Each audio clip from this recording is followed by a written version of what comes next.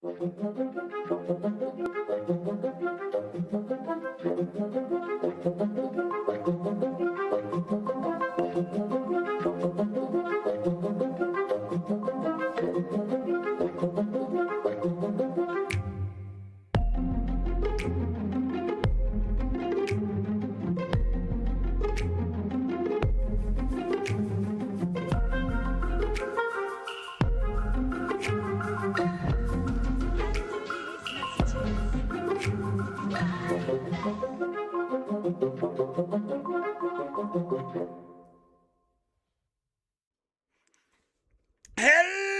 and welcome to the Madhouse! I am your host, Harold the Hatter, and we are here with the Father's Day edition of the Madhouse. Thank you so much for being here. Happy Father's Day to all the fathers. I want to thank everybody, and I want to let you know. Oh wow!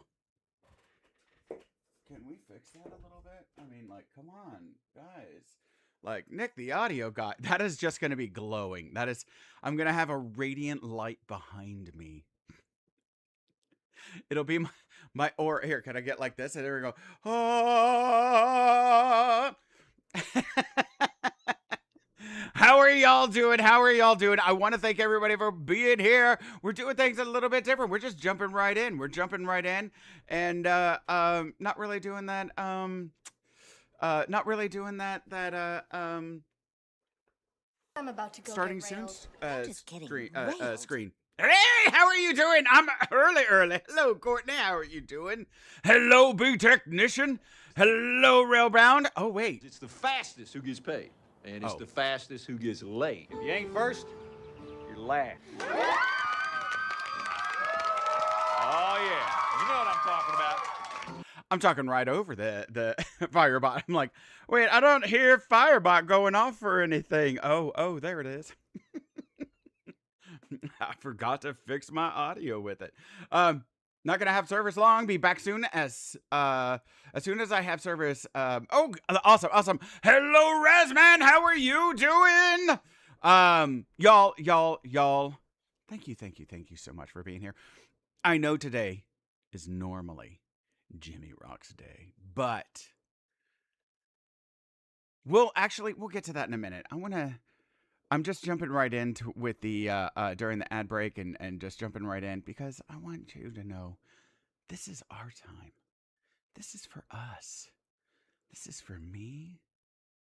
And this is for you and no one else. You know what? Forget all those other people. This is just you and I time. This is just human to human. Hermano to hermano. I don't know. I don't speak Spanish. I'm gonna stop before I say something terrible. But yeah. That's right. Happy Father's Day to everybody. We celebrated yesterday, so that because I knew I was gonna have the stream today. There we go. We're back.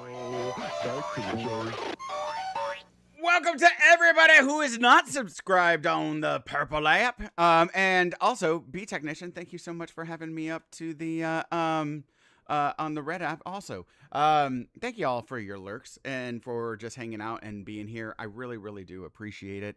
We're gonna do something a little bit different just because I was like, you know what? There's actually some pretty decent games for Next Fest that I would like to try and like jump on before I can, right? So today's kind of the last day. I didn't really get to like stream much this week.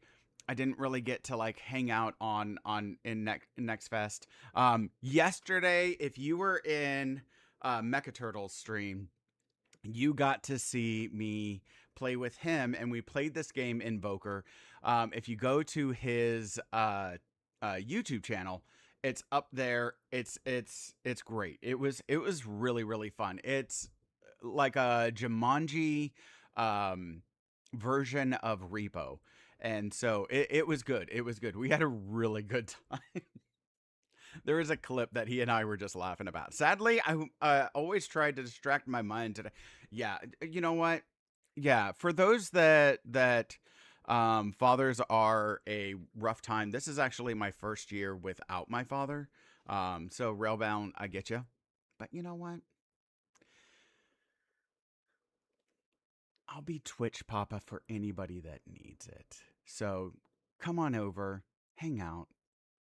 Just let's enjoy each other.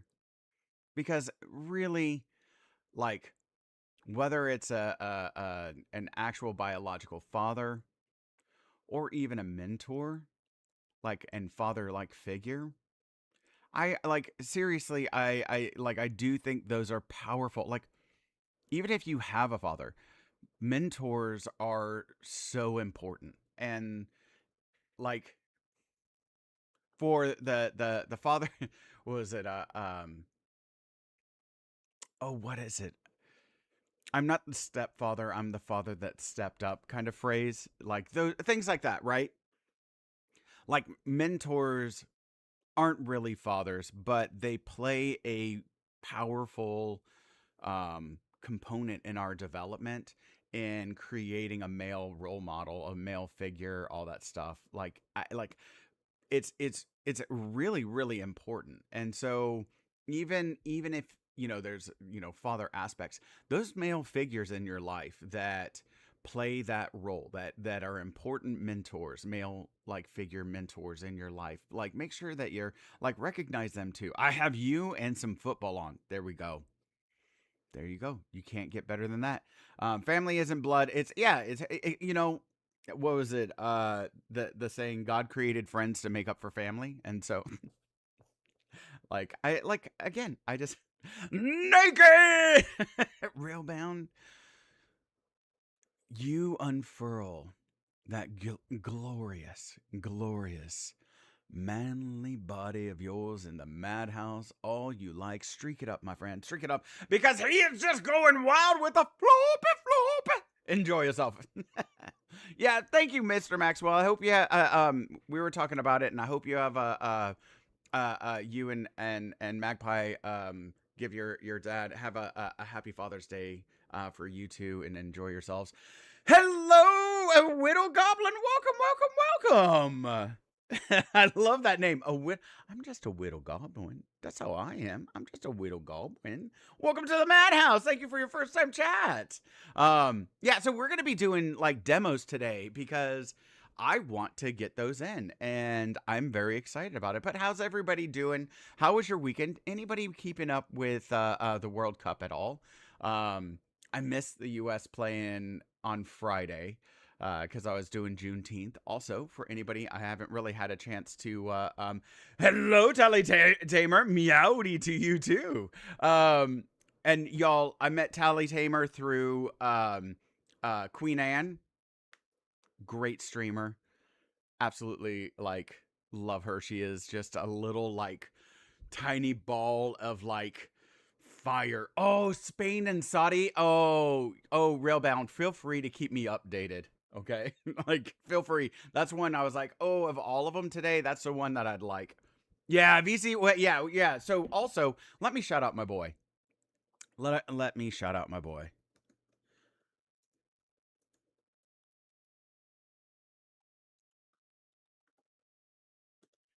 Oh, 3-0 Spain so far. Oh my God, that's amazing. Some of the best stuff I saw is that the World Cup has shown us that politicians and the news is the problem. It's been a breath of fresh air to see the fun and positivity on the news and social media. Yes. Oh, Tally. Tally, I know I don't know like what you do in the university system, but I know that you're a part of that, and you my friend, because like you are in that blend of knowledge and academia that connects with the youth. Like you are in that like little in between in that overlap. Buddy, there was a topic that I wanted to talk about in the beginning of this as my so thank you. You are absolutely tapping on the thing that I wanted to talk about. Y'all, and Widow Goblin, also thank you for coming in. I'm curious, What brought you in? If you're willing to say. Otherwise, feel free to lurk. In the madhouse, all members of the madhouse, your treatment is individualized. There is no pressure to do anything that's beyond what you're ready for, right? We meet you where you are at, right? And so 4-0 already. Oh my God. Oh my God. Thank you, Railbound. But what I wanted to so one of the things I wanted to bring up for everybody, this is like okay, like everybody knows. Why do I do this? I do this because I have all of these recorded, because one day when my girls are adults, they're going to watch it. And they have absolutely agreed that they are more than happy to watch it, and we would record them watching it and getting their reactions live, like recording as they're watching it.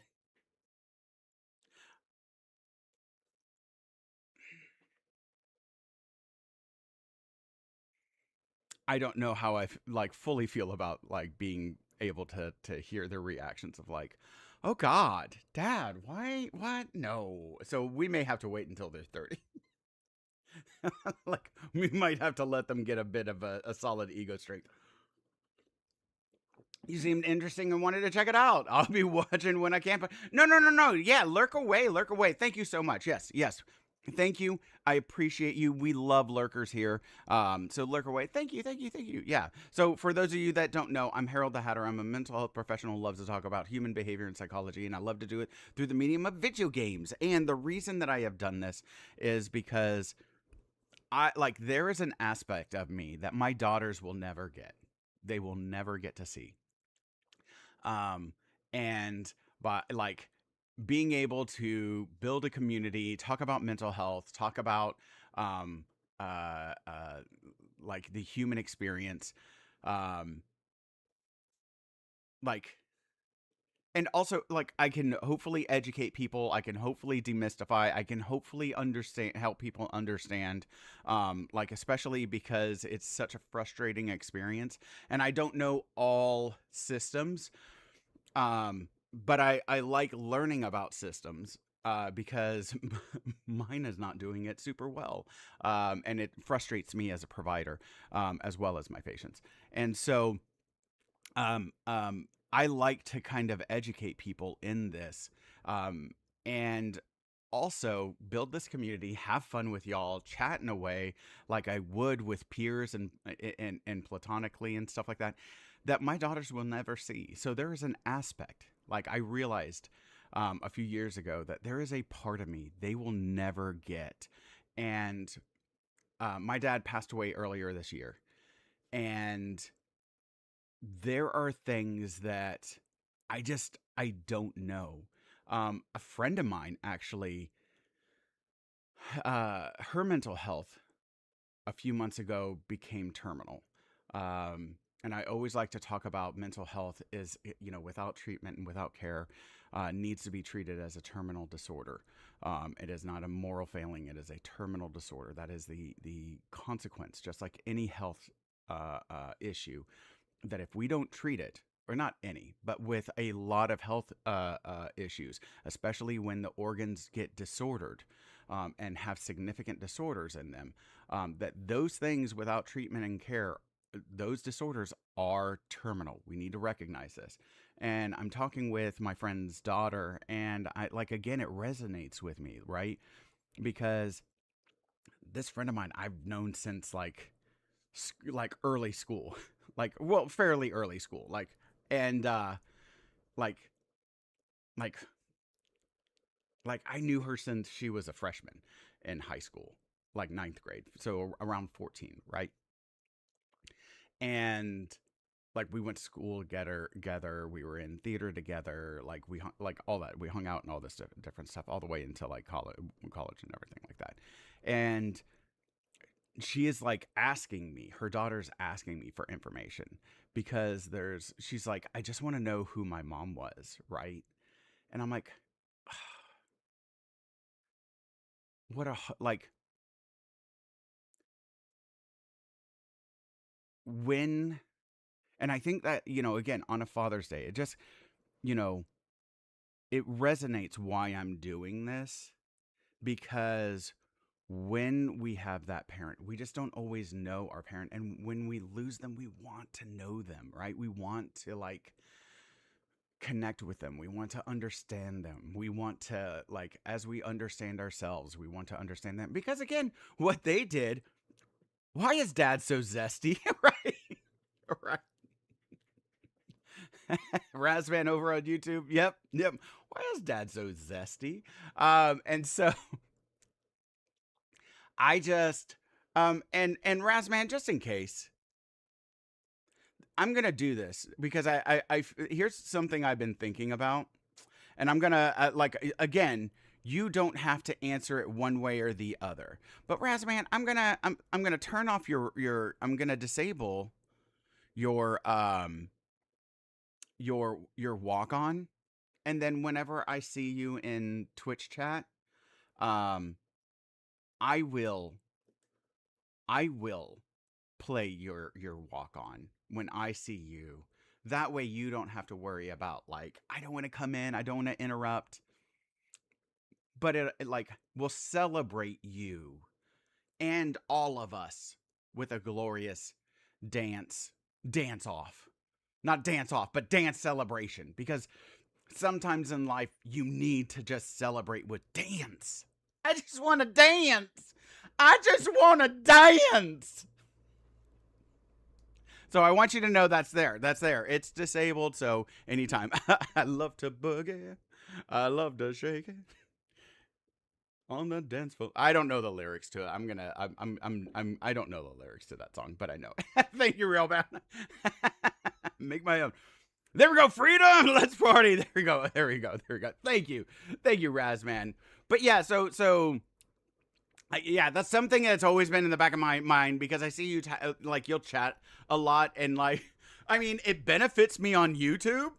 I mean, but I'll see you chat over there for a bunch, and then you like at certain points you'll pop in on Twitch, and I feel like, oh, he is doing a dance right there, and that's not fair for me to do that to him. And so I want to appreciate y'all, appreciate you, and let you know like that I did that. So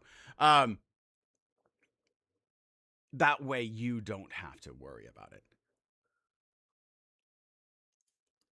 I might actually make it like a sound alert on my soundboard. I might do that in the future.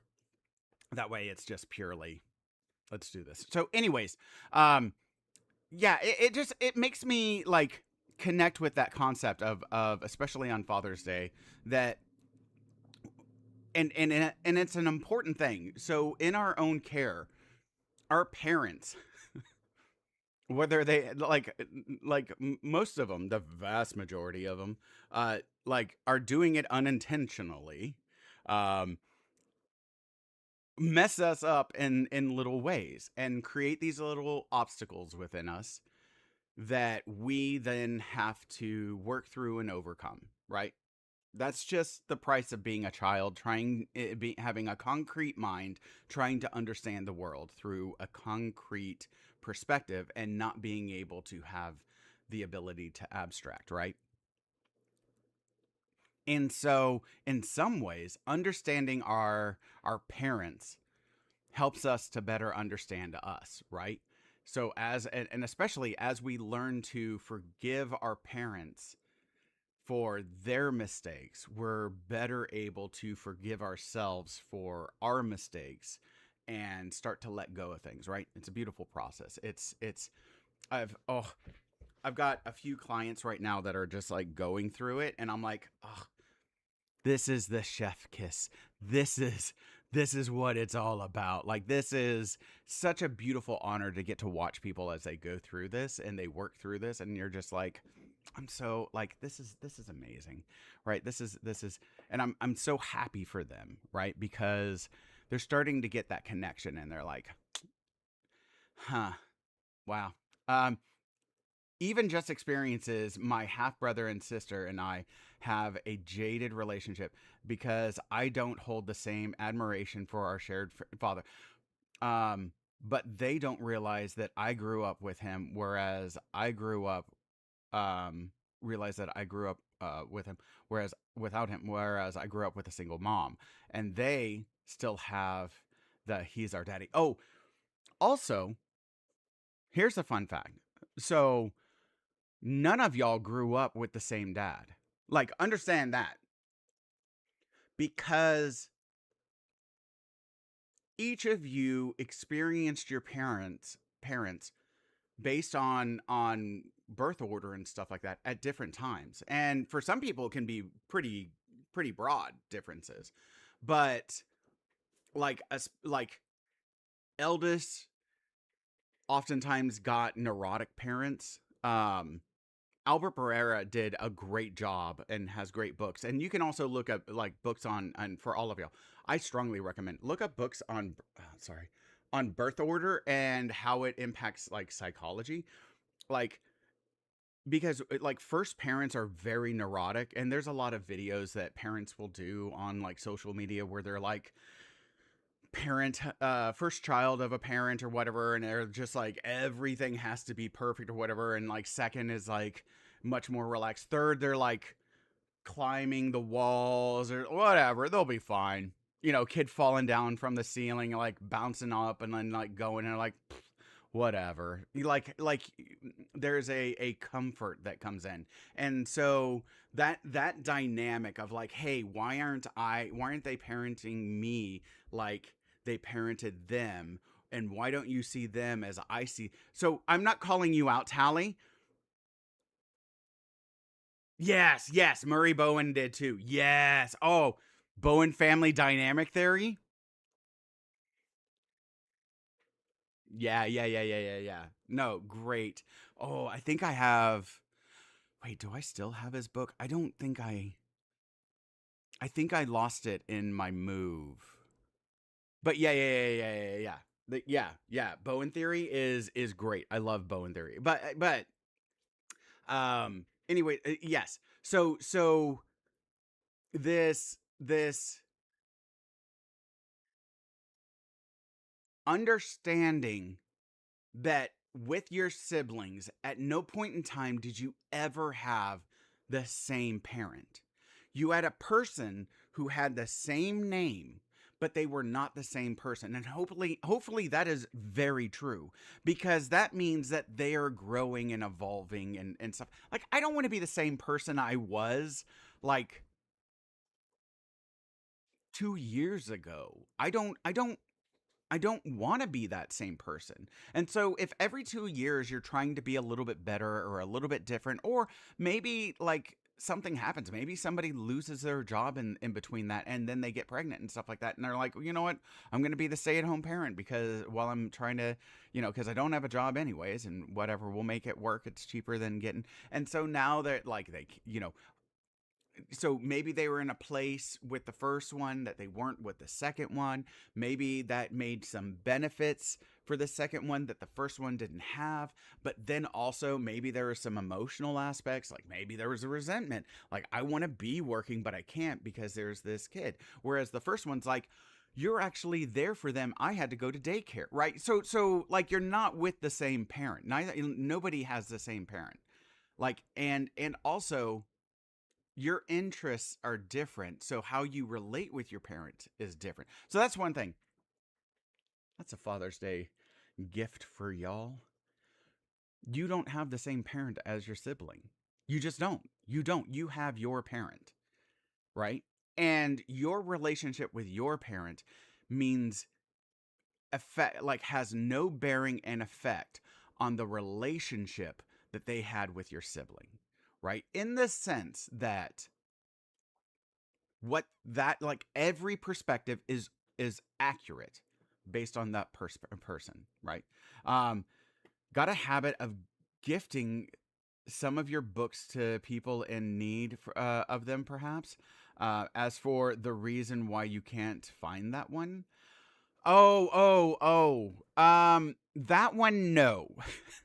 But I do have like multiples here. I do have multiples up there, especially like workbooks. I'll keep like a few extra ones. I'll have like multiple workbooks up here for that purpose. For like specifically, oh, you know what? I've got a workbook that would be really, really good. And sometimes I like in the associated book, like I'll have extras of those to pass out whenever it comes in, and I'm like, oh, that's a good one, right? But yeah. Like it's like when you, it's what we do. Here, check out this book, and so to. Yeah, we'll have like extras or whatever. You know what? Nowadays, maybe I need to like um with like Audible and stuff like that, and like audiobooks or whatever. Maybe I need to get like Amazon cards and go like, here's an Amazon, here's an Audible like gift card. Go buy that book. It'll cover the cost of that book. Go get that audio book. Listen to it on your driving. Maybe that's the latest version, the more modern version that I need to start doing. Thank you, Razman. Anyways, but yeah, that is a common thing of mine. I'm like, oh, I need to reorder this. I probably gave it away. That one, it's more of a theoretical, like, or at least my Bowen book is more of a theoretical book, and that one I wouldn't necessarily hand out just because. The only really theoretical book that I would hand out to people is The Body Keeps the Score. That one's very, very, it's not so theory dense, and it's a little bit more relatable. Yeah. Oh, wait. Maybe I gave that to a family member. That might actually. I think there would be at least, would be less of a chance for people to get to it. Yeah. And so, anyways, yeah, so just thank you, Tally. Okay. The other thing I wanted to throw out there for people is, man, there is a guy who is really, really big on social media. And like, I don't care about his political leanings, but there's just something that's always kind of rubbed me wrong about him, right? Nothing about him personally. Just just adjusting that. Okay. Just the why this person is famous. Why this person is known. And it's that guy that does the stitches, or I don't know what they're called. I got banned from Jordan. I hate Jordan. Fucking Jordan. Like, I don't know who Jordan is, but that guy's a jerk. Jordan. Wait, Harold doesn't like someone? Yeah. I don't, it's like, it's not that I don't like him. I think I get what he's trying to do, right? Because I always talk about accountability is important. You cannot grow without accountability, right? So accountability is important. But it's that whether it's Stitch or whatever, it's when they have like the video playing in the background and they're just like, first off, I hate those. Like, I don't want to, like, how about this? How about you just share that video and we just remove you from it, because that person that first posted that, you're just building off of their work. And I love that Instagram is like cracking down on that, because they're like, wait, you're not adding anything to this video. You're just going, hey, listen to this. Like, that's what a repost is for. Hey, I think this is nifty. You should listen. Like, that's what I'll sit there and I'll post it in a story and I'll say, watch the full clip. Here's my little, like, my paragraph of like my thoughts, right? But I don't like putting myself on, like, making a video of, you know, unless I'm like really adding some depth or insight to this. I don't like putting my thing. I'm like, hey, this is a really cool video. Here's a little extra, but go check out this video, right? Go see this original artist who did this or whatever, right? Go check out, like, that's my aim, right? But like, because otherwise you're just you're gaining clout off of the work of other people, and I'm not a fan of that, right? Like, we don't like AI when it comes to like stealing artists' work without giving them pay or compensation or any of that. Doing that is very much that. So, this guy is different though, right? this guy, but he goes like, look at this, look, check this out. You see, and you watch a video of someone being horrible. And then he'll say, this happened in whatever city. City, tell me who it is, right? And then he's looking to out this person. And like, I get shutting down like racism and bigotry and hate and all of that stuff. And I'm not saying that bad days can lead to racism and bigotry. I am not defending that in any way, shape, or form. But, not a but, and I really hate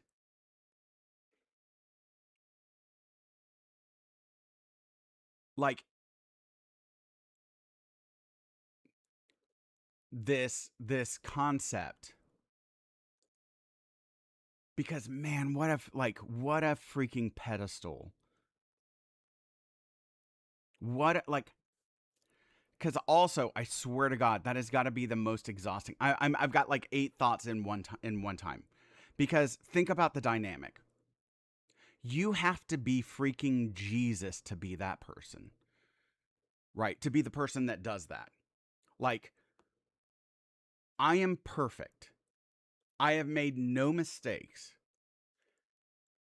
And so this person that's had a really horrible day, and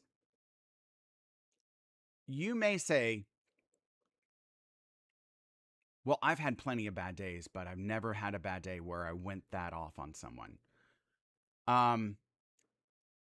Man, I don't know if you've had so many bad days where you've had intrusive thoughts about, do you even need to be here? A lot of people haven't. Most people haven't. And like, I've got, this year will be 25 years of working people in their absolute worst moments, right? And the buildups that have led to these absolute worst moments.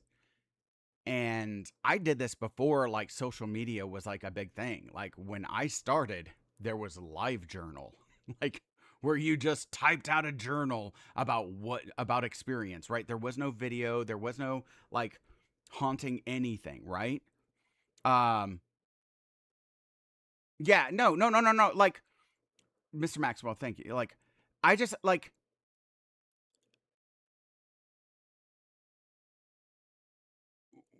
there is like,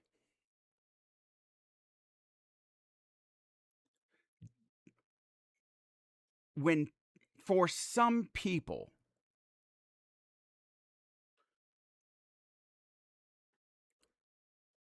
there can get to a point where they are hurting so bad that all they want to do is like, so much crap is on their shoulders. Like when we get angry at people, we're projecting our own pain, because our distress is our cup. Like this cup, man. This cup. Sorry for all the oil fingerprints and stuff like that. But this cup has a lot of room. It has a lot of room for it to fill up.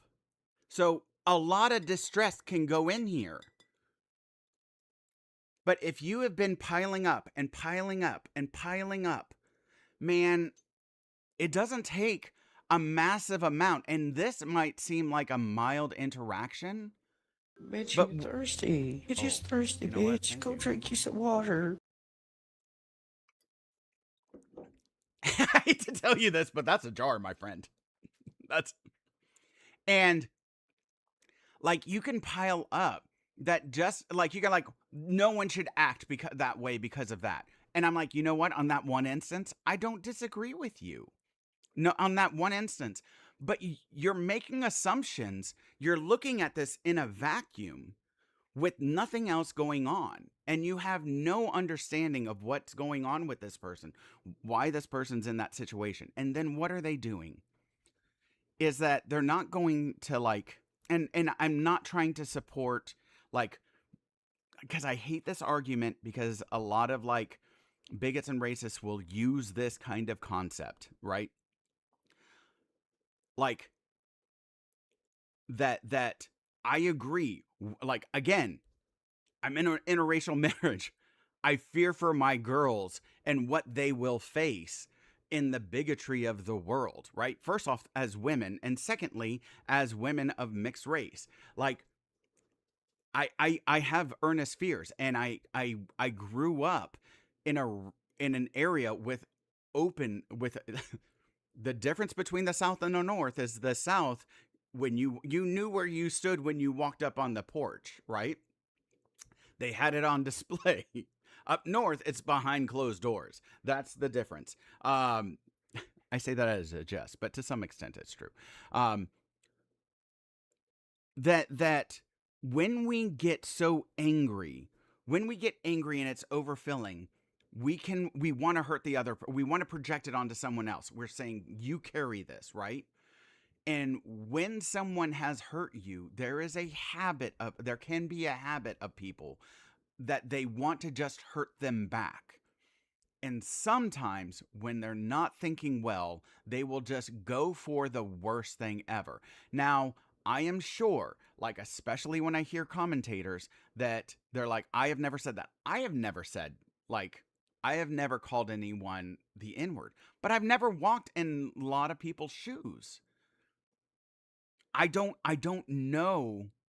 Yeah, proportionate response. Right. And these are extremely disproportionate response.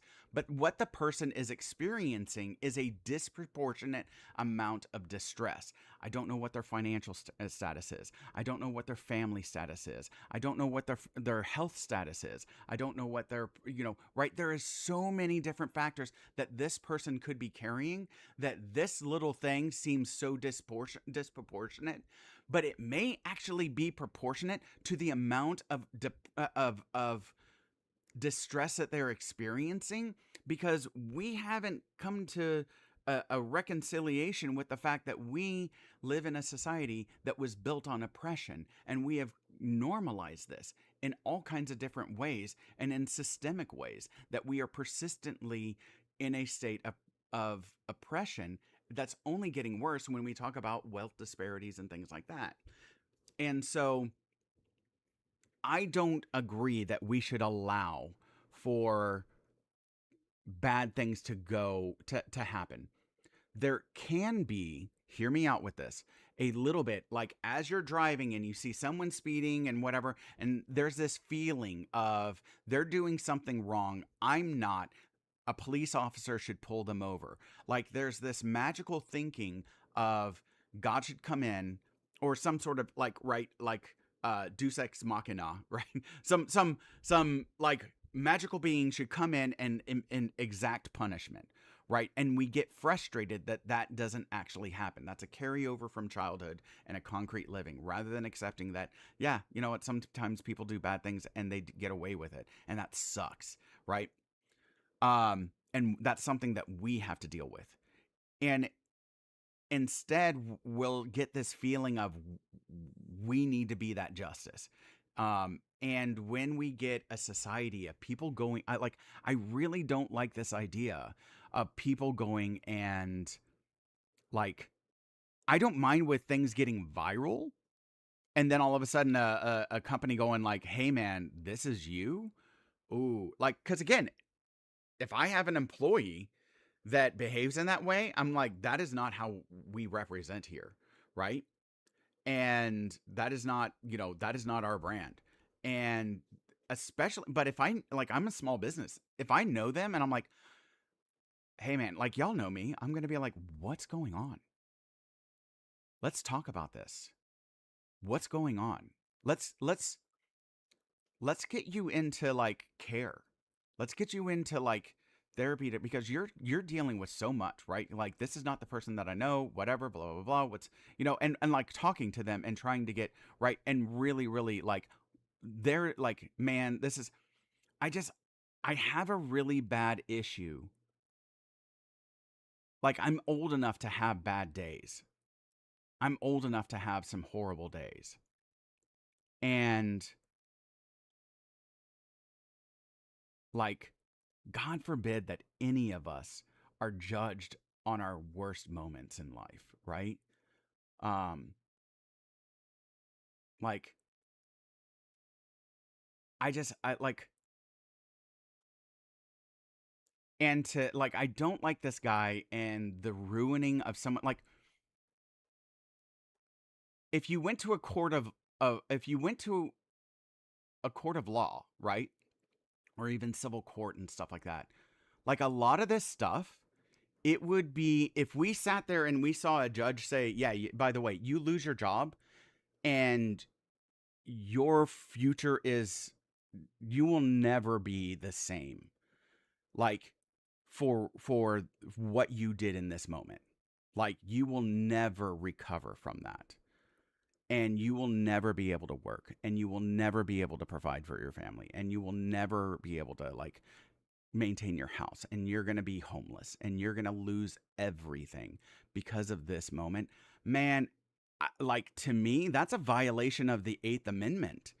That is unfair and unjust punishment. Like, that, the punishment does not meet the crime kind of stuff. But that's what we're doing on social media, right? And here's the really wicked thing. This is the point that I really want to get to. Is that dude is making a really good living posting these videos that feed into your hate and feed into separation, right? And not just him. I'm calling him out because like his, like that to me is unconstitutional. Like, if a government did this stuff, like, to me, that would be a violation of so many different laws. And I know he's not the government. I know it's social, like, that's consequences of actions, right? I also kind of feel like, is it proportional? Like, should someone's entire, like, I'm like this dude's Gen X. I'm Gen X. I feel like there was stupid stuff, like there was horrible stuff, and I've seen people grow out of their stuff. Like, when, like, I don't know, I'm a person of love, man, and I want to heal people's hearts. I don't want to embitter them. I don't want to perpetuate hate. And I just like, so here's my fatherly advice to like, to my girls. I don't know where, when you see this, I don't know where social media is. And I don't know where we'll be with this stuff. But don't follow the hate. People profit off of that. Why? Because when you're angry, you will doom scroll more and more and more, and they make profit off of that. They make profit off of raising your cortisol levels, over increasing your autoimmune symptoms, over increasing your risk for mental distress, over increasing your health issues, right? Because all of this distress, these little micro injuries, we talk about micro insults when it comes to misogyny, we talk about micro insults when it comes to race and micro attacks and things like that, micro assaults. This is a micro assault on your health. And when we do this, we allow people to do micro assaults on our health, right? Don't ever give anyone that power. Don't ever give anyone that power. Girls, I swear to God, no one has, hello, no one has the right Just take your meds, yo. to instill that sort of harm on you. And it seems like so much, especially when I'm working with people and when I'm talking with people and stuff in general. Like, we all talk about how horrible social media is, but these algorithms are based on our behaviors. So if we're noticing these things popping up into our feeds, it's not without our ability to control, right? It's not without our ability um,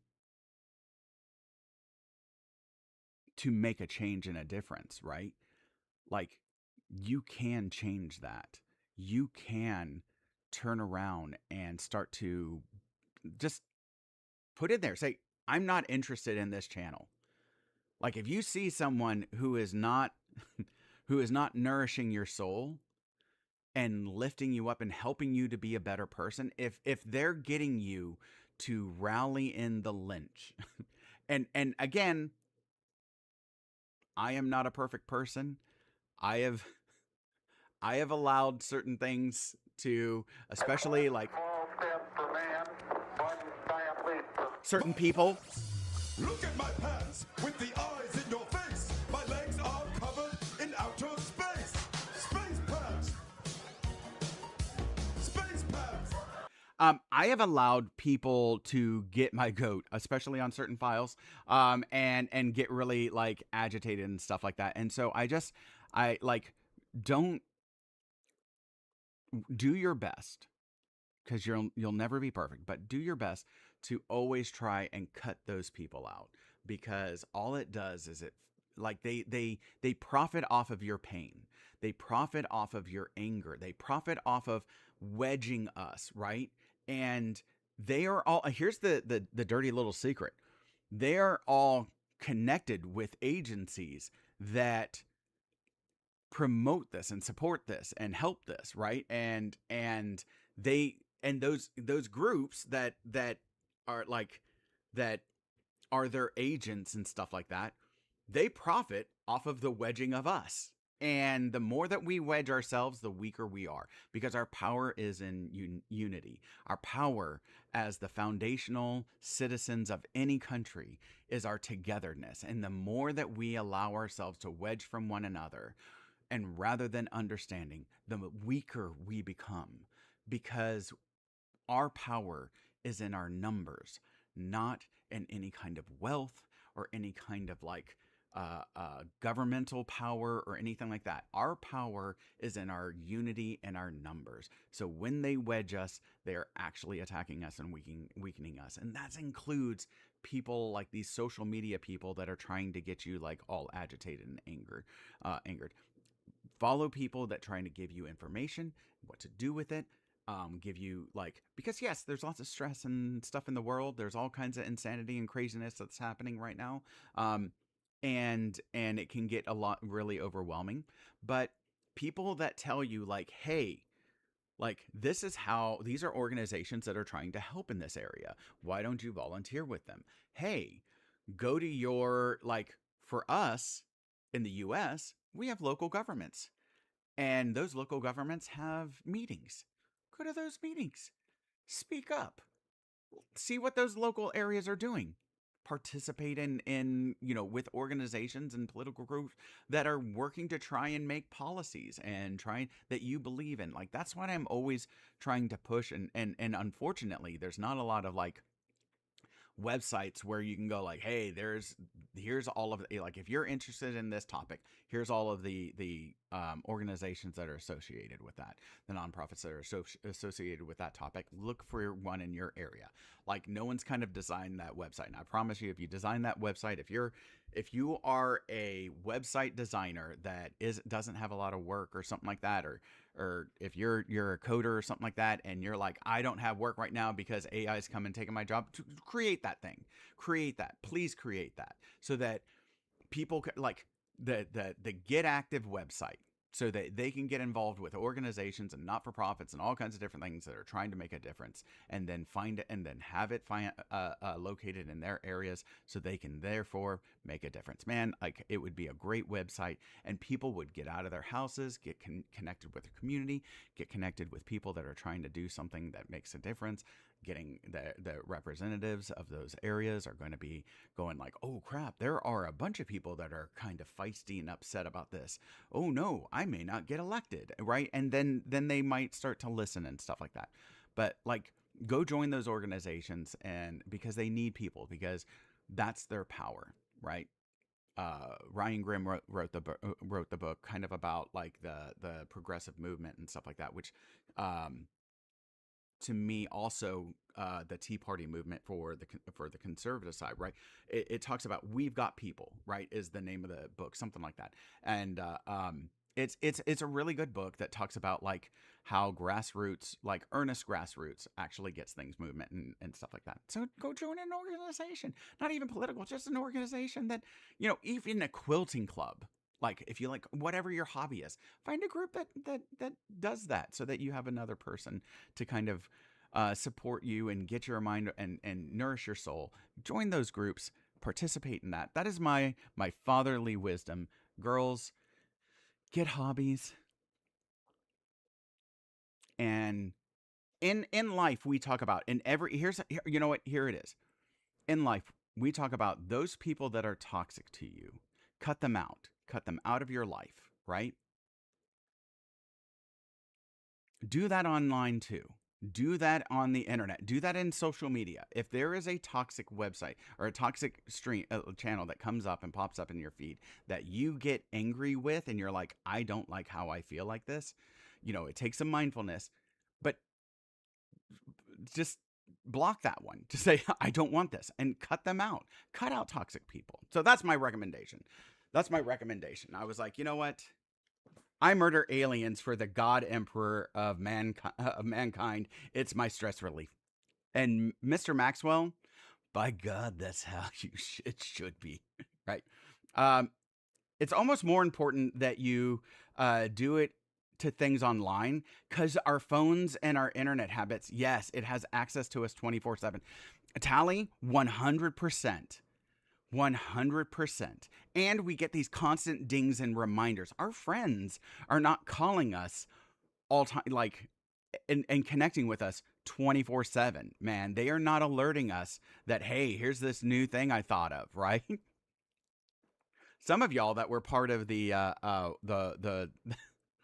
football, the World Cup watch party, got to see, or that were in Who Knows You, got to hear one of the thoughts that popped in my head that day. That I sent to like Eternal and to Who Knows You. I was like, oh my God, hey, I had this thought. And Who Knows You was like, I'm writing a song. And you're okay with this, Harold? Yeah, sure, I don't care. And they heard what that thought was. And it was a crazy thought. And they're like, okay, I don't know what any of this means, but this is what he sent me. I'm like, yeah, it's an insane thought. And I thought it would make you laugh. Good living off contributing. Wait, give me. Sorry. Let me come back. And Foxy Pug, I saw you. I'm sorry. Okay. Let me see. Wait, Harold doesn't like someone? Yeah, it's not that I don't like them, right? Because I think their heart is in the right place. Like, I think this started, I don't know, like, I don't want to say, but I think it started from a good place. It was a frustration of, like, people getting hurt and no consequences coming from that. And this feeling of there needs to be justice, right? And I think also, especially post-COVID, like, again, I don't fully agree with this, because what we were seeing was what happens when you isolate human beings. We need social connection. And I'm not saying that our isolation wasn't for a good reason. I honestly, fun fact, I wish it was stricter. I wish, like finding out Gavin Newsom had a party, and like some people, like some British politicians had parties. I think they should be in prison, like, because you're putting people at risk, especially with what we now know with the effects of long COVID and what happens with long COVID, and how we don't know who's going to have that right now, and what they could have been exposed to because of these politicians that weren't following their own rules and creating, like, I think those politicians should be in prison. I can't even tell if any of you are acting strange because you've been replaced, or because this group is full of weirdos. And so Fury, I know, right? Like, I just, because like, again, when you're in a leader, like, again, you're not going to be perfect, but you're putting people in real harm and real risk, right? And you're not adhering to the thing that you're, like, there's such a level of hypocrisy, and anyways. And so if they can do it, why can't we? All this different stuff. I think it should have been stricter, and we could have like wiped out COVID, and we'd never have to worry about it. Like much fewer people, like more people would be alive. Fewer people would be dealing with long COVID issues. So I'm a jerk. I know a lot of people would not agree with that because I know that isolation caused a lot of emotional harm. Anyways. But like that's just sort of my feeling, because I like more and more research that we're getting out about COVID. It's heartbreaking. It's so heartbreaking. But yeah. Private or agency-based AI models should be a thing for artists of all sorts. Obviously, policing the usage of stolen training data is a huge problem. Yeah. I think I like, again, any of those profits should be going to any artist that had anything stolen. I mean, if somebody uses an artist's rights in a movie, they have to pay for those rights and all that different stuff. Oh, ads in 5 minutes. I really was trying to keep it to 30 minutes. I had two little rants, and so I'm an omnivore. Bad moods make me close in and hide. Yeah. They're also hurting so badly, or so long that they don't even recognize it as pain anymore as well. Yeah. This is again why I feel that we should have primary mental health care as well as primary physical health care, and that we should have annuals with our mental health providers. Even if we're we feel like we're doing well, right? To always be working on mindfulness, always working, and a lot of the emotional intelligence that our kids are getting in schools nowadays, I think are going to pay off in the long run. I wish they were getting more educational to meet the demands of university, because we're not doing that. But other than that, I do love that the emotional intelligence is much better. I think they get carried away with internet virtue signaling. Yeah. People understandably get mad, but hurting people down to the extent that this person did something morally reprehensible, but now we are going to do the best to ensure that that it is nearly impossible to keep their livelihood. And then on top of it, this is the part that really gets me, is that this particular person,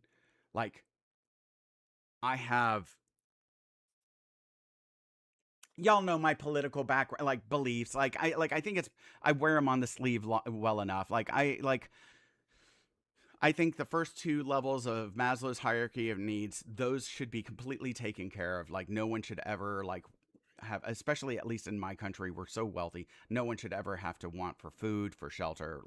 All of these skyscrapers that are empty right now because no one needs to do in-person business, and a lot of people are doing virtual, and we could do virtual. I think they should be renovated, taken over by the state, renovated, and turned into low-cost apartments, so that there is no such thing as unhoused.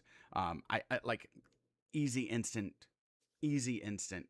It would cost a lot of money up front, but easy instant problem solving there. And then you just have to have mental health and all these different supports for the people, for what they went through being unhoused, and the trauma that causes, and the injury that causes. But if we wanted it, we could do a lot. So anyways, this guy seems to push for similar things, and yet wants to take away all of those things that we feel should be universal rights for people: food, water, shelter, life, liberty, pursuit of happiness, all those different things. Wants to take that from someone. To me, that's a hypocrisy. That doesn't gel to me. How are you going to be for this, for the grand scope, right? When people don't really matter, but when it comes to an actual individual, and you're seeing this individual, you take no time, for the ideologic concept that's distance enough that you're oh, we need to do this. But when you're actually seeing a person that is hurting and is having a horrible time, and they're projecting their pain, rather than trying to heal. And it's a lot. It's not an overnight thing. It's a life, like, that there's no empathy for them, right? So much empathy for the ghost or the figure or the idea of a concept. But when it comes to actual, like, an actual individual, there's not a lot of empathy. That I don't know, man. That doesn't seem to really jive with me. That's such a weird thing. I see that person and I'm like, man, we got a lot of work. And you got to be ready for that work, but we can work through it. Yeah. Crows, also, thank you so much. How are you doing, darling? It's so good to see you. Yes, as a Brit, those NPSs can, yeah, 100%. Hey, and again, same with me in the States, man. Same with me. Never mind, goal taken away. Oh, okay, so it's still 4-0. Oh my God, dude, that game. Okay, why did I immediately think the newer Judge Dredd movie with the skyscraper low-income? I know. No. Look, I'm not saying it's without faults. I'm saying there's a lot of other groundwork that needs to go beforehand in order to make it work. Where I in my state, we're actually making some of those changes where low-cost housing has mental health care and support as a part of it. And to help kind of keep people in. All right, ads are here. Give me a second. Everybody go take everybody let your dinkle take a tinkle. Go get your drinks. Go get some coffee. Go get some food. For those of you that it's lunchtime or whatever, go get whatever you need to go. Go get tea. I think that I'm using that properly for those in the UK. If it's tea time, I don't know, or it may be a little bit late for tea time. But if it's tea time, go get some tea time. We'll be back in 2.5 minutes, and we will jump into the game. Okay, I'll surprise you with which one. Nope.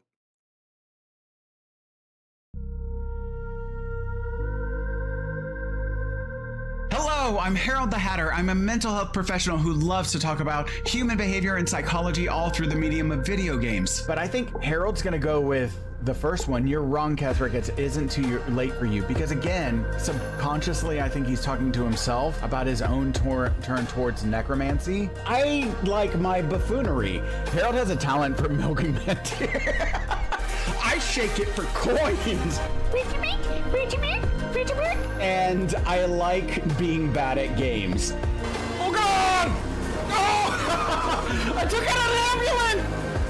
No! I'm hoping that you're starting to see a theme in my channel, is that speak to them, Chewbacca. Back in my day, we didn't do crazy stuff like this, but this person came around, he was in his underwear, and he was like, I'm putting a head on a stick. And so now, I'm a head on a stick. That's what I do. Yes, Bearded did! God, man, you always beat me off. Wait. Phrasing. A med kit. Oh, yes. Oh, shit. God dang it, I just healed. Go through all of my potions. Oh, I shot it. I turned it off. That felt like the ultimate wizard moment. Give me a second, let me scroll through my enormous amount of potions and scrolls while she's like, I can shoot it with an arrow. Oh yeah, that worked. Son of a... Run! Oh, that one hurt. Please run! I'm Don't make my sacrifice for nothing. Oh, what am I hitting? No. The strategy equals competent optional.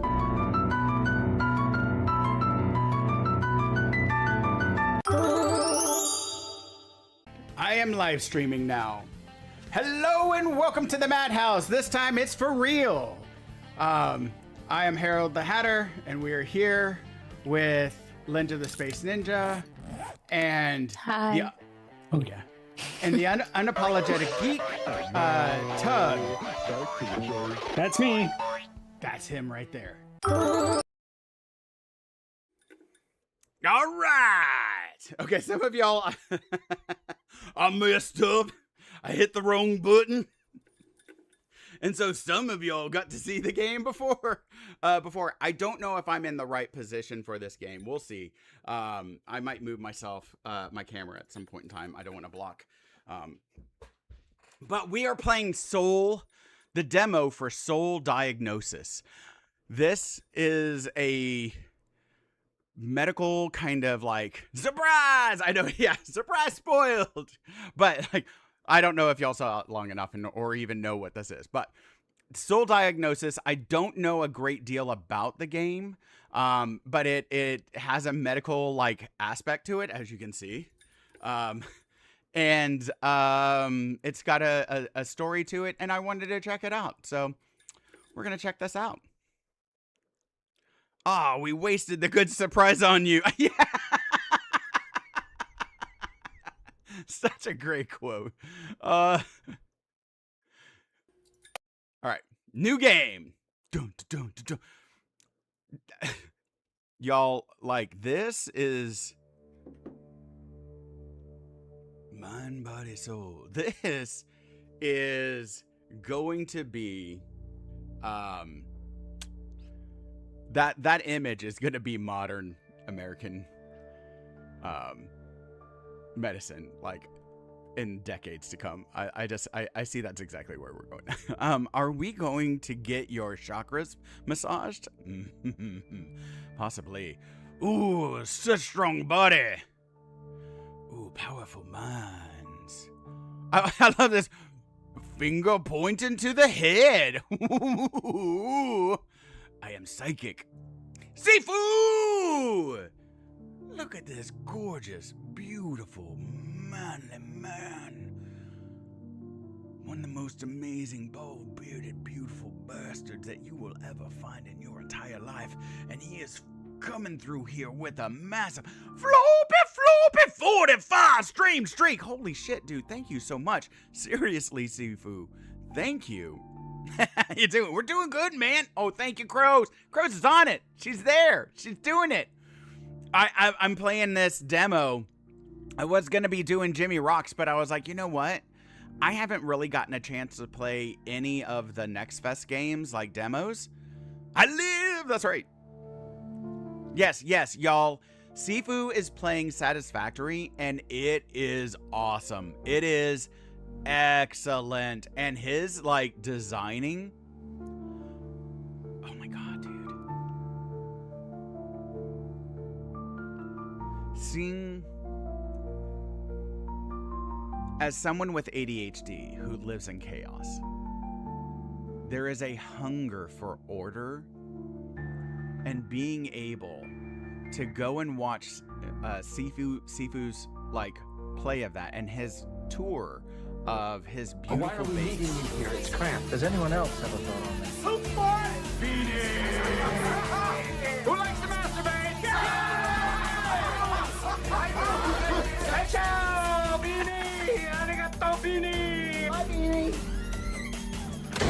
It was really a good session, I thought. Moth in a mug! Don't look at the light! I can't help it. Hey, how are you doing, Moth? Shadows shift, candlelight flickers, lamp spotted. Mothling swarm. It is a moth raid incoming. How are you doing? Twitch Papa! How you doing, darling? Happy Father's Day to all of the people that have fathers or are fathers. And to those of you who no longer have a father like myself, may you show love to those stand-in mentors. I was talking about it earlier. Stand-in mentors that fill in those roles for you. Or those male figures that fill in those roles. They can even be the ones that we love. So yeah. Doing good. Let's see. Welcome to the Madhouse Moth in a Mug. This cozy chaos moth is here to cleanse the mold and bring some feral pride noises. They're on a mission to conquer lamps and spread LGBTQIA plus love. Watch out for their cursed crafts and their variety streams. But don't worry, we promise not to bite much. I love Moth's stream. Moth was in there today cleaning mold off of it was a demo game, right? It's one of the demo games. And hello, Demoris. So good to see you. And Railbound, yes, so long since we last saw. You know what? Same thing. like if your father's not there for whatever reason, please honor the people that stand in and act as mentors. We like, whether we know it or not, we all have those. Whether we had fathers that were in our lives and in healthy ways or not, we all create and adopt all of these like mentors that come in and fill some of these roles and these needs and stuff like that for us. And so please recognize them, and as Railbound said, like, family isn't always the person that the group that you were born into, but the group that you have collected, right? And as I said, like, God blessed us with friends to make up for family, kind of like that old saying. And so got the full game. Oh, it's out in a couple days. Oh, that's awesome. Oh, that's awesome. Yeah, it looked really, really fun. It's what was it? Power Wash Simulator or whatever. It kind of had like that, generally kind of reminded me of that, but actually was like cuter. Power Wash Simulator isn't that appealing to me. I'm just going to be honest. I get a lot of people love it. I get it that there's a lot of people that play it. It wasn't that appealing. This one, playing a little sushi, cleaning a kitchen and stuff like that, that actually like felt more powerful to me. That one I loved. Mold Washer is great, y'all. Like, I really, really enjoyed watching her play that. It was so good. It was good. Find your Mr. Piccolo, people. Best spare dad ever. Yeah, you know what? Wait, are you talking about Dragon Ball Z Piccolo or a different Piccolo? I think there was another Piccolo somewhere. But yes. Naked time! Oh my God, y'all! You are being blessed with another floopy as More Than a Mug is on a fire stream streak. And y'all also, so follow Moth and a Mug. Also follow, I want to finish what I was saying about Sifu Gaming.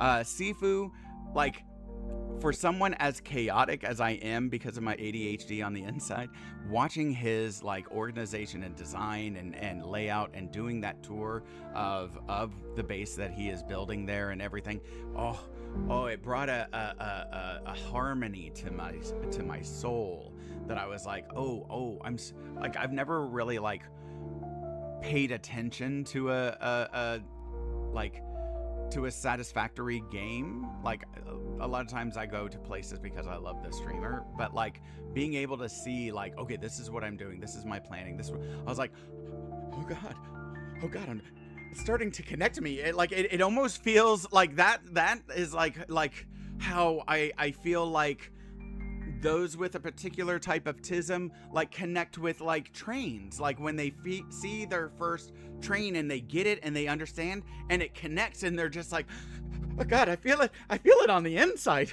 It's amazing. So yes, go check out Sifu. Go check out Moth and a Mug. I love Moth and a Mug. I have such a blast in there. Like, they are just a powerhouse of whimsy and fury and might and love all in one amazing package, and they're phenomenal. So please check them out. How are you doing? We are playing Soul Diagnosis. This is a demo where I'm guessing I'm playing a doctor who is trying to heal like people's souls and stuff. And so one of the things I do notice so far is that right there, you all hear in the music that like it is a loop and it doesn't quite go all the way out. So it doesn't seem to like, it just seems to loop and cut off rather than like tie in so that it's a persistent thing. I think that, which again, it's still a demo. So fair. It'll probably pan out. And again, all of these are demos, all of these are demos. So they're all going to get like polished up and stuff like that. It's just, hey, what do you think? So we can choose our primary attribute, mind. We have to squat. And then, or no, we're deadpanned.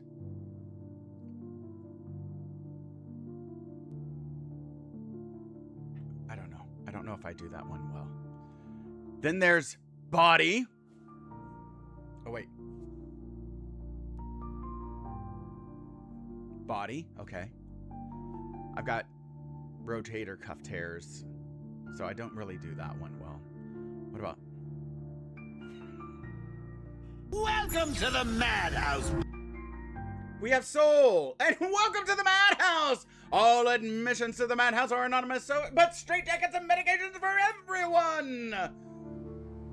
Feel free to continue to lurk or jump in with the chat, whatever you prefer, because your treatment is always individualized. Thank you so much.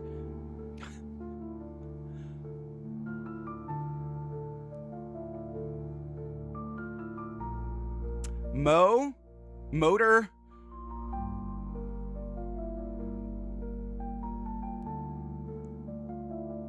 I like, oh, Motor, you're gonna have to, Motor, you're gonna have to help me with your name, because I'm trying, like, I'm gonna try this, and I'm gonna destroy it, but Motor Fahog Thug Pro? Please help me do that one better, because I know I did that, but I'm gonna call you Motor for right now, but whatever you want me to call you, please help me. Just call me Mo. Perfect. Mo. So, one of my favorite things is I used to live in an area where we had a restaurant called Mo's. And when you walked in, they'd always go, "Welcome to Mo's!" So, when you said, just call me Mo, like when you popped in, I wanted to go, "Welcome to Mo's!" Okay, welcome, Mo. So good to see you. You don't have to chat if you don't want to. You're welcome to sit back and lurk. I do thank you for checking in and everything. But yes. Yeah, you know, the pizza party thing, I might just completely delete that off. I don't really care about the pizza party thing. I don't know. Most American thing I've ever heard today. Welcome to Mo's! But welcome, Mo. Welcome. Yeah, if you want to chat, you're welcome to chat with us. Otherwise, you can do whatever you want. DBZ, yeah. Dragon Ball Z, okay. Yeah, Piccolo was my favorite. And maybe that's why. The step in. I kind of feel like, yeah, you can see that. I kind of feel like, I think that screams me. I think I kind of normally, hey, Panda Pop! Can we get a shout out for Panda Pop? If a bar restaurant did that in the UK, they'd get zero business. I wouldn't just, yeah, that's a very American thing. Like, welcome to Mo's, and they walk in, welcome to Mo's, and they just turn right back out. They're like, nope. The smoked salmon is to die for. Oh. Y'all, I love Panda Pop. Please give her a follow. If you don't. She is so fantastic. Your life will be better. I was normally going to go with Mind, right? Because I love the Mind concept, right? Body is definitely my weakness now. But because of that, like, hand raise, I'm like, that feels very me. I kind of need to go with Soul. I think I'm going to go with Soul. I have been good. Oh, by the way, for everybody that's new here, happy Father's Day to you all. And that I may not have said that or not, but happy Father's Day to y'all. I'm good. All right, let's go ahead and jump right in. Okay, Soul. Oh, wait. Choose a primary attribute. Soul. Heart. Long ago, you set out to save the world. Somewhere beneath your blackened scales and dented armor beats a radiant, immaculate heart. Transform pain into kindness. Soothe the hearts of your colleagues and patients. Cherish the little children and animals. Become a beacon in the darkness. Status, doctor. You are a doctor, damn it. And that demands respect. You practically radiate authority. Embrace your heritage, inspire and terrify staff and patients alike by wielding antiquated medical knowledge, defunct theories, and questionable procedure skills. Oh, shit. Arrow Sage, your psychic attunement reveals the underlying fabric of the universe. Your meandering and highly eclectic spirituality allows your soul to fly beyond these walls, commune with the gods and spirits. You are at home among the charlatans. Pass that snake oil. God damn it. Charcoal Soul. Your soul has been burnt to a crisp. by the state of the medical has been burned to the crisp by the state of the medical profession. Paint the world in shades of darkest midnight. Paint your way out of this mess. The pain of existence fuels your creative engine. Befriend the nihilists. Find beauty in the suffering. Oh my fucking God. I don't know. I kind of want to go with this. Yes. Like, hey Norman, how are you doing? Okay, wait. Okay, wait. This is gonna give us some insight. All right. Mind, lizard brain. Your thoughts are ruled by your most primitive brain structures. Embrace your reptilian, maladaptive, superstitious worldview. Enhance your survival by surrendering to the deepest primordial fears and desires. Is that a tiger? No, it's a public speaking event. I know, it's the worst part. Holographic injection. Visualize how the universe works from the astronomical to the infinitesimal. Your vision can penetrate into the body to see cellular function at a nanoscale level and expand to the far reaches of the cosmos. Is it all in your imagination? Who knows? Okay, I'm already loving this. Very well. All right, there we go. It's good to see you. Can we get a shout out for Tater Poop? Harold, I got you with that lurk, you badass. I love you so. I love you so dead hard. I love you too, y'all. I love Tater Poop. Tater Poop, I'm going to get your walk on. I'm gonna get that because I need you to recognize how much you are loved every time you come in here, and I got to get that going. I love you, doll. Y'all, please follow Tater Poop. She is a ball of love, compassion, and support. She is funny. She is like clever. It's a fun time over there. We raided there recently. Like, I love her to death, man. Gunner. Show everyone how much you know. Amaze your superiors with your extensive knowledge of medical minutiae and obscure facts. Embarrass your lessers with astounding displays of factual superiority and supreme dickishness. Galactic network. The complexity of your brain exceeds that of the galactic core. Use this advanced neural network to enable logic and reasoning that cut like an infinitely sharp razor. Beware the mind's tendency to turn its razor upon itself. Okay. So far, I'm absolutely loving all of this. Like, now if your souls would be made out of activated charcoal, there wouldn't be any amount of toxicity in the world that could get to you. You know what? That's a really good point. That's a very good point. Gut plastique. Your gut contains more nerve cells than your brain. This is the seat of incredible resilience and is also the home of your deepest, darkest, gurgling shame. Adapt and overcome. Show the world your explosive potential. God damn it, and try not to make a mess. Oh, Tater Poop. I don't know if you're still lurking or if you're there, but oh my God, if you ever play this game, you have to be body. You have to be body, darling. I love the crap out of you. Hip shot.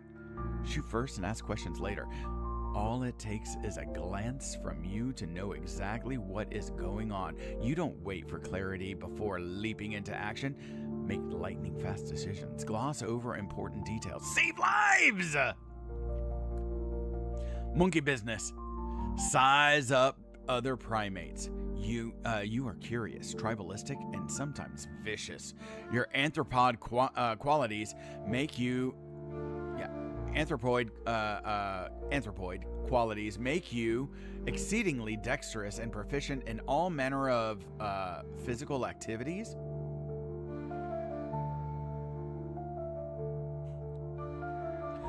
All right, I guess there needs to be a little bit of a warning that there might be some monkey business going on. How are you doing, Gila Douche TV?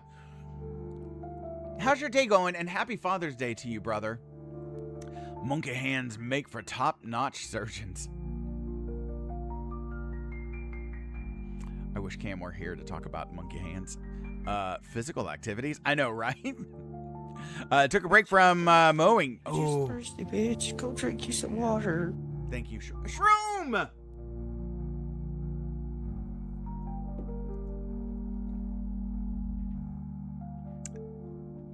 Thank you, Crows. Crows is just on it today. How are you doing, Shroom? Y'all, I love Gila Douche TV. I love Shroomnotic. Shroomnotic, if you like chaos and energy and you want something that'll like help pick you up, go see Shroom. Man, Shroom is awesome. Also, if you like Courtney, you will definitely, if you like Courtney AOK, you will definitely be able to hang out with them at Shroomnotic. So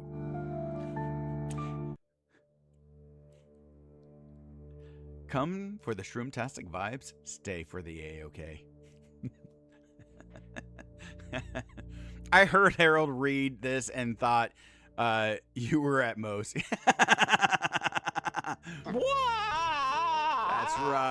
That's right. Doing well, just waiting for my oldest to get up so we can get ready and head to the parents for a barbecue. Oh, happy Father's Day, man. You are welcome. You are welcome. You are welcome. And you're awesome. You're awesome. I love your channel. I love your channel. He puts so much into it and it really, really shows. I really do love his channel. Testosterone. You think simple, aggressive, sweaty thoughts.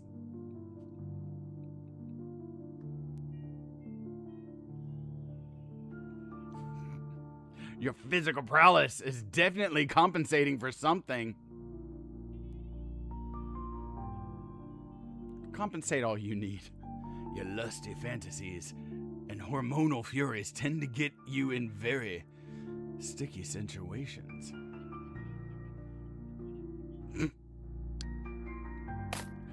I think we're gonna go, again, because of this, on that alone, I think we're gonna go with Soul. But then also on reading this, I'm like, that's phenomenal. And I love everything about it. I mean, this, not so much.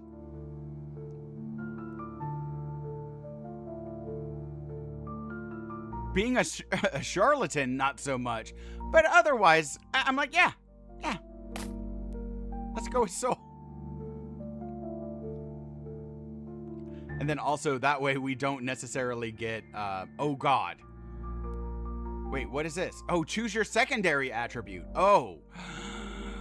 Oh God.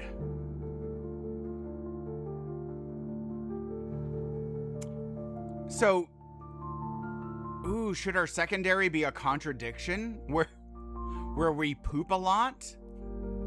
Or at least we get in the position to poop, but we have such a stick, we have a stick shoved so far up there that we just can't, so we sit like this, like that, for hours on end, and nothing happens? Or do we get the gut buster? I think I'm gonna go with I like being a contradiction in terms. I like being a contradiction. Let's go with the mind. Yeah.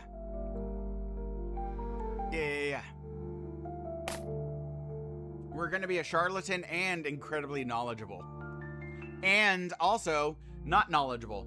It'll be great. You were having the loveliest dream. You were falling through an infinite void, dressed in a fluttering raiment of light. Shining down like some brilliant shooting star. Falling away forever. Okay, thank you, voice of God. Well, there's that.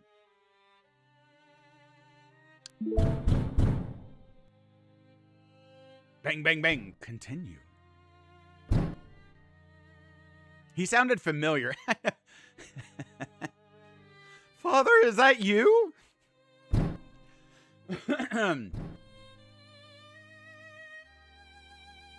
You keep on knocking, but you can't come in.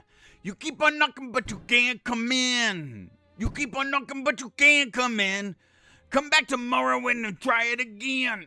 All right, continue. Okay. See? I told you. I know all. You keep on knocking. Open up in there. It's Nurse Pudding. I do love pudding. I sure do love pudding. Bang, bang, bang. With monumental effort, you open your eyes a crack and find yourself in some sort of pitch-dark storage box. You feel as if you've just slept for about 7 minutes in a roadside ditch after a raging night on the town. Because obviously we have been in that situation so often in our life and career. I mean, look at the hellhole in which we work. I mean, that should be our daily experience. Yeah, pudding. Hey, Barry. What's that, Levon? What you got there? Why, $240 worth of pudding.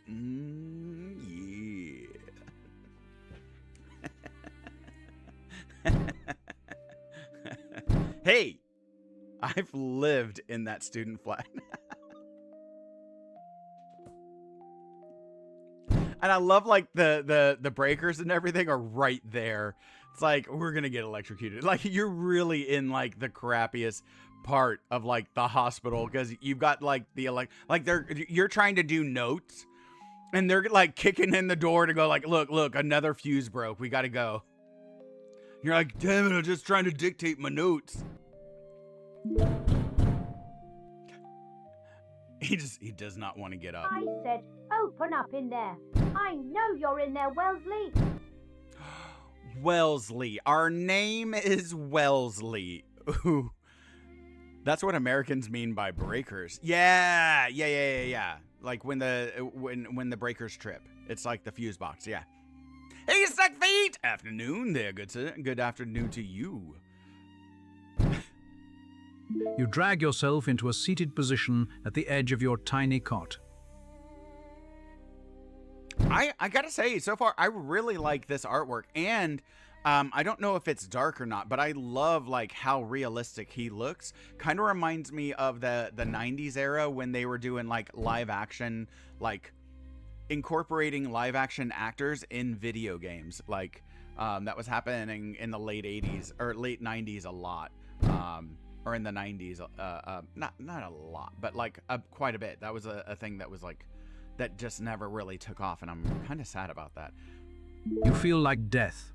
You feel like the mournful shade of a once enthusiastic human being, now clothed only in a ragged cloak of insurmountable regret. A shade of deepest midnight black. Why are we meeting in here? It's cramped. Does anyone else have a thought on that?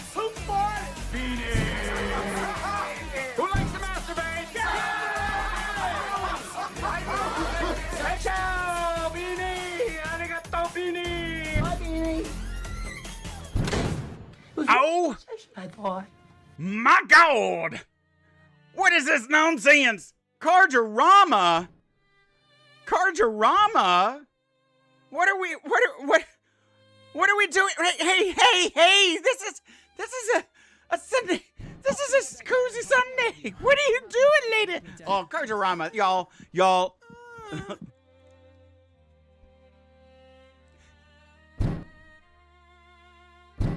damn it. Did I walk all over that? I did. Give me a second. You deserve better than that. How are y'all doing? How are you doing, Carge? How was your stream today? Fucking love that guy. I'm helping. I love you. Yeah, you're helping so good. Lick me, Daddy. There it is. That's right. Welcome to the madhouse. Welcome to the madhouse. Straight jackets and medications for everyone. Hello there.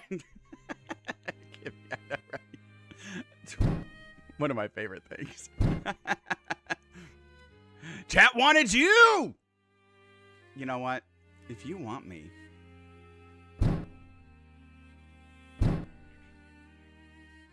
so you can have me.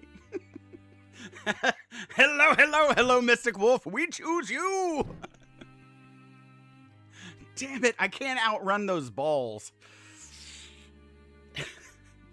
people throw their balls at me all the time, and I can't outrun it, and so I'm always getting hit by balls all over. It's terrible.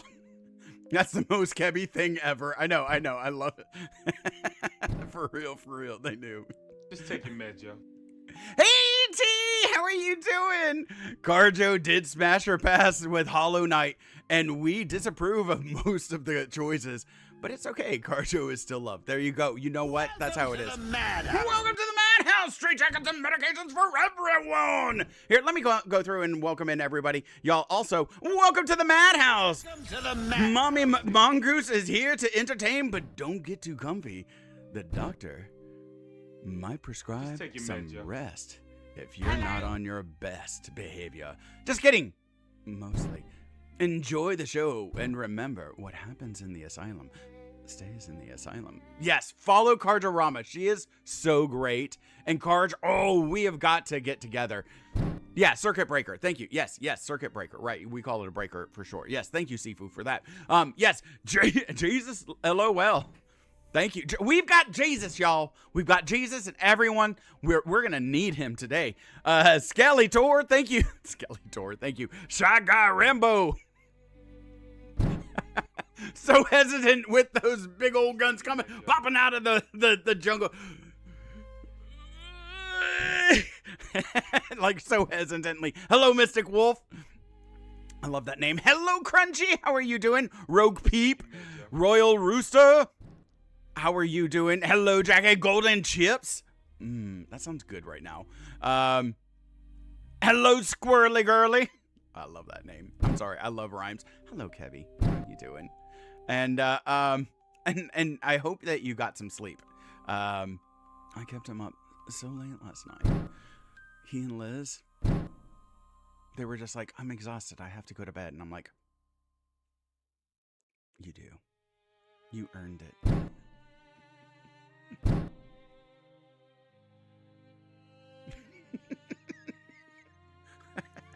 Yay! Lack of rating. Woohoo! Thank you for the hugs. How are y'all doing? How was Hollow Knight? I have not played that, and it looks so good. I get that it's so good. There's a part of me, because I'm old, and so those side scrollers always, like, there's a part of me that, like, there is pain there from back in the day, because that's all I had growing up, and now there's like all of these things, and I love this like retro stint to kind of go back to that stuff. And there's part of me that's like, no, I ran from it when all of this amazingness came out. I ran from that. So yeah. I'm so happy to be here. Thank you for welcoming everyone in. I appreciate you. I appreciate you, Karj. You're freaking amazing. Y'all, please give Karj a follow. Like, she is so fantastic. She is a big sweetheart. I actually met her through a lot of different places, like Kev and other streamers. And then, like, got a chance when it was her, I think it was Manny and Wiz and Crunchy all like gaming together, and it was like they were doing Sea of Thieves, and it was an absolute laugh riot. And I was like, that's it, done. I love this lady. I love this lady. Like, that's it. I'm sold. And so y'all, I'm perching and then a nap. Okay. I thought you said I'm piercing and then a nap, and I'm like, wow, that's a talent. I just pop in a piercing every once in a while, and then I just go take a nap afterwards. I don't feel anything in my life anymore. I don't feel nothing. I know, because Kevy came back to my stream and I was like, I thought you left without saying goodnight. Oh, I'm so sorry. I may have done that too. Sorry, the ADHD is strong in me right now. It is so strong on me. So if I ever just get distracted and walk away, like I might walk away from the stream. I don't know. I can't finish anything. I gotta walk fast. So I'm not fully here. Don't worry. But I am proud of you. Happy Father's Day. Streamed at it. You are welcome. Thank you so much, Kevin. Thank you so much. Okay, back. I'm pumped to see what demos you play? Are you going to play Hawthorne or Moss, the Forgotten Relic? I have Hawthorne, and I might. So right now I'm starting with soul diagnosis. So that's what this is. I am a doctor, and I had to pick, and right now I have a charcoal soul. And I am a rotting husk of a human being on the inside. Yet, I got into this for all the right reasons. And in fact, I wasn't sure where the camera should be with this game because I wasn't entirely certain where the layout. So I'm just going to like pop that right over there. And then we're just going to transform it like this. For those of you that don't know me, I am Harold the Hatter. I'm a mental health professional who loves to talk about human behavior and psychology through the medium of video games. I am quite the yapper because it's all about conversations about human experience. And in this one, like, I might talk about how the we are in a mass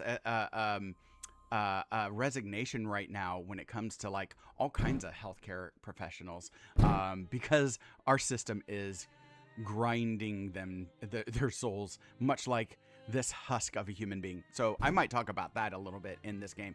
But I love to have these conversations with people and spread this year will be 25 years of experience. This is my silver anniversary of working in mental health. Yapping is why we're connected. That's right.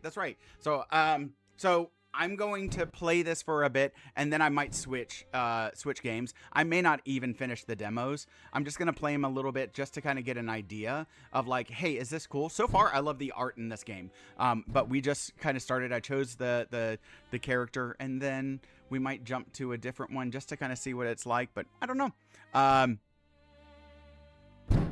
That's not okay, Harold.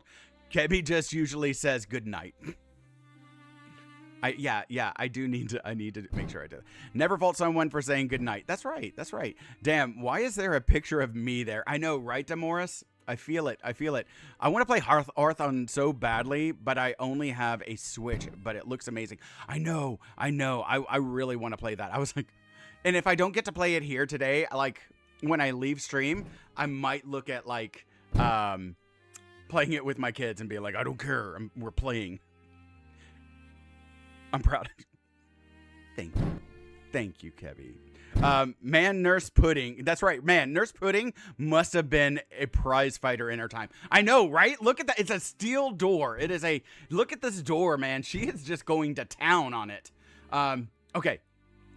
Y'all, if you want to lurk, if you need, and also this goes for Karj and anybody. Karj, I know you had a really long stream. You did like 12 or 13 hours, man.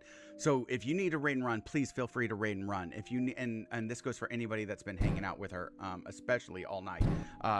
If you need to raid and run, feel free to raid and run. Take care of yourself. Your self-care always comes first.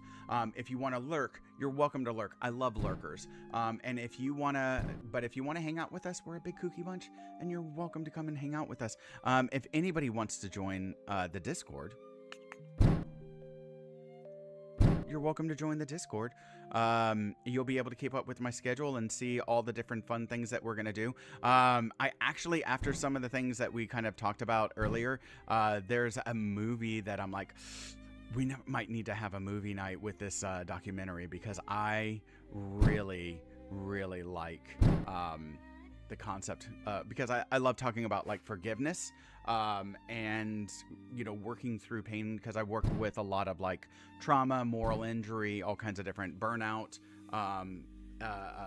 like injuries like that with a lot of my clients, because especially it's moral injury, I think is a mass epidemic right now that we have in the US, and also most countries, based on what we're taught versus what reality is, but also like just general injuries. Everyone is going to be mad if I don't nap. Yes, please nap. So I'm tabbing you up while I nap. Yes, go sleep, darling. Yeah. I know. You were streaming when when I went to bed, and then I woke up and I was like, what are you still doing here? Oh my God.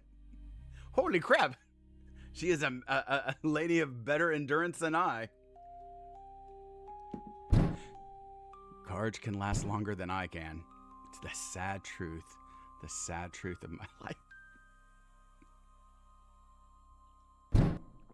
So that's why you should love Karj.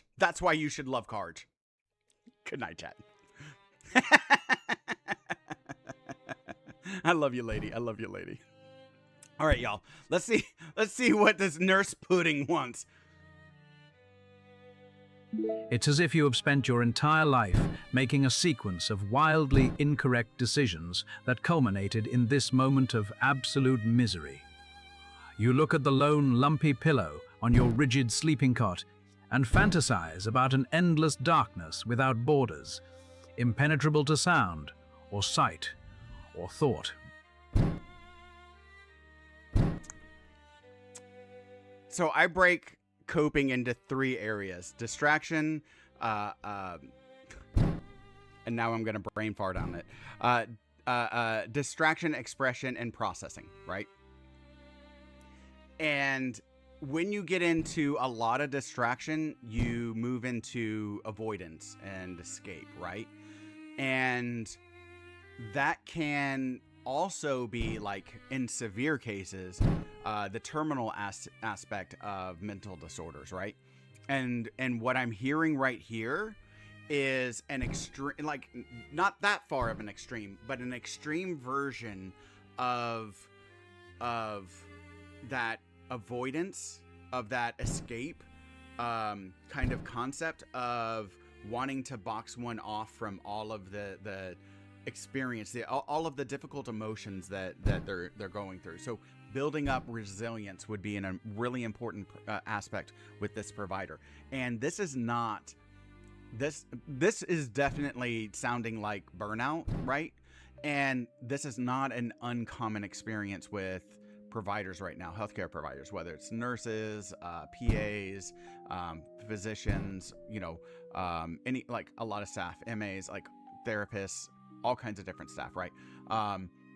First responders also, like, you're just kind of like, you're trying to make a difference, but it never gets good. And if you've ever watched The Pit, there you go, right? So this would definitely be, if you work in the healthcare field and you see someone kind of like going through this, having a conversation, if you're close with them, about like, hey, do you think you might be going through some burnout? You might need to get some support through that. There is support through that. There's a lot of things that people can get through their associations and different things like that to connect with support.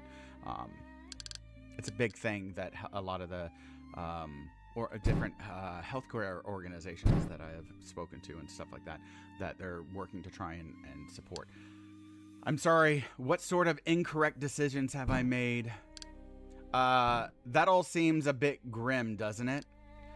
I just need to go back to sleep. I guess I'll have to face this waking nightmare. Conclude. You know what? Let's see what... I'm sorry. What sort of incorrect decisions have I made now? Good God. You know, the sort of self-flagellating decisions that a broken yet narcissistic human makes repeatedly throughout their life in misguided hopes of becoming a whole being.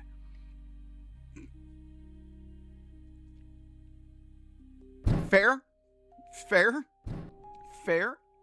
Like, needing that ego strength, that's narcissism, is a fragile ego strength, right? And a lot of personality disorders is that fragile ego strength, right? That self-image of being able to have the resiliency and security in order to get through, like, distress and stuff, and like self-reflection in an authentic way, in an earnest way, so that you can build and grow. And when you have multiple injuries, especially early on, it can create like these narcissistic like traits that have been growing because we don't have enough parental time and functional parental time with kids as they're growing and developing. So personality disorders and personality disorder traits have been on a rise since around the 2000s, late 90s. That all seems a bit grim, doesn't it? Very. But that's the state of things, I'm afraid. Grim. Who is this narrator and why are you abusing me? Amnesiac. Penultimate. The ultimate's doing it on top of a tranked up tiger. Hop on, boys. Hop on! That, you know what? That's how you work through that. Starting my crochet tiger for our friend's baby. Oh, that's phenomenal. Good for you, Thirsty. There you go. Crafting. There you go. There you go. Finding a hobby is how you, like, help to decompress from stuff like this. That is an excellent, like, right now, probably at this very minute, Linja is right now working on yet another pair of gloves for me. I love my little gloves. I love them. I love my finger gloves. So, my fingerless gloves. All right. Can I just go back to sleep, please? Unlikely. That trifling nurse Pudding seems hell-bent on depriving you of your hard-earned oblivion. You imagine she'll keep hammering away on your door until the heat death of the universe, if allowed. Until the heat death of the universe. Holy Jesus, woman, just chill out. Self-reflection is crucial, very much. Being self-conscious of my own self-mistakes, lots of difference, makes a lot of difference in healing. Yeah, 100%. That goes for everybody. Yeah, being able to sit there and recognize without being abusive. And that balance is something that's been really hard for a lot of people. And for most of us to find that healthy balance between what is excessively punitive and what is nourishing accountability, right? And so, again, history of narcissism, both in our in men and women, and you know, like we call it toxic masculinity, like what I call it is narcissism. Like narcissistic ego overcompensation, right? Is like, not I call it, but it's what psychology, psychiatry, what we call it, right? And like no. I have discovered this thing. It's a theory of mine called narcissism. That's narcissism right there. But no, like that over generations, right? And that there's excessively punitive and what have you, and that's kind of like brought this forthcoming, and it makes it hard for self-reflection, because we're so used to being harshly punitively corrected that's what we learned at an early age, and so that's what we engage in with ourselves. I made her pick the color, and he picked the animal, and they don't know I am making a white tiger with pink stripes. I love that. I love that. Tankies. Yes. Oh, even cuter. I know, right? Right? Hey, Punsby! It's like my favorite joke whenever someone mentions gaslighting. I ask who told them gaslighting was a thing, because it's not. They made it up.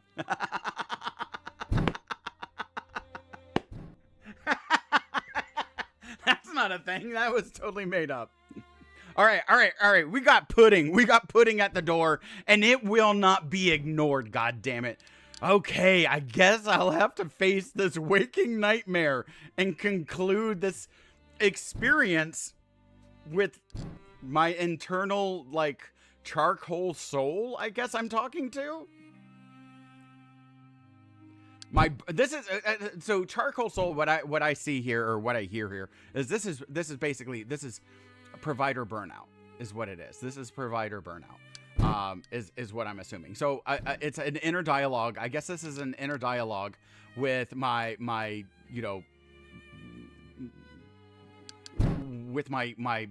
experience of burnout, I guess. How is today? I'm walking, so I can hear.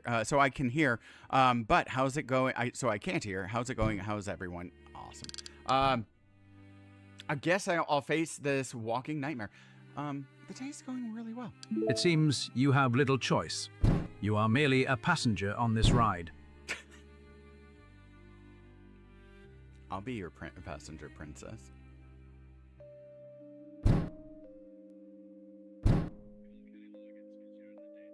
I am. What are you doing in there, Wellesley? Wake up! You shut up, lady! I'll do what I want! Status doctor. Ooh, difficult. Go away! Only a 27% chance, but let's try it. Oh, what if we succeed and then it's like, go back to sleep, and I just sleep through the next day? That would be wonderful. No, oh, you can hear. I can't see. Ah, okay. So,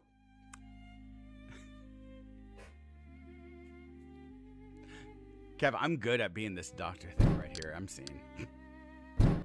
I don't understand listening. I don't know what words mean. All right, let's go status doctor. It's difficult, but let's try. Go away! This is a red skill track, which cannot be reattempted.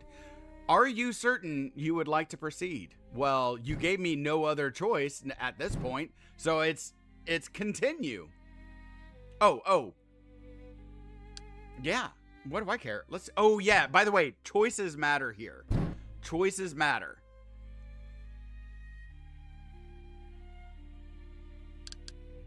That's one of the things that I was like, ooh, about this game, is that choices matter in this game. Okay. Yeah, let's try it. Let's try it. Dice rolling. What does that mean? What did I need to get? Failure!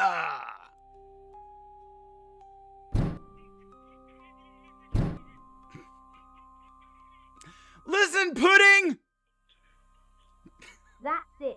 You've done it now, you pencil-neck twit.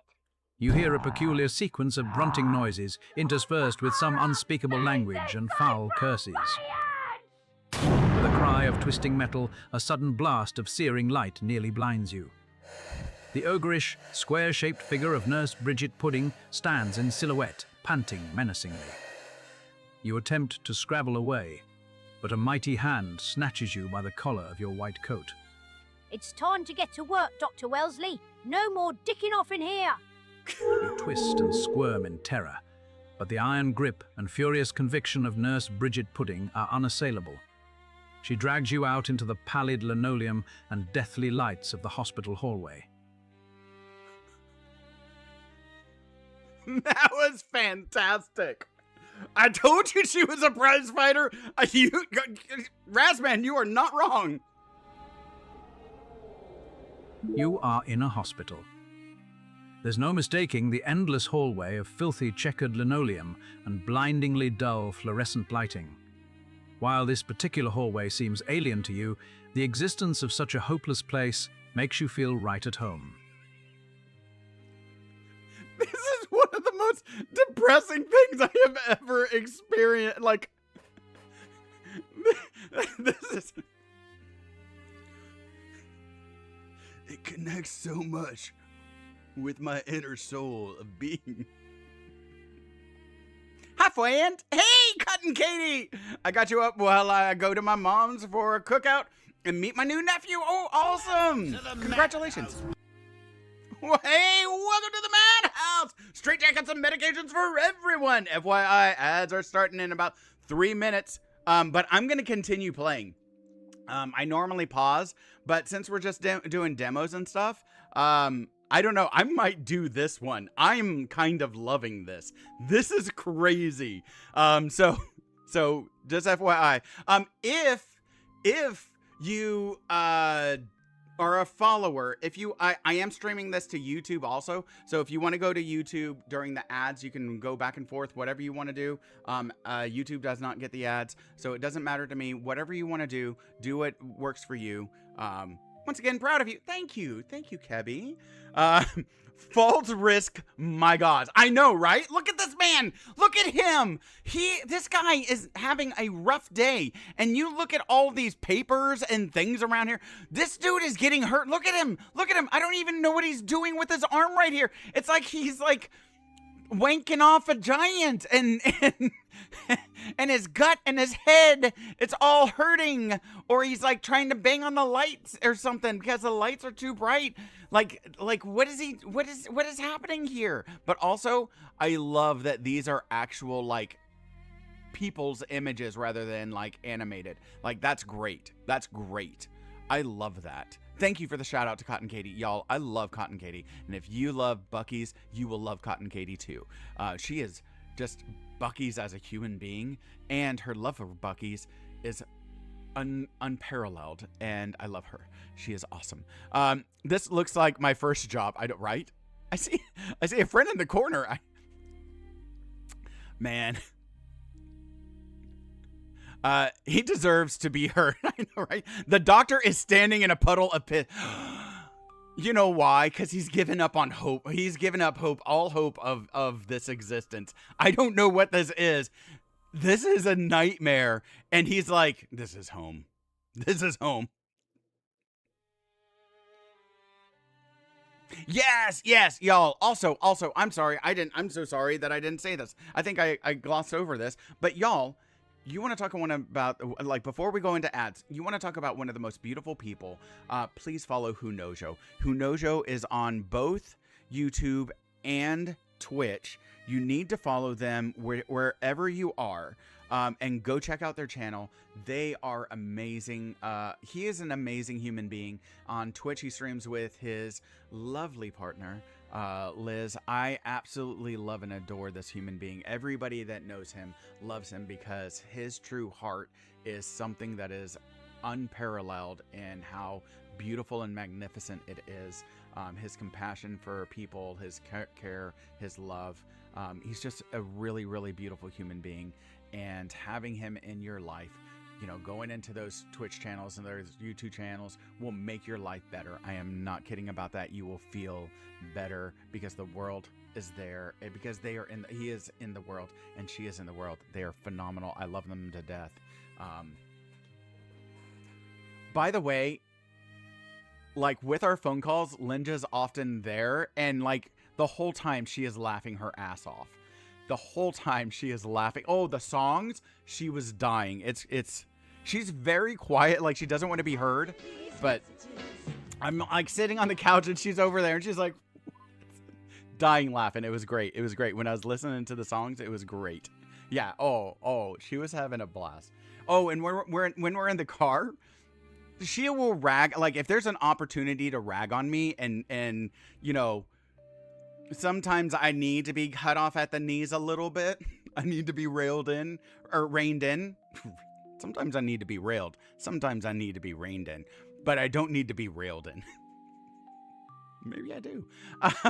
But like, so when she had the opportunity to go like, yeah, I don't know, maybe there wanted to be me time. Like it was a totally like an opportunity to go at me. It's great. It's great. Okay. Pegging Harold hours. I know, right? I need to put a tab of that. Instead of office hours, pegging hours. That would be great. Okay. Continue. The drifting moans of human suffering are like a tide that ebbs and flows, yet is ever present. It's ever present. It's always there. The drifting moans of human suffering. This is my home. This way, Dr. Wellesley. All right, if I must. You look down at your name badge as Nurse Pudding watches you quizzically. It reads, Bennington Wesley, intern doctor. Oh, I'm an intern. Oh, then all of that makes total sense. This dynamic makes total sense. Also, the standing in his own piss makes total sense. And then Nurse coming in and throwing him in. Go take care of these people. Makes total sense. That's one. Yes. Facts. This is playing out exactly as it should be. Did someone say pegging? Hello, Tally. Tally's on jumping on that. The drifting moans of human suffering. Name of my memoir. I call it. Oh, the nurse is like another fucking greenhorn. I'm stuck with. I know, right? That's why she's like so ornery. Look at her face. Look at this face. This is a face that has been through too much shit and now has to deal with this pathetic piece of crap's wasted time. And all of these people are just like, she's got to keep them alive by making sure he doesn't kill anybody. That's what it is. I can't wait for retirement. Right. She can't wait for retirement. Exactly. The most long-suffering nurse. Exactly. That's this hunch. is from the weight of dealing with shits like me right here. Welcome back from the ads. I think you might have the wrong person. Show her the name badge. I'm not Bennington Wesley. Her eyes narrow as she scrutinizes the sparkling, newly printed name badge. She's an eye roll given human form. Exactly right. Don't you dare. Like, again, all of this is just the weight. Each gray represents an intern that she has had to fucking deal with. You did. That's the only option. That's the only choice. That's the only choice. They gave me no choice. Oh, they're always making typos on these things, aren't they? We'll be sure to give those name badge printers a piece of our mind. Oh, because it's only got one L. I was like, what? Am I not? Yeah, so Wellesley. Oh, this way, Dr. Wellesley, and it says Wesley. I was like, wait, what? She doesn't give a fuck. Hey, Chickabooty! Oh God, that accent. I wasn't expecting that. Booty having like trauma flashbacks in that moment. Living proof Americans do not do British accents. Facts. Facts. This is facts. Y'all, can we get a shout out for Shake? Y'all, make sure you give Shikabooty a follow. Man has been doing a partner push and has been killing it. And dude's doing it the right way. He's doing it like he's not. He built up his community. He's like, there's a lot of people out there that are botting. Not this man. Y'all, he's the real deal. He's freaking fantastic. He's absolutely lovely. Please give him a follow and show him lots of love. That's right. The next partner on Twitch. He already has it. He's just waiting on the paper. That's right. It's mere formalities is all. I'm so excited, dude. I'm so proud of like how much effort and hard work and everything that you've been putting into this, man. I'm really, really sincerely proud of you, dude. Like, for real, you are a genuinely good person and people have been flocking to you. There are a lot of like not great people that are on the internet and they get a lot of freaking attention for all of the wrong reasons. And I'm so glad, especially as a guy who has kids that are going to be moving into the social media spaces, whether I like it or not. I am so glad as a dad that there are people like you out there that are hopefully influencing and showing people you can do things the right way by just being a good and decent person. You don't have to make the world a worse place. You actually can do your small little part to make, to be the change that you want to see in the world, to be the better that this world could be, and you freaking live it. That's you. That's Who Knows Yo. That's Karj. Like, I'm so glad for the people that I meet here, because really, seriously, I mean this. The social media is a scary place for someone who has worked in mental health and has worked with a lot of like adolescents coming into crisis units because of their experience and really, really concerning experiences on social media. That sometimes I always have to like reset myself of like, that's not the norm, but that is some of the worst case scenarios, right? And the fact that I'm finding really beautiful and good people out there that do like make the internet a better place than what we oftentimes see in it. Y'all fucking follow Who Knows Yo, fucking follow Karj, follow Thirsty Pandy, follow Cotton Katie, follow Shake a Booty. Y'all, like, I'm serious. Like, these people that I'm like shouting out are really like, they're people that I hang out in their channels. They're people that I'm like, this is a really good person that when you're dealing with, like I talked about, like there's anger trolls that feed off making you more angry to keep you on social media sites so that you're getting riled up and hurting yourself. There really are like good people out there that you can just get rid of the toxicity and follow these really good people that will just make you laugh, make you feel like you're part of a community, and will you be part of their community. So please follow them. Please, please, please. I really, really love.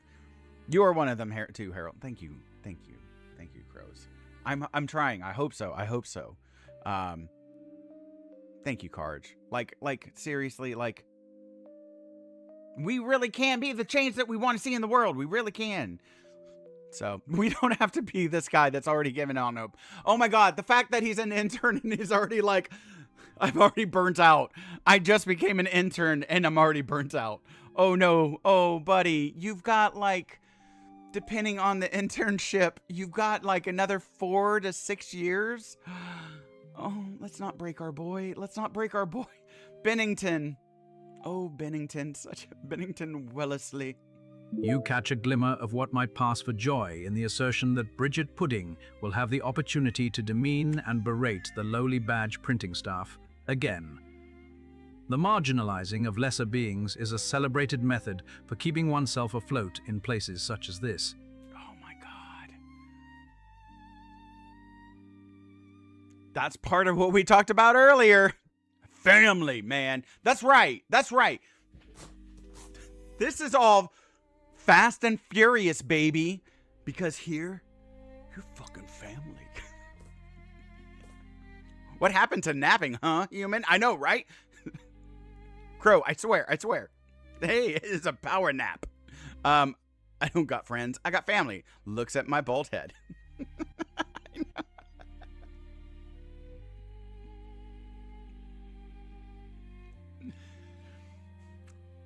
Did we not talk about this earlier? Did we not talk about, like, you get that, like, you fill up your cup, it overflows, and you project all of that distress onto others, right? And there's also a thing of tearing, like this, again, in middle school, there was this social hierarchy. Like, it is an evolutionary trait associated with our species, right? And again, with primate species and all kinds of different species, right? I want you to understand it's an illusion. It does not exist. It does not exist. This thing that you learned in middle school, you know, for us, it's like 12 to 14, right? About, approximately. From 12 to 14, there is a period of time where you're moving into adolescence, the tween stages, right? And you're seeing what should be and trying to, like, work on your social dynamic and you start that process of developing identity, right? And there's this illusionary concept of hierarchical social ladders, which is completely false. And the only reason it exists is because we agree to buy into it. And so, what is it? First off, know that the alpha, beta, all of that stuff, when it comes to human behavior, is total crap. That is all of that quote unquote research from the 70s was denounced like ages ago. We have far left that behind.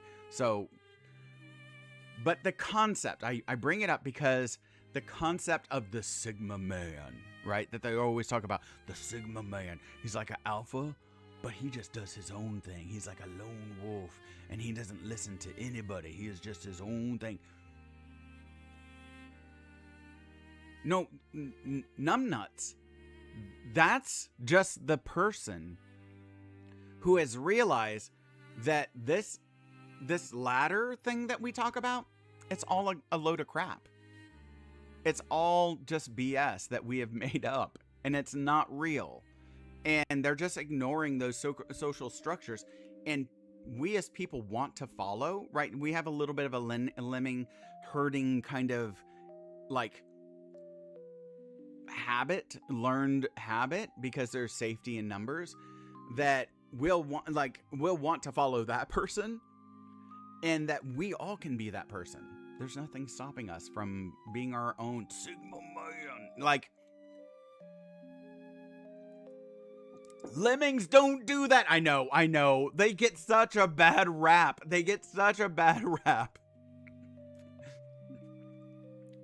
Oh wait, do I have it? Oh, here it is.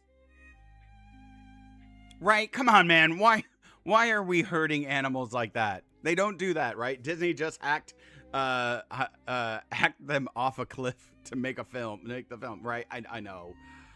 God damn. More horrors. So just recognize that we don't have to behave in that way. So demeaning someone who has less power, that is falling into this learned behavior of oppression, right? That we like historically have been founded in a lot of ways on oppression, whether it's feudalism, all these different things, right? And that we don't have to. Egalitarianism is a real thing, and it actually, like, we don't believe, like, there's propaganda that it doesn't work. That is not true. That is not true. That is not true. And so I'm just saying, like, we can be better. Sigma man, you called for me? Sorry, I was busy doing my own thing. It's total crap for animals too. Yeah. It spent his entire career trying to undo it. Exactly. We agree to buy into hierarchy and social values, that we learn how to cheat them. Exactly. Right? I love that y'all are like, yes. I know. I wish we could talk to these kids and go like, look, all of this is, I would have conversations like, okay, all of this stuff that you're stressing yourself out about, it doesn't exist. It's all fake. Like, take your blue pill, leave the matrix. You're good. The only people that can boss me around are the ones who make me climax.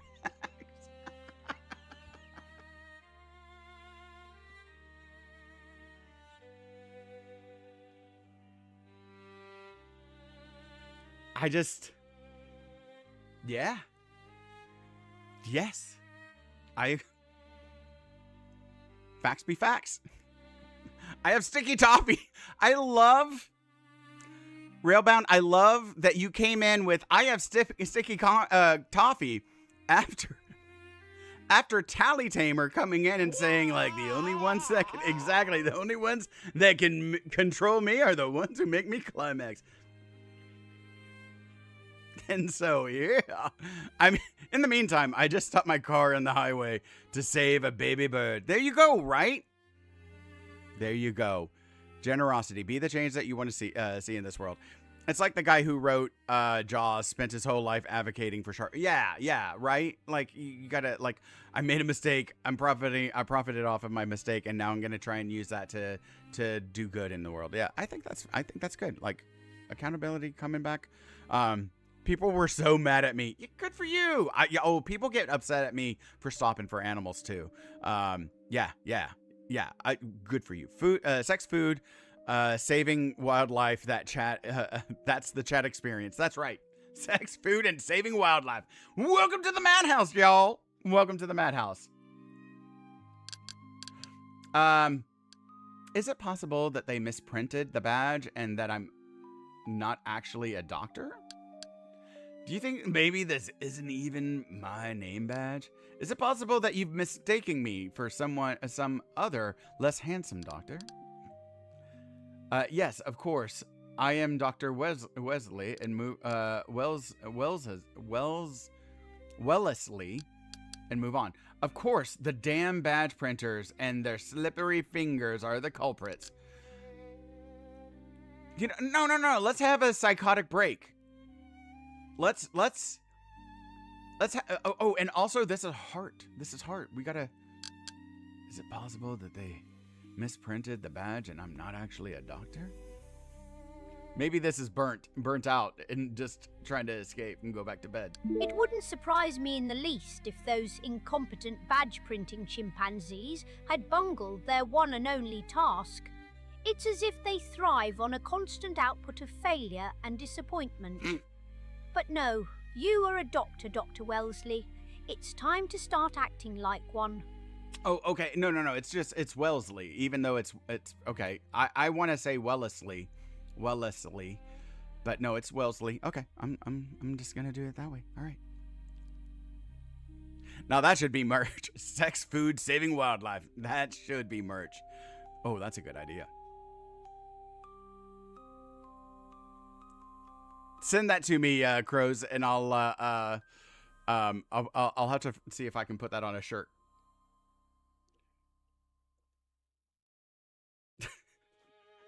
Sex food, saving wildlife. Welcome to the madhouse. Hashtag madhouse life. All right. Is it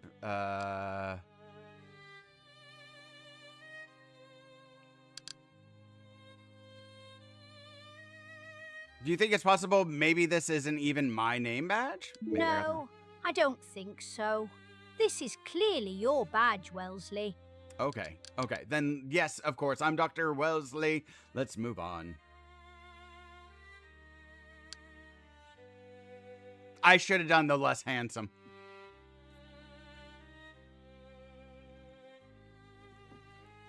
Ooh, more people. Can I chat with them? Nope. I'm just gonna, every day I'm shuffling. Hey, look. Crows, look. Dr. Wellesley even has his pocket, prison. His prison pocket, like, filled up, too. Just as you reach the door of Mr. Ponsonby's room, crackling and static is heard from the speakers above. Okay. From Mr. Ponsonby? Nurse Pudding, you are needed emergently on the 5th floor. Nurse Pudding, please respond to the 5th floor, room 522. All right, well, I'm on my own. Miserable timing, I must say. All right, well then, it seems you'll have to manage on your own from here, Doctor. Ooh, Fox Kids. You walk like a zombie. I know, right?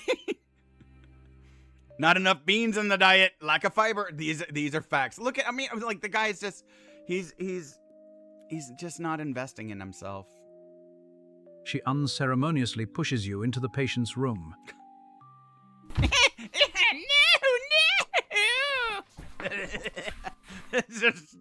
I'm shuffling. Full on zombie mode. Yeet.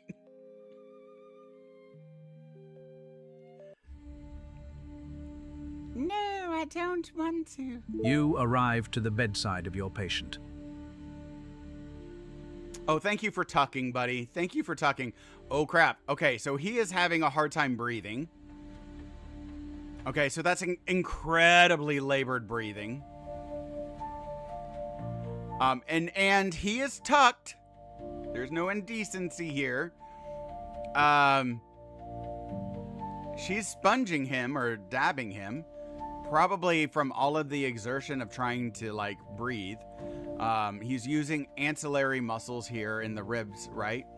To try and catch his breath. So what you'll do that to try and expand and open up the thoracic cavity to try and get more oxygen in, because the diaphragm oftentimes won't go down far enough. So could he be retaining fluids and stuff? Like, that's preventing, yeah. How very alien autopsy. Yeah, straight up Mortal Kombat animations. Facts. I'm loving it. Nurse panicking over there. I know, right? Oh, we are in trouble because I don't know what the hell I'm doing, and apparently neither does she. A rotund man is sitting bolt upright in bed, breathing heavily. Sweat is pouring down his body, and he is quite pale. So, the reason I laugh, because one of the favorite things that I have ever been called by a patient is I was once told, "Shut up, you rotund motherfucker." And normally you got to set boundaries, and this isn't inappropriate, this isn't how we talk, but I was like, that was a great use of the word rotund. And I wasn't expecting it out of this patient. And it was masterfully done, and all I could say was like, well, I have to continue talking, but well played. He appreciated that, so. That deserves something. Stroke. Oh! Did I stroke? Thank you. Did you know that the diaphragm and the shoulder share nerve systems. That's why you can get shoulder pain after abdominal surgery. Yes, you can. Radiating pain. Yeah. All right. Somewhere deep within the craggy recesses of your brain, there are infinitesimal little gears that begin to turn, showering your neurons with rust. This is a bad situation that you've just walked into. You should probably be doing something.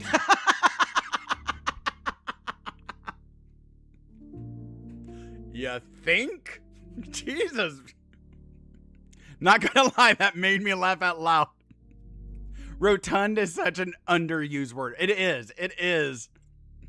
Rotund, if just so unserious as a word, it makes everything. It does. It absolutely does. It absolutely does. I love this. Apparently, I needed my galactic network. Those who do evil to others, killers, rapists, psychos, sadists, will come to know me well. Camelot was dead. So dead. Call me the Walrus. That's right. All of you can rest easy because lurking in the shadows of this hospital, watching this rotund man exert for oxygen and breath to nourish his cells, creating the ATP that he desperately needs.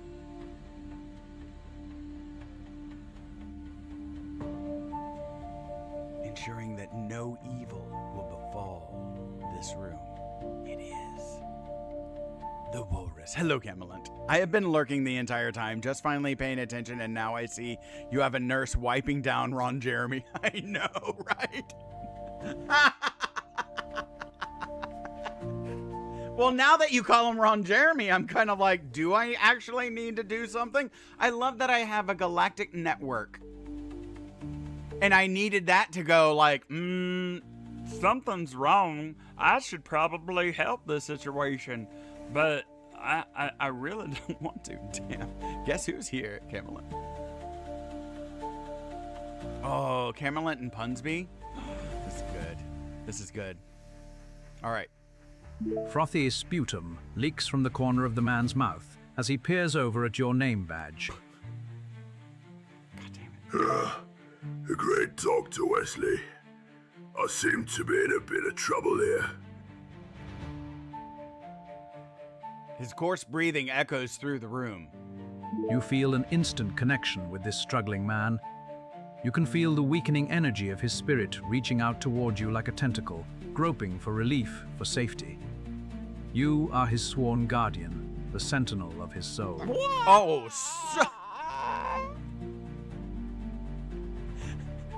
Exops, that's exactly what I heard too when I heard the word groping. Like a tentacle groping for relief. His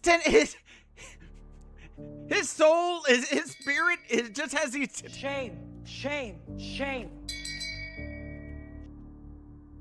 These are facts. His tentacle of spirit, he's just over there rolling some dice. He's rolling some dice. Just try and save his own life.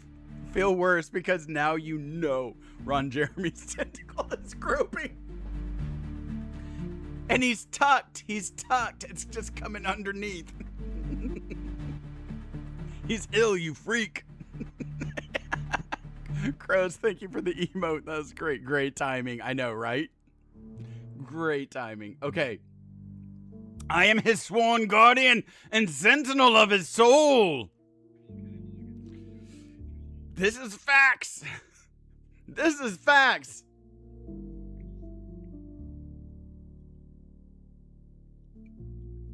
There is an absolute danger here, y'all. A little mouse of a nurse stands in the corner of the room. Panicking. Her crisp white uniform appears untouched and immaculate. She is holding a sheaf of papers which she is wringing with her hands. Her wide eyes are locked on the heaving body of Mr. Ponsonby.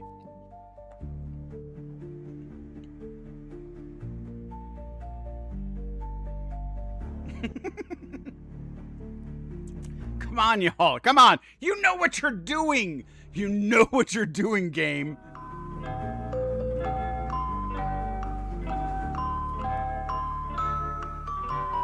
So I love that she's holding like papers and freaking out, and like her wide eyes are locked on the heaving body of Mr. Ponsby. Hold up.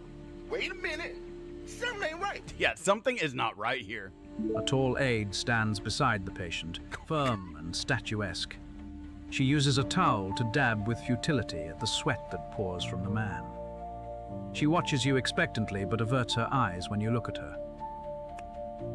This right here, this woman, this is a strong Nordic woman right here. I don't know her name. Oh, aide from? God damn it. There we go. Let's do this. Moments pass. Mr. Ponsonby glances about the room. The rapidity of his breathing increases steadily. His neck veins seem to be bulging outward. Yes, that's exactly what happens. And on top of it, like, he's gonna get exhausted. He's not getting enough oxygen to replace all of the energy that he's expending. So you need oxygen and glucose in order to make ATP, which is your energy, right? And adenosine triphosphate, right? And that's what you use for oxygen when it's aerobic energy production using oxygen. Eventually, it moves into adenosine diphosphate, which it produces much less energy. And when it's when oxygen isn't involved, then there's much less energy created when you create adenosine diphosphate. And so what ends up happening is that you start expending more energy trying to breathe than your body can make, and that creates a really serious like issue at that time. And like yes, like even the ancillary muscles here in the neck will start to like will start to try and help in trying to get expanding everything to try and open up everything to get oxygen in. This man is having a medical emergency. Yes. His pale skin, rapid breathing, and profuse sweating are textbook indicators of an imminently life-threatening illness. Absolutely. Impressively, the tiny nurse has managed to wedge herself even further into the corner of the room, and she has nearly twisted her papers in half as she works them incessantly with her hands. Her pupils are large, and her breathing appears rapid. She is transfixed as she stares at the ailing man on the bed. Oh, there is obviously some spiritual connection. That's what it is. That there is some evil spirit in here that is tapped into them, and they are just going and feeding off. It's not medical, it's spiritual. That's what we have learned. That is what we have learned about this. Unfortunately, I know this stuff, which was surprising. A requirement for a geology degree. Oh, that's awesome. Rotund man is gonna have some ab muscles after that, right? I have a friend that has chronic hiccuper, and her stomach muscles are great. Yeah, is a chronic hiccuper, and stomach muscles are great. Yeah, you can do a lot of work. Did she get his meds wrong? I don't know. Let's find out. Like, I'm curious about what's going on here. Fun fact: arm pain isn't usually a symptom of heart attacks in women. Yes, you are right. We usually get jaw pain, leg. It can be. But yes, like the back, jaw, leg. Yes. Like the way that heart attacks present for women, it's one of the reasons why we miss heart attacks in women so much, is that it doesn't always present the same, because the people that we studied heart attacks on were white males, right? And so the way that it presents for men can be different, right? Some women can have a similar experience of like that crushing chest, hard to catch your breath, pain down the left hand. That can happen. But with women, you got to monitor more. If it is spiritual, then he needs a chiropractor. That is, after all, based on the idea that your bones are haunted.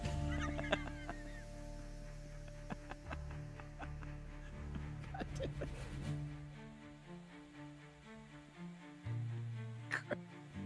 God damn it. Camelot, that was great. That was fucking great. Holy shit, Serena Williams is going to play Wimbledon. Oh, yeah. So, just got an alert. Okay. My mom had acid reflux. She was under... Yeah. She went under surgery. Yeah. My sister had a heart attack and only noticed because she worked in a medical office with nurses who knew what to look for. Yeah. So it is really important for healthcare providers to be aware of the differences, right? Like, if someone's having like the chest pain in the arm, you still always want to rule that out in women. But for women, feeling this pain and this discomfort in the back, in the jaw, in the legs, things like that, that is and especially like the diaphoresis and stuff like that. Like if you're sweating, sweating for no reason, like that's also a concern. Okay. The tall aide lets out a resounding sigh and turns to look at you. One eyebrow is cocked. Oh, I'm curious if this is all like timed. Like I'm thinking that it's like turn-based, but I'm curious if this is just how it goes, or because I'm talking so much, they're like, oh, come on, man, any minute now, any minute. Her eyes implore you to do something. Anything. She is wondering what the hell you were doing. Standing. I was standing in my own piss, but like that's left, and so now I have no piddle left to dispense. She clears her throat in a mildly masculine way. Why not just a firm way, or a powerful way, or a strong way, a sturdy way? Why has it got to be masculine? Do you suppose that maybe we should do something, Doctor? No. It's a spiritual issue. Give me a second.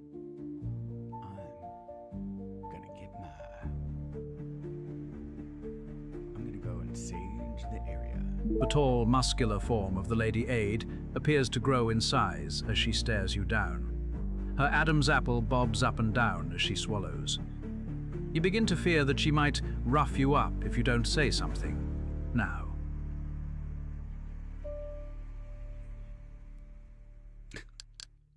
Excuse me, did he just call me Dr. Wesley?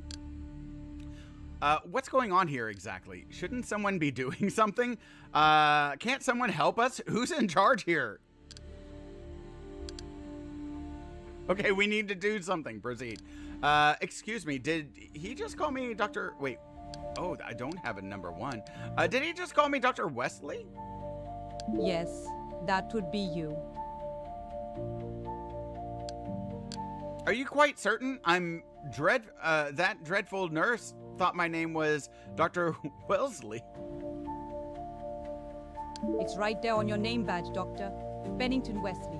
I can read it from across the room. Besides, I know Dr. Wellesley, and he's got a bit more, how do you say, air of confidence. The tall and broad-shouldered type. The type who could slaughter an antelope with only his hands to feed his woman in time of need. So, Dr. Wellesley is Liver King is what we've learned. She cleared her throat testicles. I know, right, Cam? Here, it's cramped. Does anyone else have a thought on that? Somebody! Beanie! Who likes to masturbate? Ciao, Beanie! Arigato, Beanie! Bye, Beanie. It was really a good session, I thought. What is up, Katie? Oh my God, y'all. Oh my God. Look who is this. O'Reilly. Shucks. My fault, my bad. My fault, my bad. Oh my goodness. Holy crap, y'all. If you do not follow, it's Katie. You need to follow, it's Katie. Like, oh my God. Hey, darling, how are you doing? She is freaking amazing. She is fantastic. She is adorable. She is just one of the sweetest people I have ever met in my entire life. Like, I absolutely, absolutely love and adore this lady. She is rating in from Kenna Bridge of Spirits. It looked so good. It looked so good. Is that like a demo one that's coming out, or is that one already come out? Because I remember seeing that and going like, ooh, that looks really interesting. And then watching you play it, it looked so good. Welcome to the Madhouse. Our latest patient, Kate, is currently on Kenna Bridge of Spirits binge. She's not great at games, but boy, can she talk your ear off. By God, you have come to the right place then. She's not fueled by coffee and tech problems. This Tennessee streamer is a cozy, chaotic presence. Just don't make her angry, or the doctor might order an injection. I am the Noyak! Hello, Paco. Happy Father's Day. Sheos! Happy Father's Day. Hello, Serve Chilled. I love that. Barnarnar. Hello, Chagati. Wiki Young, Legol. Hey, Legol, it's, hello, how are you? And y'all, thank you so much for the first time chats from the raid also. You know what, I said Legol, but it's probably Elgol. Elgol, I've seen you around, so welcome. Taryn Raider, thank you so much for coming in. How are you doing, Katie? It's so good to see you. Nameless Sting, and y'all, thank you so much also for the Father's Day wishes. Happy Father's Day to all of the fathers and everybody out there. And again, as I've said, you know what? If you need a Twitch dad, if you need a dad, you don't have one, I'll be your Twitch papa. Apparently, that's who I am. Thank you so much for coming in. Yeah, how did you like that game? It's so good. It's already out. Okay, good. A second one is coming out this year. Oh, nice. Okay, it's getting a sequel this year. Okay. So, y'all, I have littles that have just turned into tweens and a tween and a teen. And so now I finally get a chance to play video games. So I'm a little bit behind on some of the video games, but and so I'll come across them. So it's new to me, but yeah, it looks so good. It really does. I'm glad that it was fun watching her. It was fun watching her play. So y'all give her a follow, check her out. She is absolutely wonderful. Raiders, if you need to raid and run, please raid and run. Feel free to raid and run. If you want to lurk, you can lurk. Otherwise, come and join the chat. We're a big kooky bunch. We love to talk and have a good old time. I'm Harold the Hatter. I'm a mental health professional who loves to talk about human behavior and psychology, and I love to do it through the medium of video games. I normally stream Wednesday night and Friday nights, 9 p.m. Eastern, 6 p.m. Pacific, and Friday morning, Sunday mornings, 1 p.m. Eastern, 10 a.m. Pacific. I might be doing some schedule changing just because I've got to kind of manage with some of the other things that I have going on. And so, but that's my schedule right now. And also, if you ever want to check out the Discord or any of that, I always post my schedules in there, and I like to do, or if you follow me on any of the socials, I always post like little social video, schedule videos and stuff like that. Goal is okay. Need a name change. You be whomever you want to be, Goal. It's always good. But yeah. Waves from the garden. That's right. Flexibuck. Y'all, be where in your happy place today. I'm great. Today has been great. You are an awesome dad. You are an awesome streamer. You are so kind and deserve so much of the love. Figured I'd wish you the best Father's Day. Katie, thank you so much. It really does mean so much to me. Thank you so much. And Crows, thank you for posting the Discord. I appreciate that. Yeah, so if you guys want to come and join, you're welcome to come and join. I play all kinds of different games, but a lot of things that I like to, that give me an opportunity to kind of talk about human behavior. And right now, we are playing Soul Diagnosis. It's the demo's out right now as part of Next Fest, and I came across it yesterday, and I was like, I kind of want to play. I know normally we play Mafia 3 and beautiful Jimmy Rocks, but I really I saw this and I was like, I work in healthcare, I work in mental health, and I'm like, I kind of want to play this so badly just to check it out. And it's one of those games. Here, let's pop on over there. Nope. It's one of those games where the choices matter. and what you choose affects you later on. It's a bit turn-based. We're still not fully certain what's going on. Like, are we who we're supposed to be? Yeah. So there's some confusion, but it's also a little bit kooky and crazy, and it's really fun. I am loving it so far, and I'm so glad that I was like, I think whenever this comes out, I'm gonna play the whole thing because this is freaking great, and it's hilarious, and they lean into it so hard. Hey, Tundra Rich, how are you doing, man? It's so good to see you, brother. Y'all, I love Tundra Rich. But yeah, Katie, thank you so much, sister. I know that you had a fun long stream. I don't know what you have going on today, so if you need to raid run, take care of yourself. Y'all, please follow It's Katie. She is so fun to be in and hang out with. Also, you need to follow her socials because the videos that she posts are hilarious. Like her one that she posted just recently, like, I don't know what happened or how that happened. I think you were playing Parasocials, or it's the new like Sims game, and like, I don't want to spoil anything. You need to watch it. It is amazing. And I was like, what is this? It's great. It's great. Happy Father's Day to you, Tundra. I hope you and your dad have an absolutely wonderful day. I know you said that you were spending some time with your dad today. And so I hope you had a happy Father's Day too. We primarily celebrated everything yesterday. We've got a few things that we're going to be doing today, but yeah, like, we knew that I was going to be streaming today. Like, you know what? I'll give people again, today's the first year without my dad. My dad passed away earlier this year, so this is the first Father's Day without him. And for me, I'm in a good place with it and everything like that. But I know, I was like, you know what? Sometimes we need support.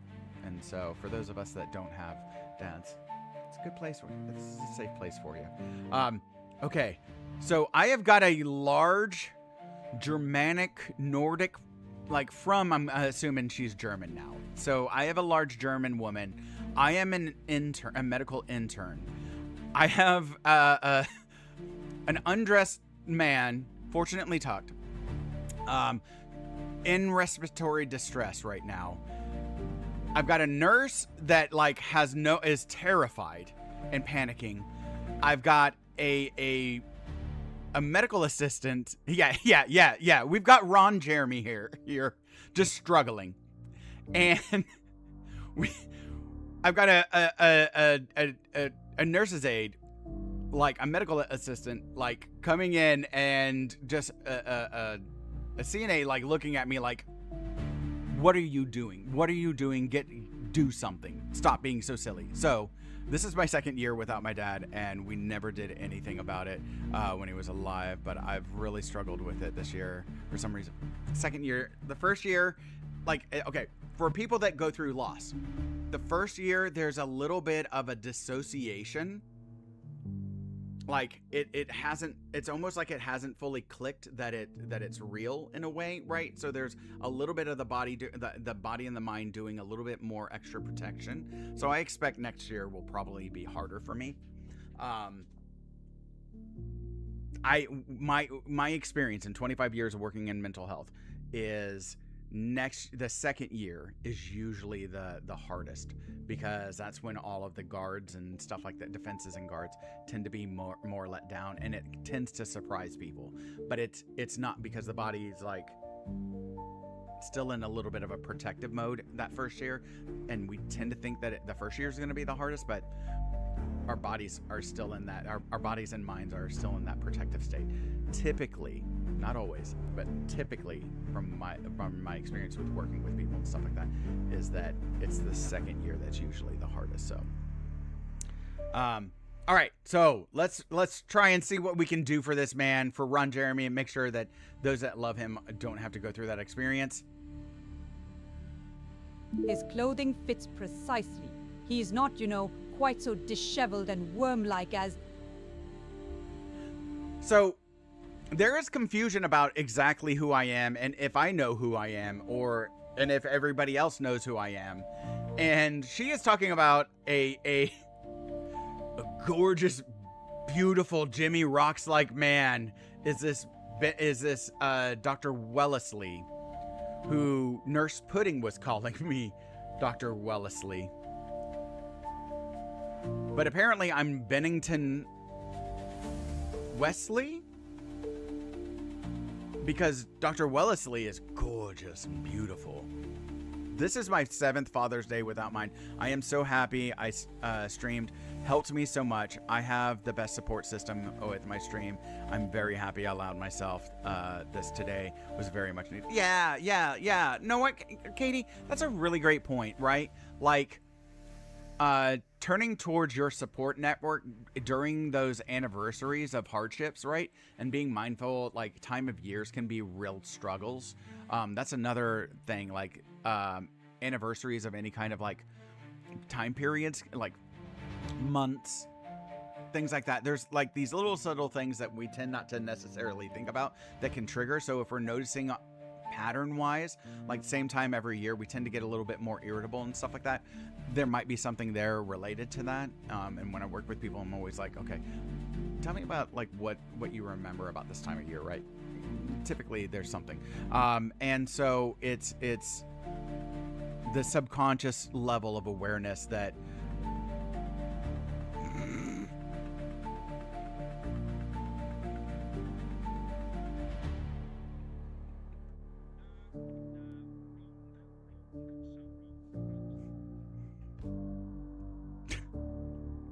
sorry about that. Wrong button.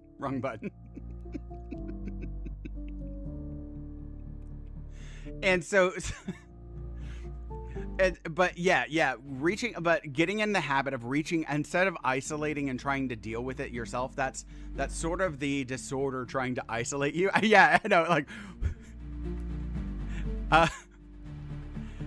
isolating ourselves, that's the disorder trying to isolate and take away options, right? That when you connect with your social support, even though it doesn't feel like it's what you really want to do necessarily, maybe like it's not what you really want to do, connecting with your social support and reminding yourself that you are loved, that you are cared for, that you are supported, helps to kind of combat the hardship and the pain and everything. And so it's not to necessarily avoid the grief, but to have healing as you're going through the grief. That's all. The one I found hardest was Le Mans. Like, me and my dad would stay up and watch the race overnight. So watching it by myself was a gut punch. Yes, right? Things like that, right? Like little things like that. Thank you very much, and that's the nicest thing that anyone's ever done for me. It sounds a bit bizarre, but things the way they are. I feel as if another life's begun for me. Be good. I love you, Bip. Happy Father's Day. I hope you have a wonderful, wonderful day. Take care of yourself. Thank you for coming in. I appreciate you, buddy. You are such a sweet human being. Thank you. I appreciate you. I hope you're having a happy Father's Day. Thank you so much for your 3 months of subscription. Like, you are such a great person. And you just coming in and showing up and on Father's Day and being here with all of us today is so more than anything else that you can do. I really you son of a bitch. I love you, dude. I love you, Bip. Did you see the panic in my eye?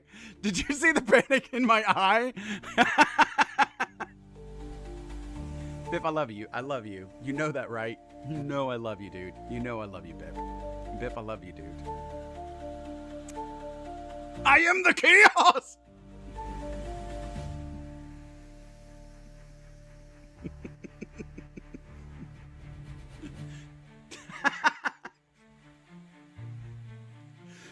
Don't do it! Hey! Oh! Biff, hey! Don't kill us!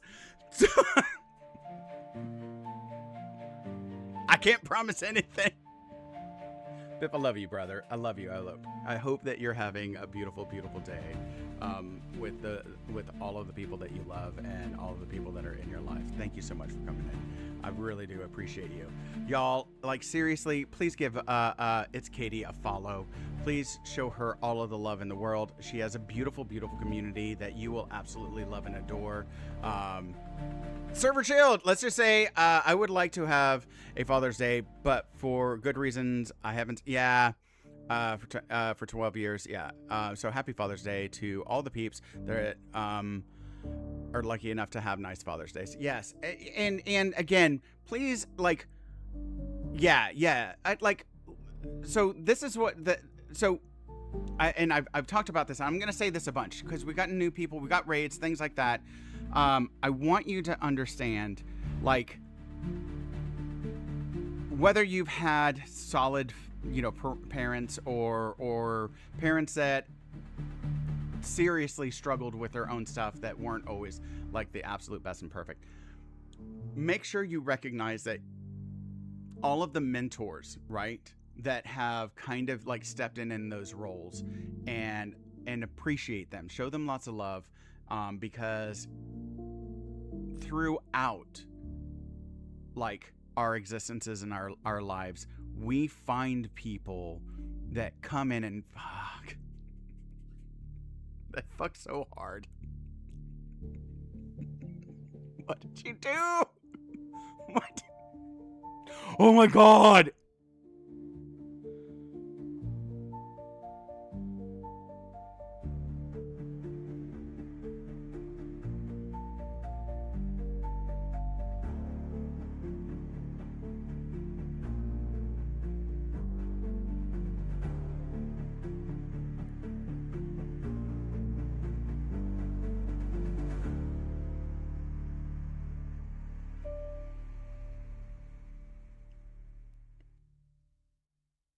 Thank you, Pip.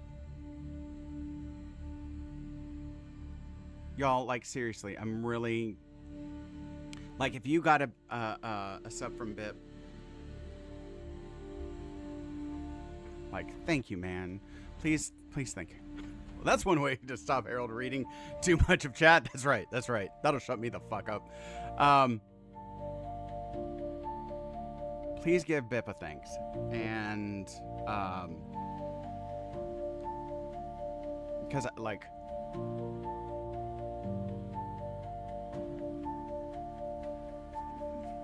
he is a ball of chaos, but it's also like this incredibly beautiful human being that Welcome to the madhouse. So much love for those that are important to his life, like, and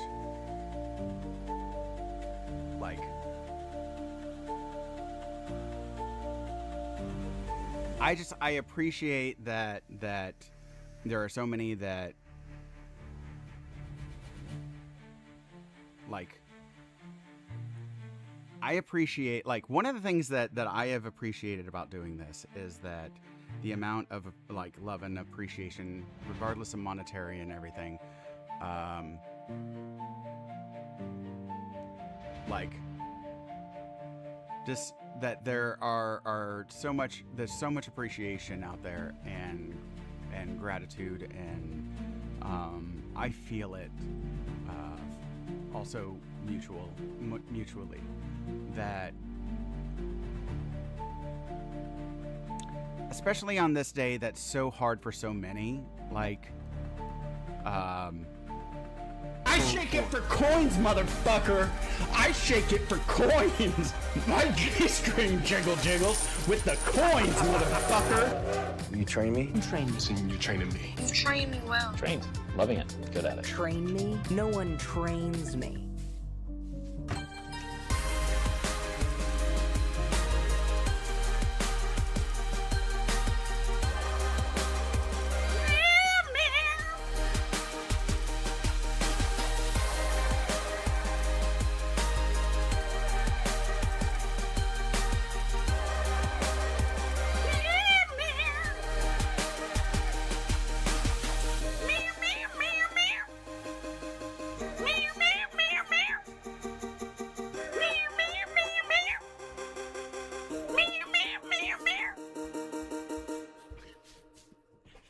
Thank you so much. Oh my God.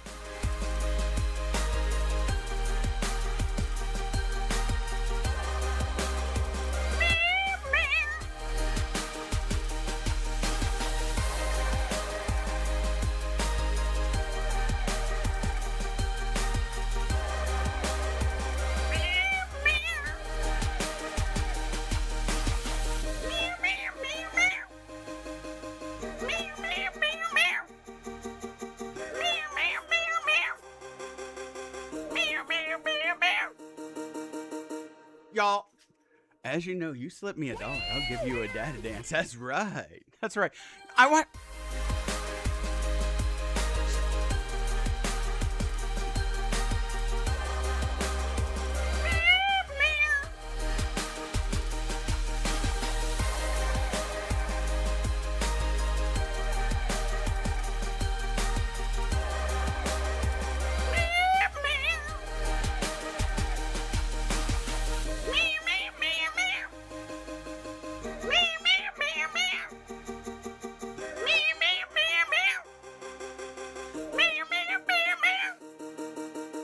Yeah, thank you. Thank you for thanking Bip also for this.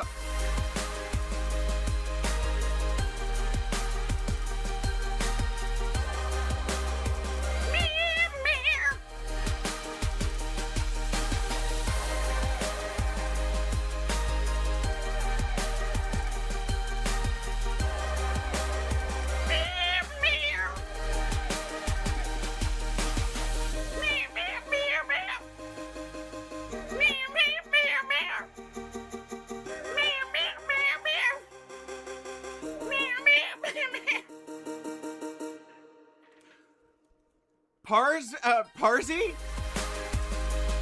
That is the best statement for what is happening right here. What the fuck?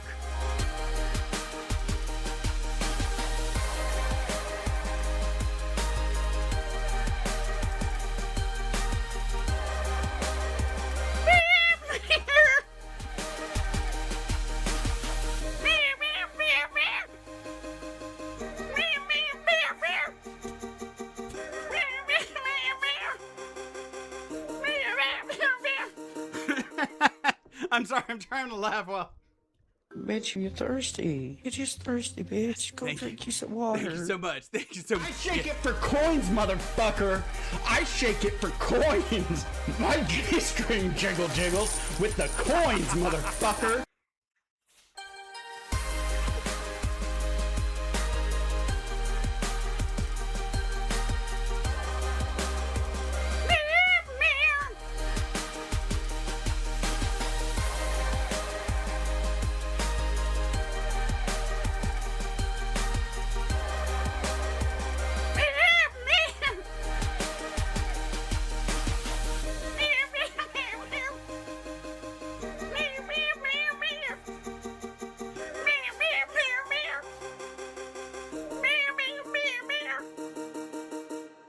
I'm sorry.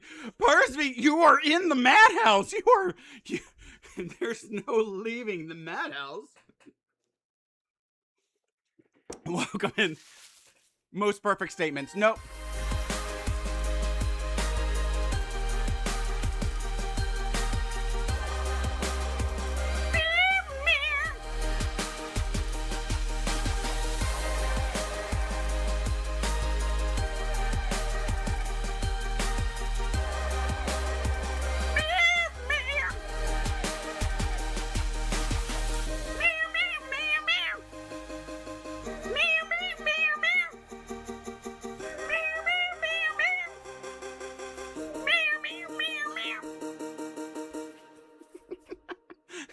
Once upon a time, Harold danced for a single biddy, but we bowled him. Too bad. That's...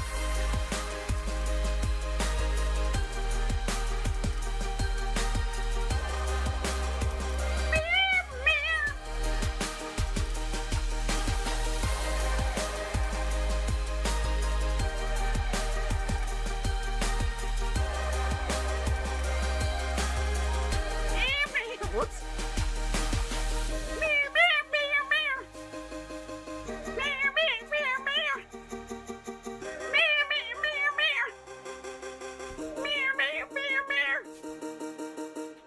And Bip, don't think I didn't see you. As soon as I get the chance, as soon as I get the chance, I'm coming in for you, buddy. Oh, bring it home for me.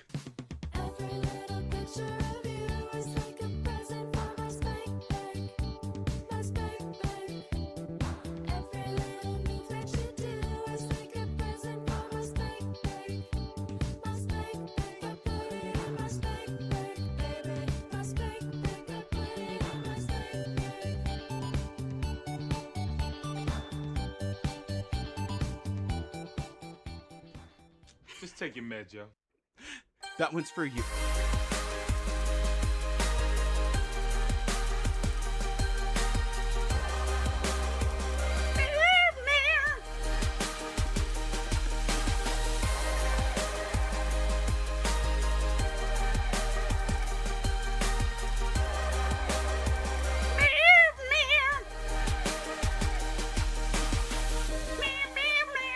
Just take your meds, yo.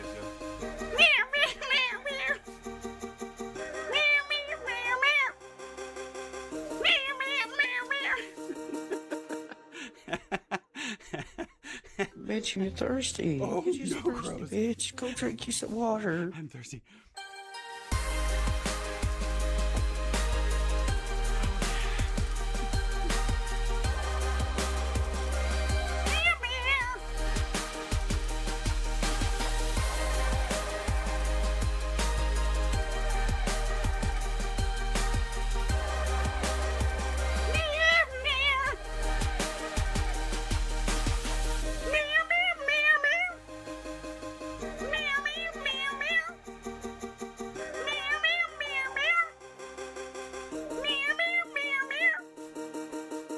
Y'all, it is a good thing I have plenty of endurance. I can go all night long, motherfuckers.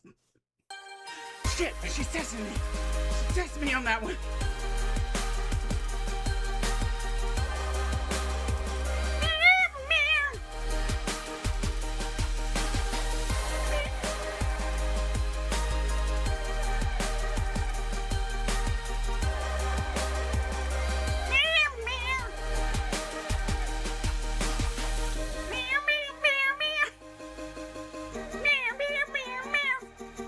Tassels for you, Bip. Bip, you're single-handedly paying for the Harold pasties that will be coming out. Oh no, there's ads. Oh, well, fortunately, crap. I missed that ads were coming in. Crap, I was gonna snooze them. My bad. Hey, Harold, greet my French friend. Oh, okay, hello, French friend. How are you doing? Welcome to the madhouse. I am so sorry I didn't see that the ads restarted. My apologies, but we can still go. We can keep it going. I failed.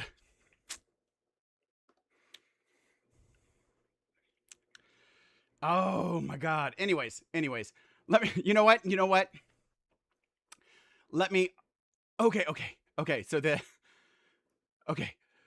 So, holy crap, we got to level 25? What the holy hell?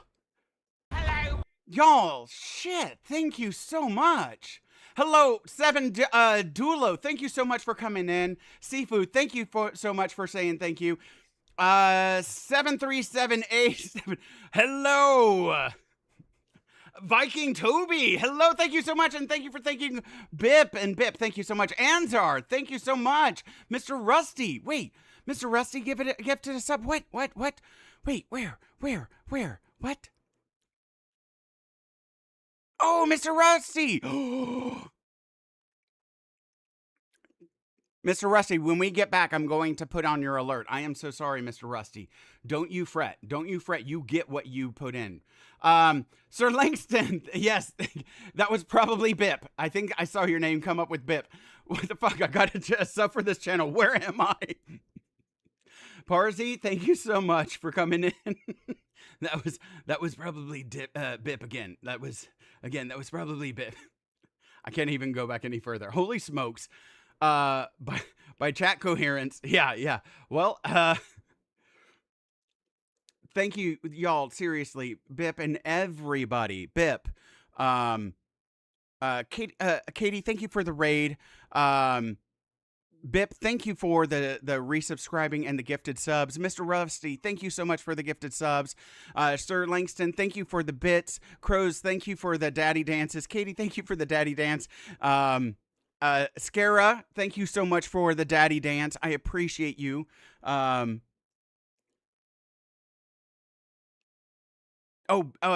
Bip, thank you for the bits. Mr. Oakby, thank you so much for the daddy dance. Foxbug, thank you for the daddy dance. Squishy, thank you for the hydration. And Parsi, thank you so much for the hello. And Fanboy, hello to you too. Y'all, thank you so much. Okay, we're back. Give me 1 second. This didn't go off. And I didn't get a chance. I didn't get a chance to reinstall it. But on behalf of all the people who have assembled here, I would merely like to mention, if I may, that our unanimous attitude is one of lasting gratitude for what our friend has done for us tonight. And therefore, I would simply like to say, for he's a jolly good fellow. Shame, shame, shame. For he's a jolly good fellow. And so say all of us. Bip, thank you so much. And for Mr. Rusty, welcome to the madhouse. On behalf of all the people who have assembled here, I would merely like to mention, if I may, that our unanimous attitude is one of lasting gratitude for what our friend has done for us tonight. And therefore, I would simply like to say, for he's a jolly good fellow, for he's a jolly good fellow, for he's a jolly good fellow, and so say all of us. thank you, Mr. Rusty. Thank you so much. And was that Crows that did the shame?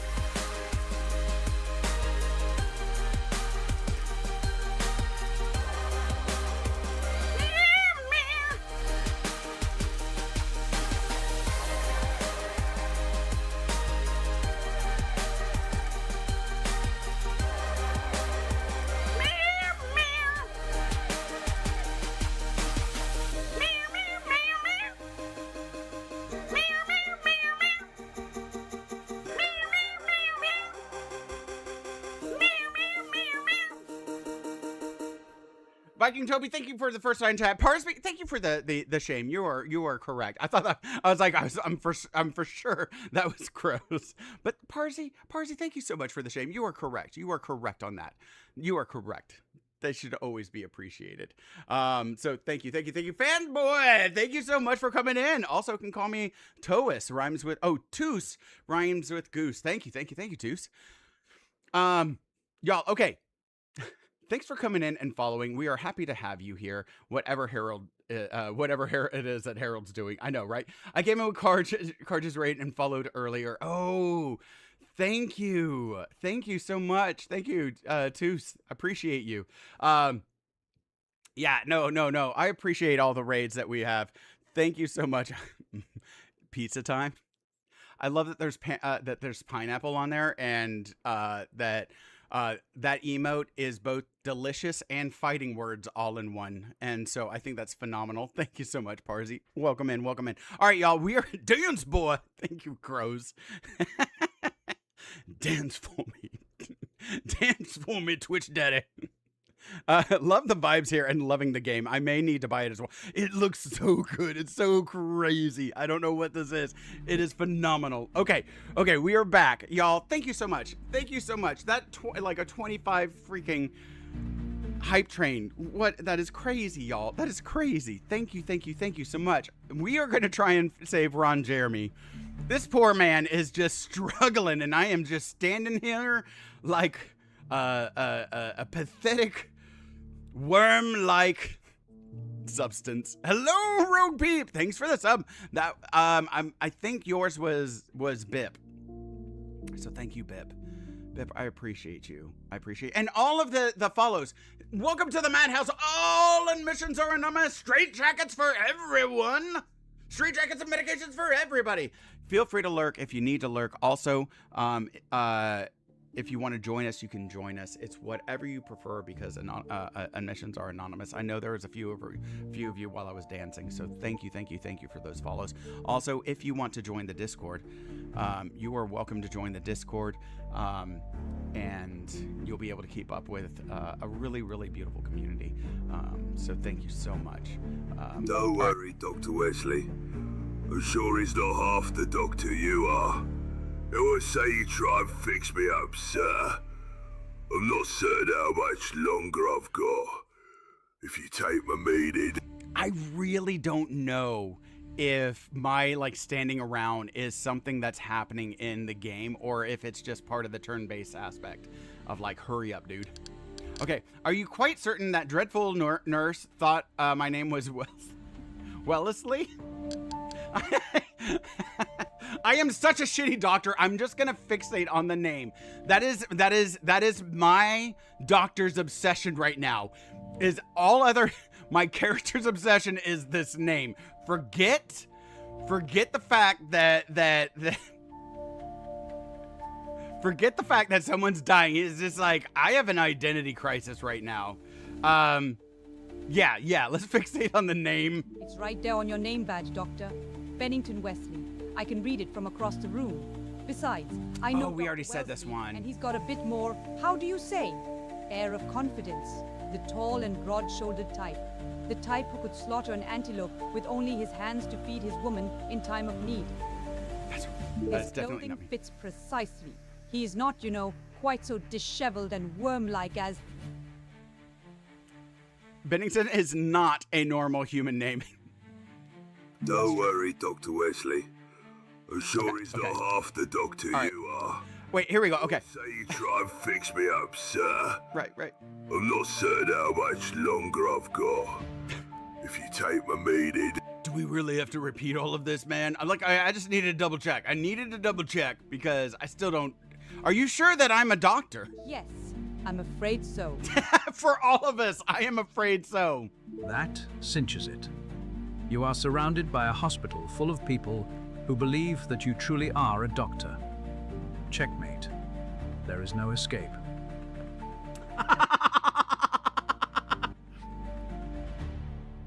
You're in for it now, boy. Check and mate. I love that they go checkmate. Get over this. I'll have some by Wednesday. Wait. Oh no. If we weren't far apart, I'd have spare stuffing. Oh, I forgot to grab stuffing for the tiger. Okay. I see. Oh, good. That should hopefully be an easy last part or whatever that you'll be able to finish quickly. Oh, I hope for you. But yeah, Wednesday would be good. Okay, time to hop off. I'll be back for sure. Enjoy the stream and catch your goofballs next time. Laters! Thank you, Serve Chilled. Thank you, Serve Chilled. Have a wonderful day. Thank you for coming in. I appreciate you. All right, continue. Okay, wait a second. Shouldn't I remember becoming a doctor? Yeah, we're gonna have an internal dialogue now. All right, Galactic Network. Shouldn't I remember becoming a doctor? What is all of this? Logically speaking, yes. After dedicating decades of your young life to this singular, brutal task, it would stand to reason that you would have some memories to show for it, however unpleasant they may be. Right? Okay, so why don't I remember any of this? If I am a doctor, I should have astounding knowledge and confidence, right? I should pretty much know everything and be extremely capable, right? Yeah, okay, so why don't I remember this? Unknown. It seems illogical that you would not remember becoming a doctor. But here you are, in a decrepit hospital room with a dying man and 2 hospital staff, all of whom are looking to you for some guidance or insight, and are expecting you to do something. to do something. Oh, yeah. Gotta post pics when it's done. Oh, severed child. Oh, severed child? Yeah. Serve chilled. I know. That's exactly. I think that's my subconscious coming out over the grief of my father. That's probably what that was. I'm severed. I'm a child that's been severed from his papa. Or I just like to cut them in half. At least he landed in the vicinity of your name. This be facts. The ADHD is strong. And the hospital setting, right? Okay. If I'm a doctor, I should have astounding knowledge and competence, right? I should pretty much know everything and be extremely capable, right? Oh yes, you should be all of those things. Is this inner dialogue fucking Cam in my head? Is that what this is right here? I swear to God, I feel like this is Cam in my head right now. Camelon, this has the dry wit and slight cut with love that I feel is you. Why do I feel so worthless? God damn. Why do I feel so worthless then? Not enough dick jokes to be me. Fair play. Why do I feel so worthless then, Cam? Why do I feel so worthless? Probably due to the large disconnect between your expectations, hopes, dreams, and the stark reality of your existence. Why would you feel any other way? God damn. You are doomed. Jesus. It is the natural way of things. The early prospects and successes of your life, coupled with your maddeningly irrepressible drive to save the world, led you unswervingly to this state of total inadequacy and self-loathing.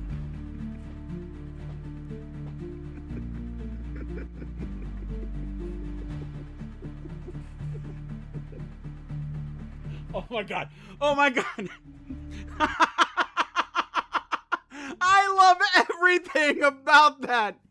You wanted to do so much, but it is just all crap. And so now it led you to, you unswervingly, just a dead direct path to this state of total inadequacy and self-loathing.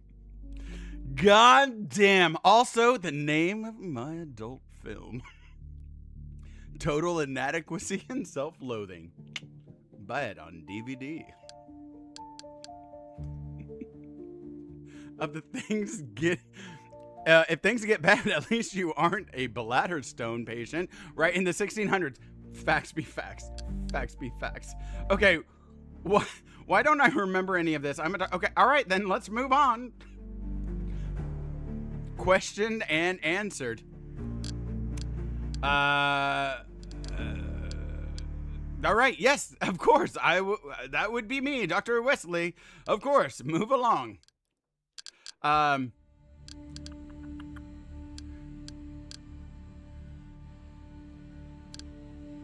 So what's going on here exactly? Yeah, you know what's going on with the patient? This man is sick, can't you see?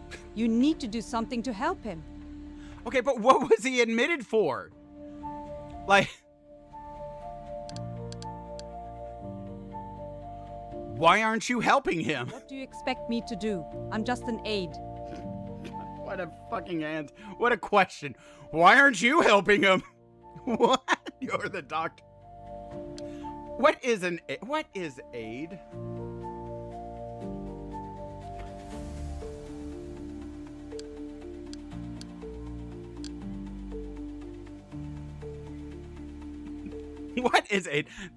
They tie your legs behind your head, stick an iron rod in your dick, and then carve.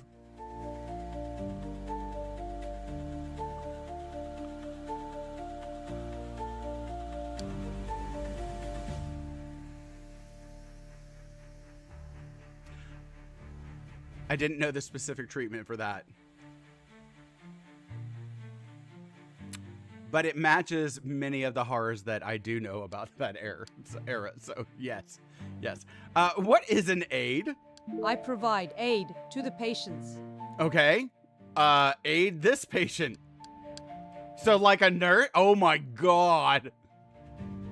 So like a nurse? No, like an aid. That is the most German answer.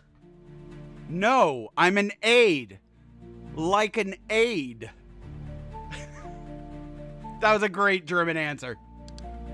Okay, well, do something. What am I supposed to do exactly? For God's sake, man, you're the doctor. You're supposed to tell us what to do. The nurse now appears frozen, her eyes locked and pupils dilated, her breathing almost undetectable. Oh, she's about to faint. She's about to faint, isn't she? She looks like a cornered animal at the end of its life, as if waiting to be eaten alive. The horrible serpent of the world has unhinged its jaws and is preparing to swallow her whole. The horrible serpent of the world has unhinged its jaws and is preparing to swallow her whole. God damn it, I love the writing in this game. Y'all.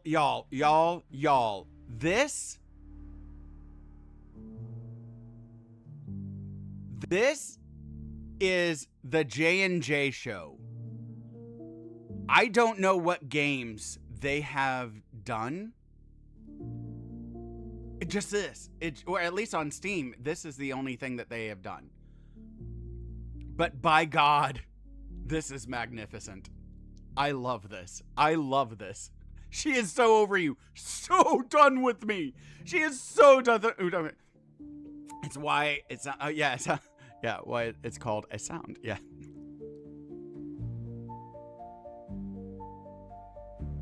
Oh my God, crows. Oh my God, that is so horrible. Oh my God, that's gonna be my description from now on for my Potts faints. Yes. 100%. The horrible serpent of the world has unhinged its jaws and is preparing to swallow me whole.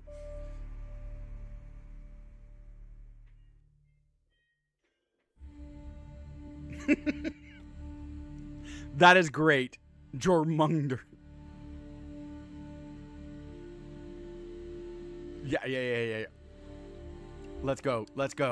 All right. You there, nurse. What are you doing? What is she doing? Point to the nurse.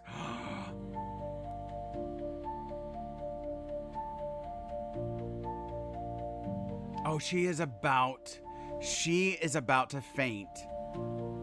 And I'm gonna ask the aide, who is totally over me, what is she doing? And point to Nurse Paisley. Oh, Paisley, let's go. She's frozen, Doc. It's the poor thing's first day.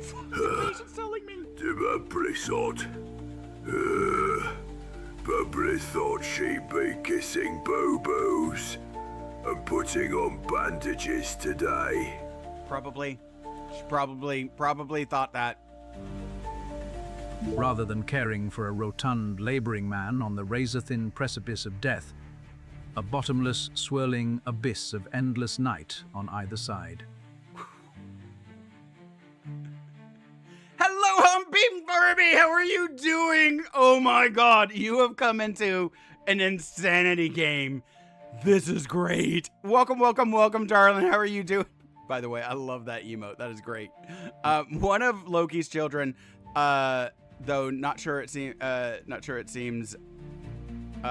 if he's the mother or the father. Oh, gotcha. Rather, yeah. She probably expected to be kissing boo-boos instead of like dealing with a man on a razor-thin precipice of death that I am like asking all of like these people, all of these questions. The patient here dying and answering questions for me. This is madness and wonderful. Let's do this. This tiny nurse needs a glowing doctor of supreme confidence garbed in flowing white coat to step in and shake her out of it. You are that doctor. Welcome to Inspire this frail young woman to overcome her inherent weakness and save the ailing man's life. Okay. Hello, welcome to the Madhouse. Thank you for the new admission. Straight jackets and medications for everyone. All admissions are anonymous, but thank you so much. Thank you. I do appreciate you. Feel free to lurk or to chat in the group chat. I do appreciate you. All treatment. Thank you, Barbie. How you doing? You know it's fucked up when the patient talks shit about you. I know, right? Right? Okay, man. Doctor, a status doctor. Time for me to man up and talk this lady into being the nurse she always dreamed of being. Techno Titans! Stray jackets, medications for everyone? Yes, please. Thank you for the first time chat. Welcome in, Stray Techno Titans. How are you doing? Happy Father's Day also to everybody. Hot Pink, thank you so much for coming in. Harold, you should never be an OLED monitor for his PC. He would have so many games burned into the screen. I know, right? Oh, you should never buy an OLED monitor for my PC. Yeah, like with this lack of like movement and progress, yes. Like they would all just like burn in. I would never be able to play anything. It is a pleasure being here. Love your vibes. Barbie told me about you, and I had to come see. Thank you so much. Thank you for coming in. Thank you, Barbie. How are you doing, darling? Yes, y'all, especially if you like first-person shooters. Also, Barbie is a vibe. She's awesome, and especially if you like first-person shooters, you need to check her out. I met her actually through CamWow. She's awesome. She's awesome. I love CamWow. By the way, y'all know I love CamWow. That guy is freaking like Americana on Twitch. He is wonderful and beautiful. Absolutely love him. We're terrible. Come join us. That's right. Hell yeah, Cam. Yeah, Cam is great. I love him. He is a party. He is a party on the stream. All right. Let's save this man's life, woman. All right, excuse me. Did he just call me Doctor? Wait, no. Can someone help us? Okay. I've already done all of these. All right. Okay. We need to do something. Proceed. What are we going to do, Doctor? Said you can be my hero, baby. I can take away your pain. Let's do this. Galactic Network, moderate. Okay, I just need to think what's going on here. Hip shot, challenging. I can't wait around for these people. It's time to spring into action. Okay, so this is 16% chance, 58% chance. Status doctor, challenging. All right, people. Enough futzing about. Let's get this man fixed up. Okay. Ooh, you know what?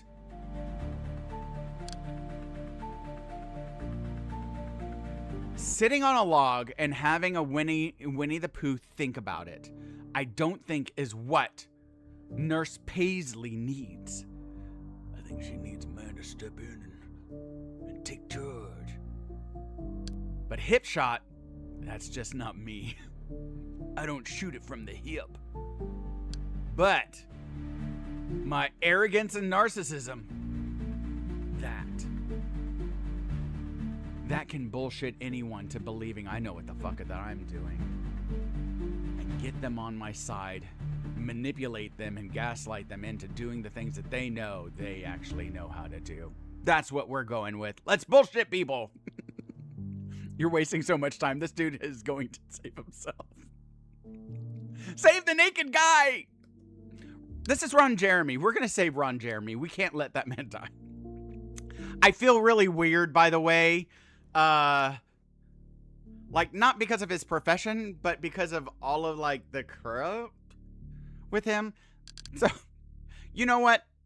This is Mr. Belvedere. That's who this is. We're saving Mr. Belvedere. I don't know if y'all know who Mr. Belvedere is, but Mr. Belvedere is a delightful man that that man I will save. That is the man that I am good. And this is Mr. Belvedere, by God. All right, people. Heimlich maneuver first, perform the move, when he was in his 90s in his nursing home. He's doing, judging by the way that the guy is breathing, he needs a ventilator. Well, let's just just gaslight him. That's right. Our arrogance will save the day. It's me 10 years if my hair starts going. It's me 10 years if my hair starts going. There is a bit of a walrus nature to him. Oh, and look how he moves. He moves almost like a seal in a walrus. Oh my God, Cam.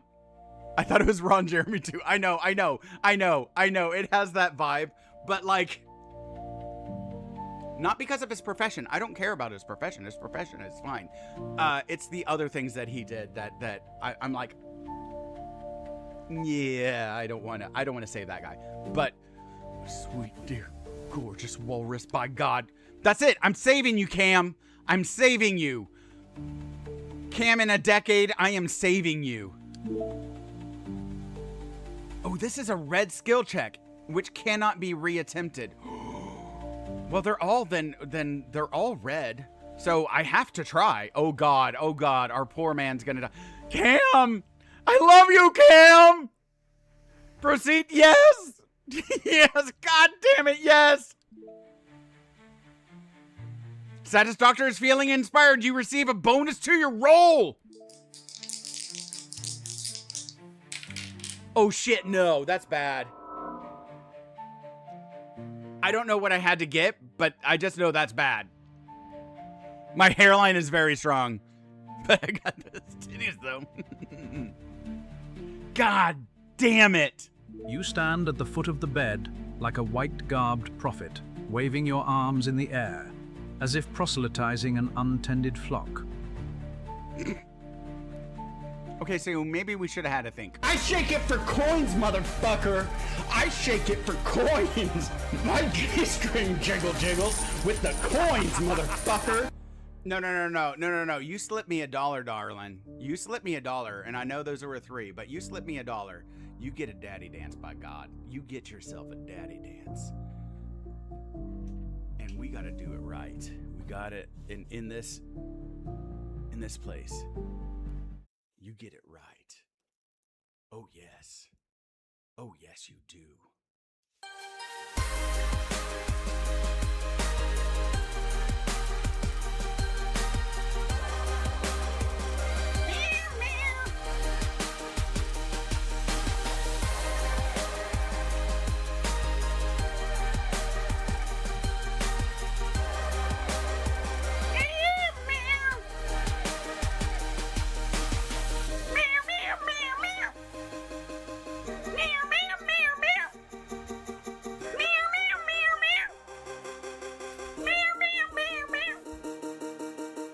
You know what? And I think you get at least one more. At least one more. Because I haven't set up the 3 yet.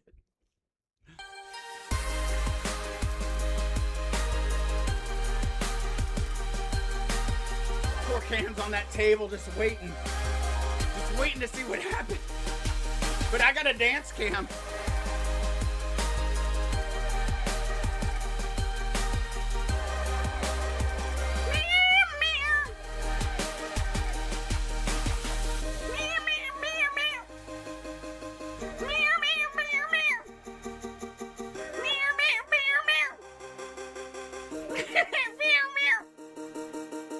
I took a shower and this wonderful man is still dancing? Jesus! No, we had a bit of a break. Tiger Drew Honey, not Lily, Tiger Lily. Wait, one of the most famous points actors in the UK, Bendover, had kids who Bendover. God damn it, thank you. Became actors. One of whom is called Tiger Lily. Yes, he's a guy. Outnumbered is what he's best known for. Oh, really? That's awesome. That's awesome. Tiger Drew Honey, not Tiger Lily. Oh, okay, but still. I am ready for this. All right, one last one. Here we go, darling. Barbie, this one's for you. We're going to make it real.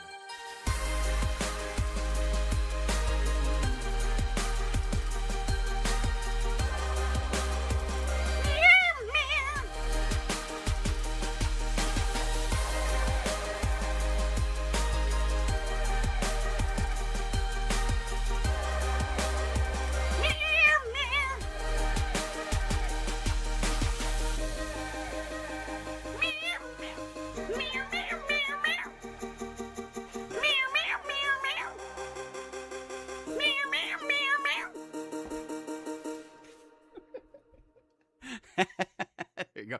I'm going to come out and say it. I saw the books on the background, and I see your amazing attitude with everything, and I was telling myself, this guy must be a therapist. Then Jiggles with the coins, motherfucker. She's like, 3 more. That's it. No. Then I read your bio. Thank you so much for what you do. I just wanted to give the opportunity to feel value for what you do for people. Some water. Thank you so much. Thank you, Rasmus. Techno Titans, thank you so much. Barbie's like, no. We are not letting this die. 3 more, my man.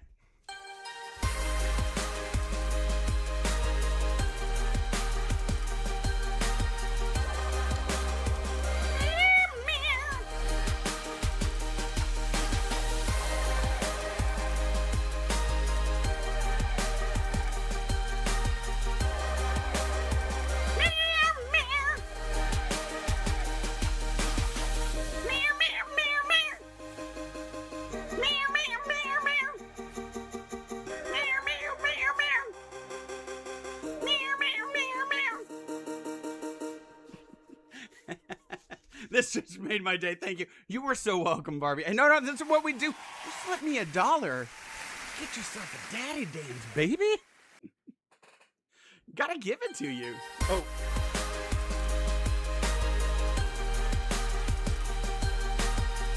There you go, pros.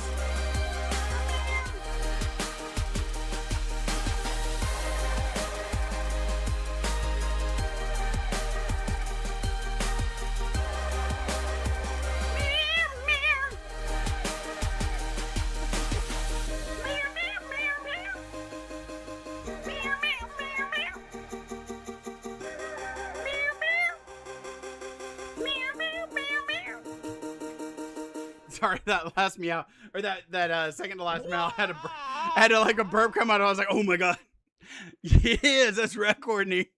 My therapy is making Harold dance. That's right. There you go. You know what? If I can bring a smile to people's faces, with something like cereal, and also gets me cardio, keeps me healthy, keeps me around longer for both my girls, my wife, and for all of you. And for myself, most importantly, and for myself, I'm happy. In theater, I used to be on like the dance team along with like lead character and stuff like that. So, I'm not. I wouldn't say that I'm like any kind of like professional dancer or anything like that. But I have been a part of dance, and so I love dancing. Bloomin' neck vibes. Yep. That G-string is hanging really low today. I know. I gotta get Cam. The what was it? The Speedo or whatever. Like, okay. You stand at the foot of the door of the bed like a white-garbed prophet, waving your arms in the air as if proselytizing to an untended flock. And I fail. The tall aide shivers with excitement and turns to hear your heavenly words. A glow of newfound inspiration and understanding settles upon her, and she begins to march toward the menacing tower of monitoring equipment, carefully winding her way through the cluttered room. Oh, well, okay. She's moving into action. What you envisioned as a firm, fatherly pep talk quickly disintegrates into a tirade of near-screaming, garbled obscenities, terrifying the other workers in the room. As your deranged speech reaches her ears, she becomes panicked. In an uncharacteristic flight, the aide becomes entangled by the disorganized wires on the floor, launching the enormous monitor tower into the air. The tower crashes to the floor in an avalanche of electromechanical debris, broken glass, and showers of sparks. Acrid smoke begins to rise from the rubble. Nurse Paisley, already paralyzed in unspeakable horror, begins to hyperventilate before finally raising her hand upward. Her eyes roll into her head, and she crumples to the floor, striking the back of her skull on the linoleum. She lays there, a broken pile of humanity. You are uncertain if she is unconscious, or perhaps even dead. I don't even I don't even know why you were in my living room. And with that, he closes his eyes. Oh, no.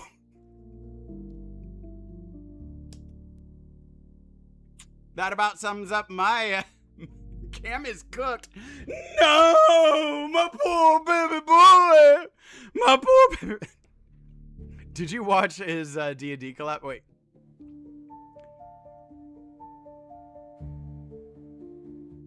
Oh, we're looking at... Oh, no, okay, no, I haven't. Yeah. Yes, the one with Zach the Whipper and company. Oh, no, it was impressive crossover. Okay. Just the hospital I'd like to be in, right? Exactly. Cam is cooked. Yeah, Tim, yeah. Oh my God, let him die. We don't have to listen to... I support this. No. The tiny nurse lays there on the linoleum, unmoving. The peace of oblivion has washed away the lines of tension on her face. The worries of the world have left her.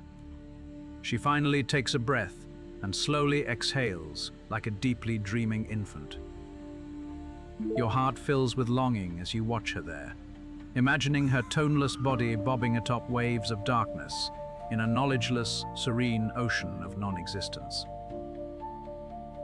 You lust for the complete release that the nurse has achieved. To be in that place. God damn it! Charcoal Soul, fuck you! Charcoal Soul's like, God damn. Hey! Terzalo, thank you. Welcome in. Yeah, I got a gift. Yes, thank you for the lurk. I appreciate you. Yes, from Bip. Oh my God. I think she's dead. I think so too. Same nurse. Same. Shit, dude. This is an absolute hot mess. What the fuck do I do with this? If only you, rather than her, could have had your skull and brain bludgeoned into the void of unconsciousness. But no. Here you stand, on the precipice. Oh, God. The sparking rubble of the monitor tower is silent.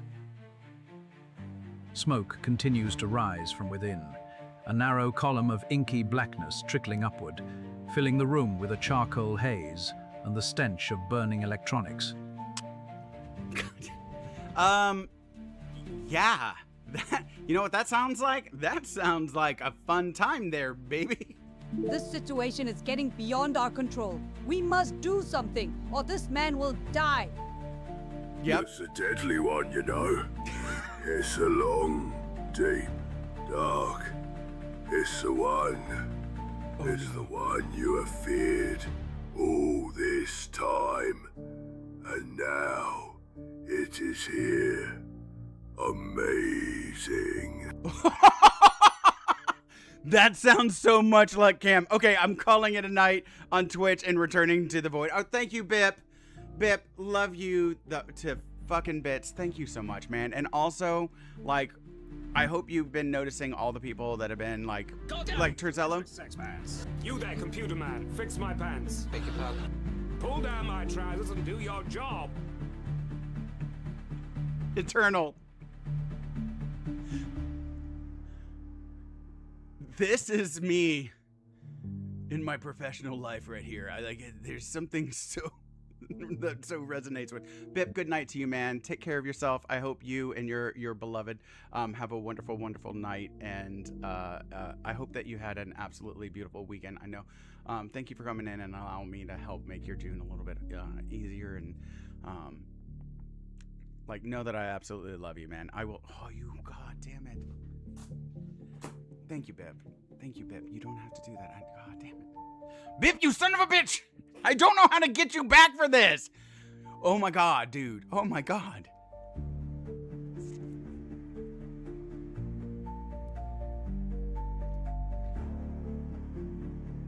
Bip just sits there and like, mic drop. I'm out, bye, boys. Peace out, bitches. Like, what the fuck? Bye, I love you. I love you too, Bip. Bip, hey, I'll be in, chat soon, so if you ever need a chat, man, hit me up. Okay, I love you, dude. Oh my God, I know. I don't know what the fuck is going on, dude. I know what the fuck is going on. It is fucking crazy today. It is crazy today. It is Papa Day, like, insanity. And like, and then on top of it, it is fucking crazy in here. I'm trying to save freaking sweet baby Camelon's life. Look at him heaving. He's bearing himself for all of us. I got a woman who's down and out. I got a German lady over here, right here. Like, she's like, just like, causing a wreckage because I'm going off on a slur riddled like insanity rant. It's the greatest dub award goes to, I know, right? Or sub award goes to, right? What the fuck, dude? I can't shout you out twice, Bip. The fuck are you doing? Oh, I can't. Oh, there's it is. There's it. Yes, you can. I love you, Bip. I love you, dude. I never seen that. Bip is fucking chaos. Bip is fucking chaos. Also, I want to get a shout out for Eternal because this is my brother from another mother.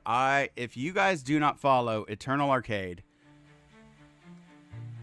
and also for those of you that love CamWow, Eternal Arcade is how I met CamWow. And poor Ron. No, it's Cam. We have changed. No. We have changed. This is Cam. This is all Cam. This is Camelon right here. We're gonna say, Harold, I'm right here. Oh, I am so sorry. Thank you. You beat me to it. Thank you. I appreciate you. Gross. There's so much going on. I'm just trying to do something to. Is this like big magic titty situation?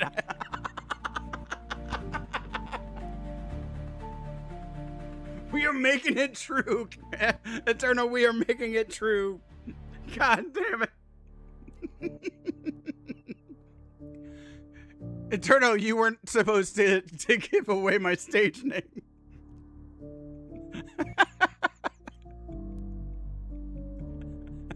Don't dox me, bro. Don't dox me. It explains his heavy breathing anyway. His heaving anyway. Oh my god. This game is awesome. It is called Soul Diagnosis. It is so good. It is so good. The writing is phenomenal. Let's see what happens to our poor boy. Y'all. Oh, also, wait. This keeps on not going off. I need to, There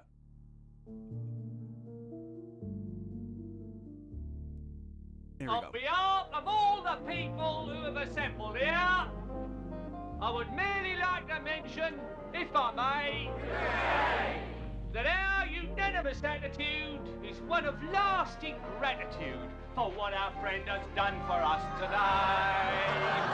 And therefore, I would simply like to say, for he's a jolly good fellow, for he's a jolly good fellow, for he's a jolly good fellow, and so say all of us.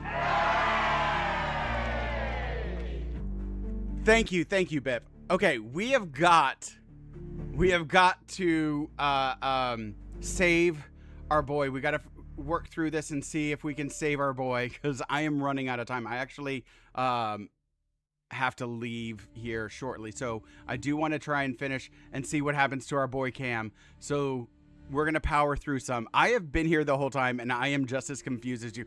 This is the most confusing thing to come into. Yeah. I Eternal, I've been here the whole time. I'm supposed to be leading this, and I don't know what's going on. You're telling me your mum is fan?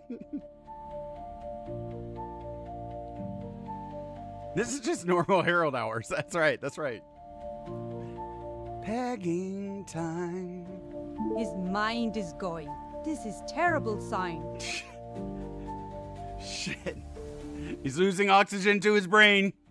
This is not good. I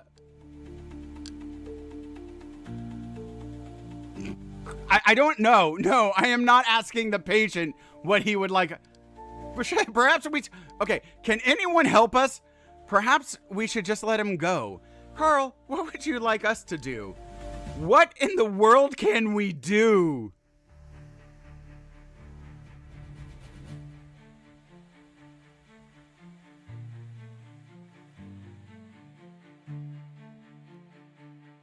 No. So unprofessional. But I mean, like, fucking look at all of this. And also we just said his mind is going, so we can't ask him. God damn it. Can we stop him shrugging at least? I'm trying. Can anyone help us? Nurse Paisley. She could help us. Okay. If only she had not been knocked unconscious. Oh, god damn it. Okay. What in the world can we do? Monitoring equipment could have helped you to make decisions, but it is gone forever now. Oh, no. You could consider speaking to the patient, or perhaps examining him. These are common things that doctors seem to do. Fuck.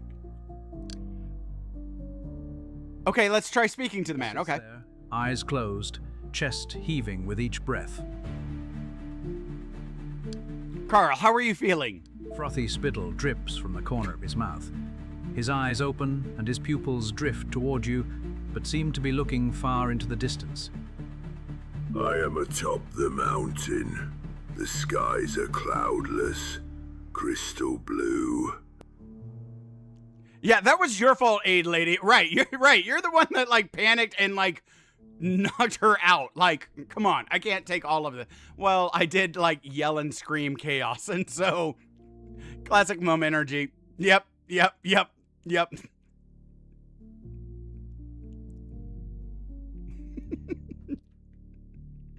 damn it.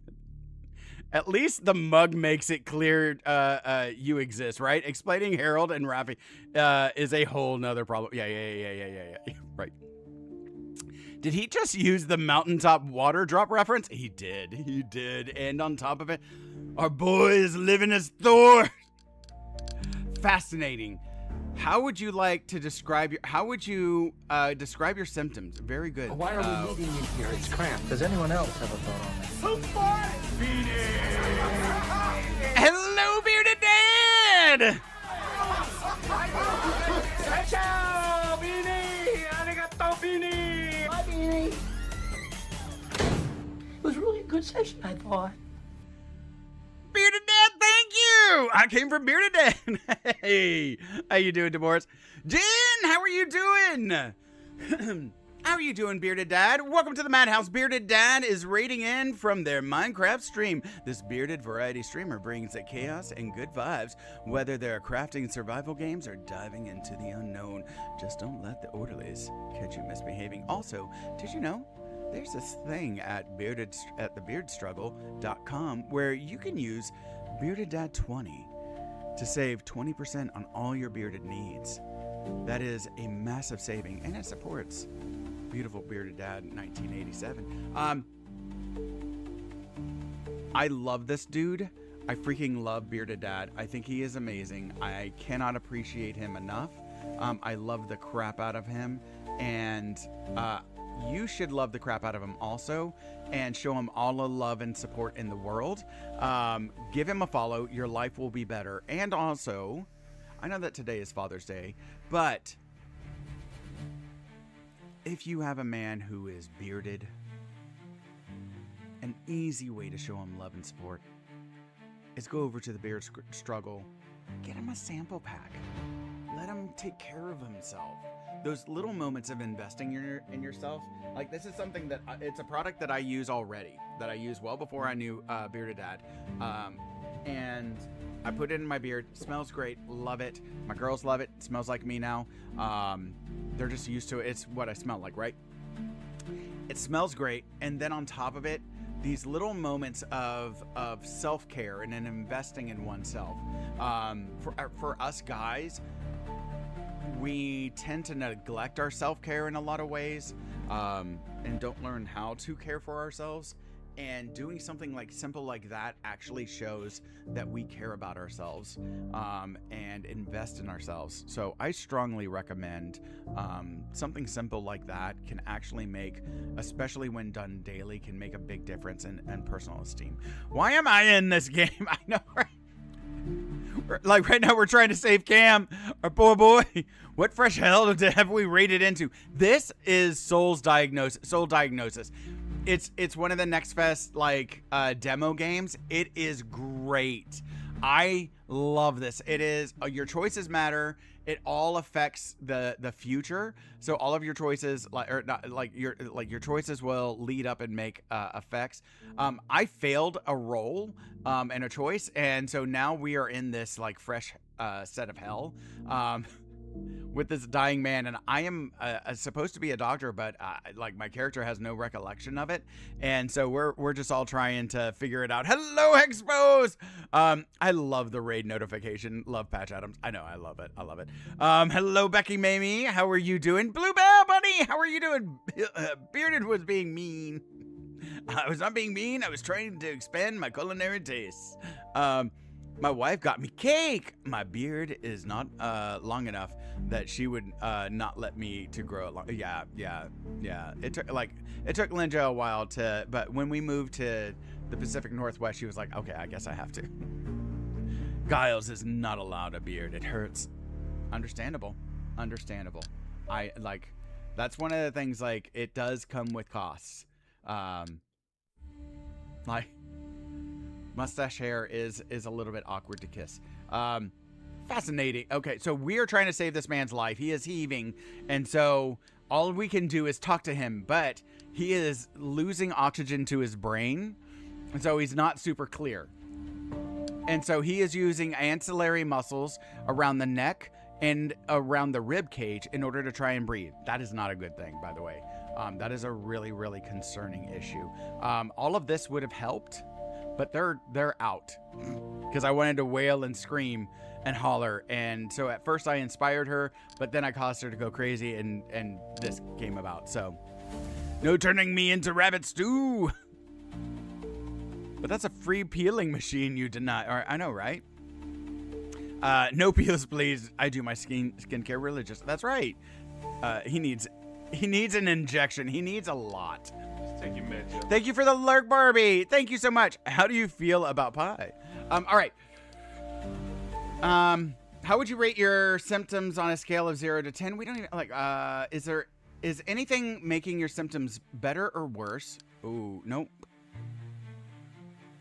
I'm gonna come over here and I'm gonna snooze those ads. Is this making sense to anyone? Okay. How would you describe your symptoms? Let's start there. Like a dancing spiral of sparkling snowflakes. Or is it stardust? It's falling away. Falling and falling. That's not good. Fascinating. How, very good. When did these symptoms begin? I've been here all along. Long before you or I. Okay. All right. Okay. How would you rate your symptoms on a scale of 0 to 10? 7.1. 7.16. Repeating onward, as if into a fractal of infinite complexity. Wherever you focus your attention, a new universe is born.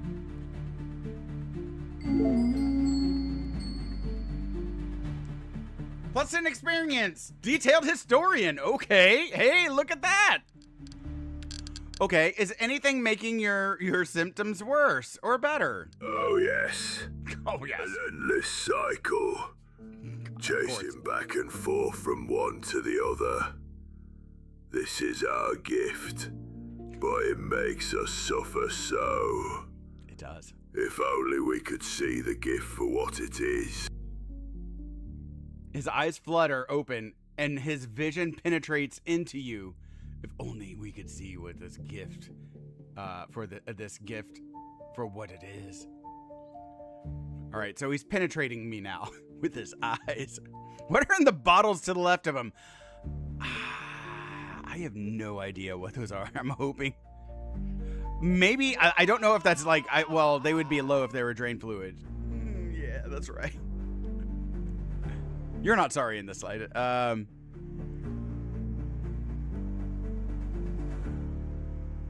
Oh, these bottles? Honestly, I don't know. I'm not sure. So I think these are my skills maybe or something. I don't know what these are yet. We have not made it very far.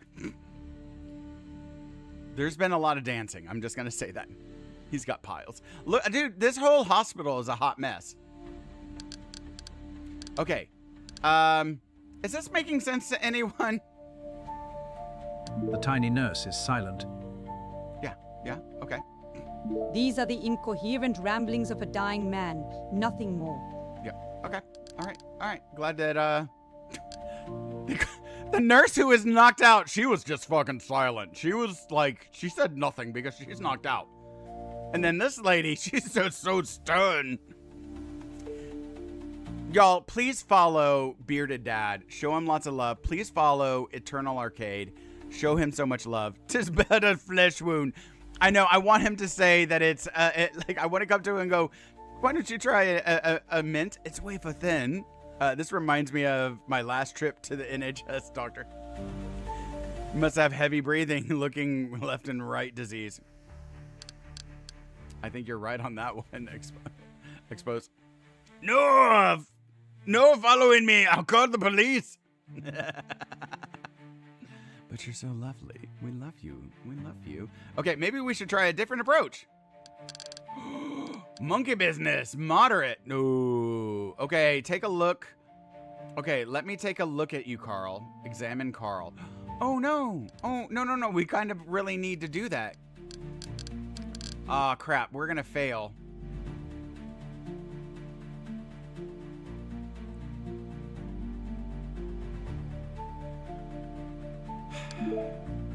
This is a red check, and it cannot be reattempted. Are you certain you want to proceed? It's all I got. It's all I got. Oh, my God. Come on. I don't know what's good either. I don't know what we need. But it's a failure. I have not passed one roll yet. Believe! F. I don't know how this works, or I try and put... Don't worry. He's a goner. He is so done. Carl Weezer? I know, right? No, we're snoozing you ads.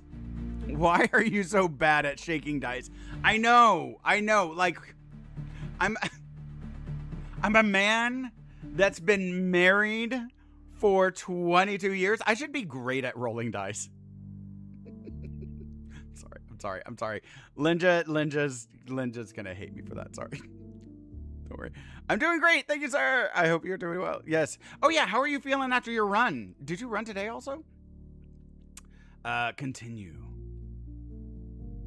You approach the bed with feelings of deep uncertainty. Yeah. Carl's body is like a malfunctioning machine of irredeemable complexity. Oh my God. You place your hands upon him.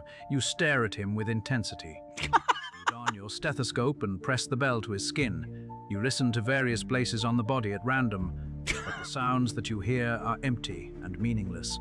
I'm in his shoulder. Madhouse. Dr. Nemesis, how are you doing? Thank you for yes, thank you so much to Bip for this Bearded, Bip attacked me.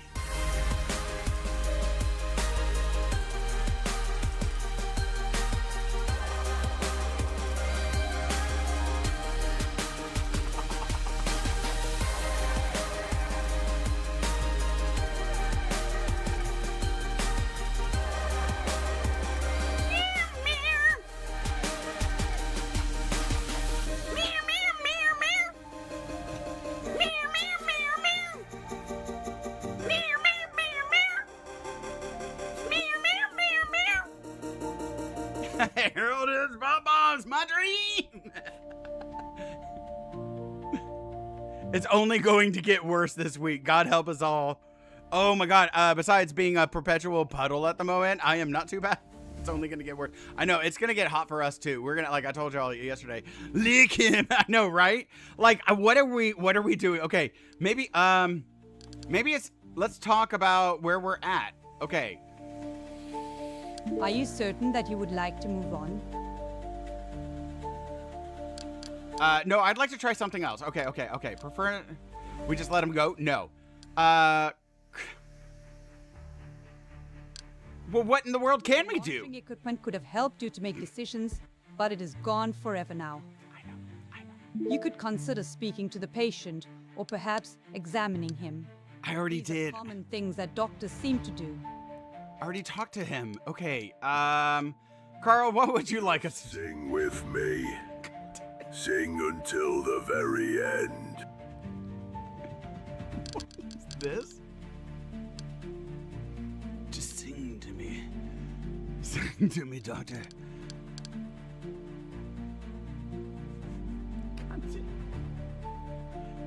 Maybe it's time to move on. Let's talk about where we're at. Perhaps we should just let him go. That effectively is what we have done so far. But no, we should not. We have promised to help this man, yes? We cannot let him go without a fight. We are battling death itself here. That is true. A final battle with death itself. Is it Carl Ponsonby that we battle on behalf of? Or do we battle for ourselves? Eternal, do you see the darkness that I am dealing with? Like, what? The charcoal soul just keeps on popping. It's like, is this darkness Carl Ponsby's? Or in fact, is the darkness Harold? What the fuck is this? He wants to hear Mambo number 5. I know, right? A little bit of Jessica on my mind. A little bit of Monica from behind. A little bit of Tina with Cherie.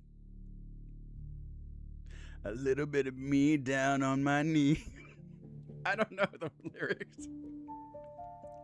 Maybe that's why he's dancing, right? Maybe. Maybe. I don't know. God damn it. Okay. Well, okay. We already asked everything. So we've time to move on. That you would like to move on? No, I don't, but like... The monitoring equipment is destroyed and the nurse has been knocked unconscious. The man is about to die and we have no idea what the problem is. Okay. Yeah. That sounds about accurate right now. Are we back to Harold begging hours? Diagnosis. Get out of the chair. What is this? You know what? I think it was Parnsy came in and was like, what the fuck even is this? And I think that's where I'm at now. I think... All is lost, of course, but that was always the promise. The promise that was given when you drew your first breath. What the fuck? Cam's waxing poetic on his deathbed. I'm not sure that we could make situation any worse, but I am fearful of this possibility. Oh no, Cam! What did you learn from examining him? I don't know. Or I have it all figured out now. I don't know. I listened to his arm. It is as I suspected. The rotund man's eyes remain closed. He is no longer speaking.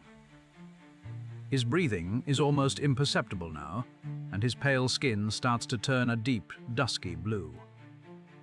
Cam, I'm so sorry. A short, square-like figure materializes from the hallway. Good lords, I am called away for 5 minutes and... The chaotic rubble of the annihilated monitoring equipment lays silent. A stream of dark charcoal smoke rises into the air as the sparks dance with exuberance. And you've nearly lit the building on fire. Lords, is he dead? Is he breathing air welder? Does the man have a pulse?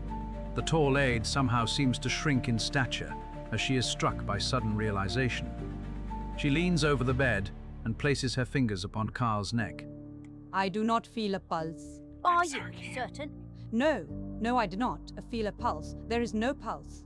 He is in cardiac arrest. Compress the chest. Now. Venti. The aide positions herself above the limp, motionless form of Carl's body. She places both hands overlapping atop his chest and begins pumping up and down with her strong shoulders in a practiced display of violence. You pump him Come on, man. Come back to us. That's right. You hear Carl's ribs cracking and popping as she pounds away at him. Her eyes widen as she fixes upon the crumpled form of Nurse Paisley heaped on the floor. She just noticed that the nurse is just out. I am a menace. I am a danger to society. That is what we have figured out. We got this. Weirdly, the voice of the dude is reminding me of the mysterious the Mystrions from Captain Scarlet. That's all. Oh, Harold does not have this. I know. Yeah, fucking scary. Fucking AI scary voice. Yeah. Nurse Pudding to the rescue. Right. Nurse Pudding to the rescue. Yes. Jekyll and Hyde alter ego. Harold the Hatter and Perrault the Pegger. And Perrault the Pegger. Yep. Wow. That walking then. I know.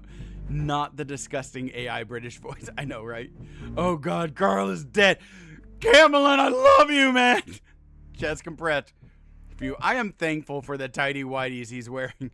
I was not ready to see the man's wiener, nor I, trust me. I do not want that strike. Damn, that man went fast into rigor mortis. He did. Giggity. Carl's gone. I can't believe we killed Carl. Poor Carl. No matter the universe, Harold is getting yeah, I know. So I am not having Harold the Beggar. Harold the Beggar, I'll live with.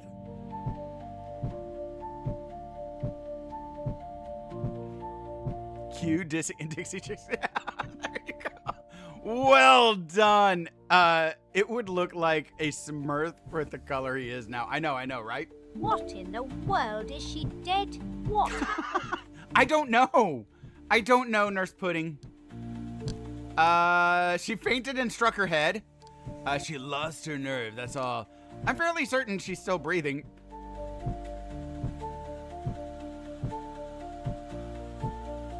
I have to go with 3. God damn it, it's ads. Okay. Ads are coming in 5 minutes. I have to go with 3. Dr. Wellesley, we need to determine the man's heart rhythm. If you would please set up the defibrillation paddles.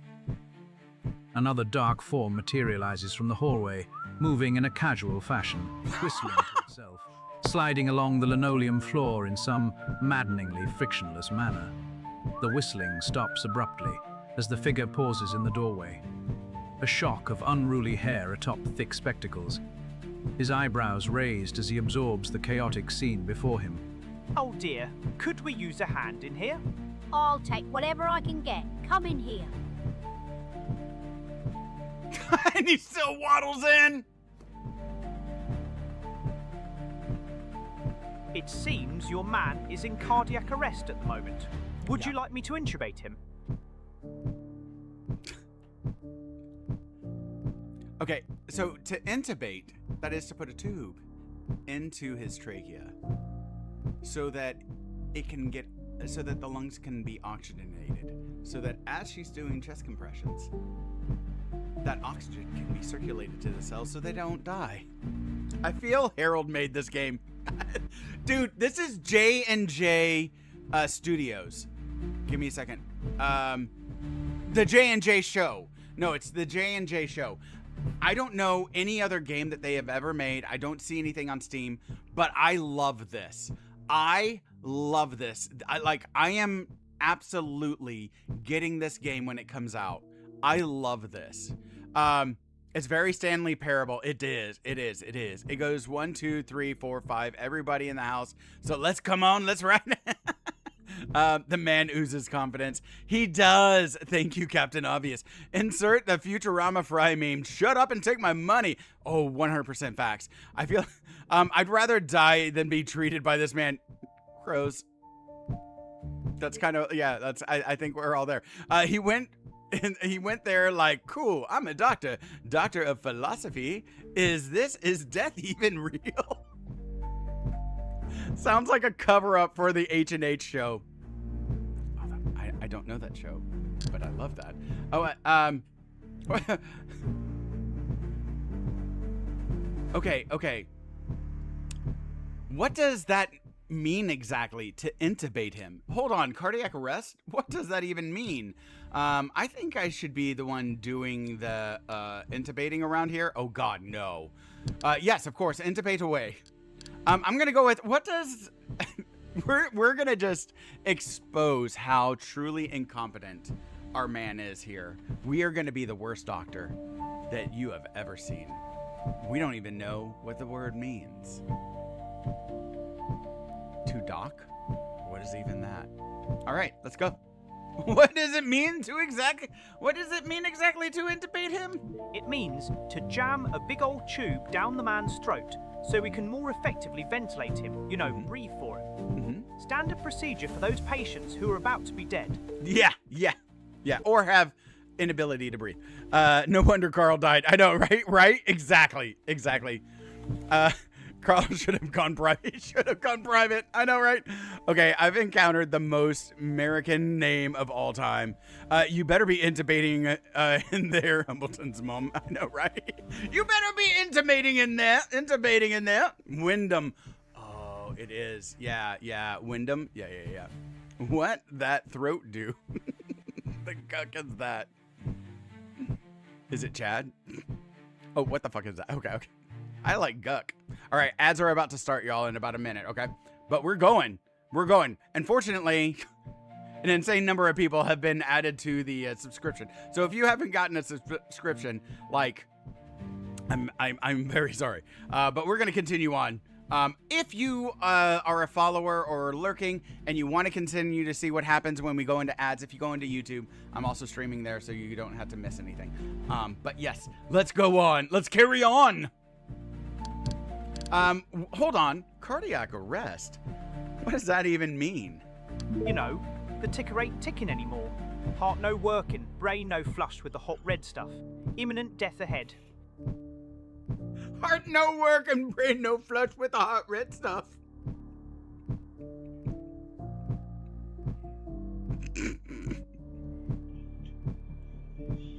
I am, but you know what? I did.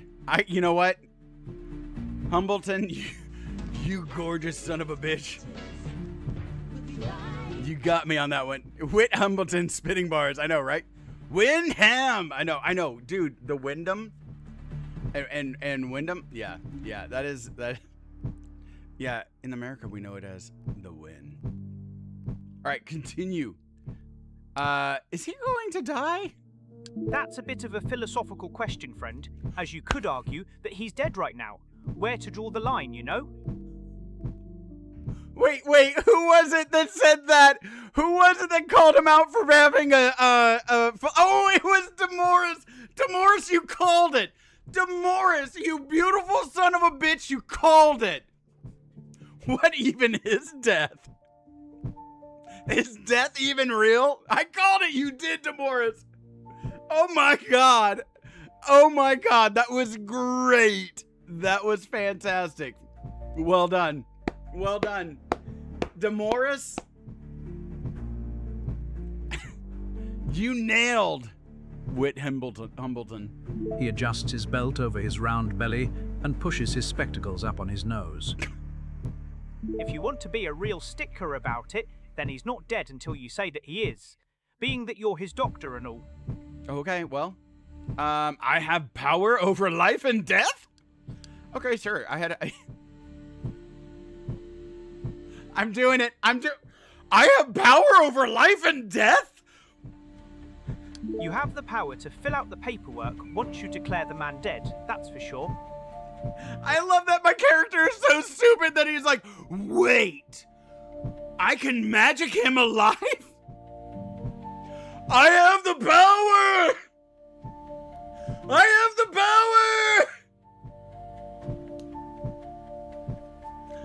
Walking to get my PhD. Where do I sign? Why was I given this power? Oh God, yes. All those years of schooling and written examinations have earned you a mighty big thimbleful of power. Just enough to allow you to make some rather important decisions. Big mistake. Big fucking mistake. Shouldn't you be doing all of this? You seem to know a lot. You seem better at this than me. You're his doctor friend. I'm here to lend a hand, though. Just let me know what I can do. Okay. I had other questions. Sure. That intubate thing. Can you do that? Can you do that intubate thing and help him, please? Very good. He proceeds to the bedside and begins rummaging through drawers, gathering various bits of equipment.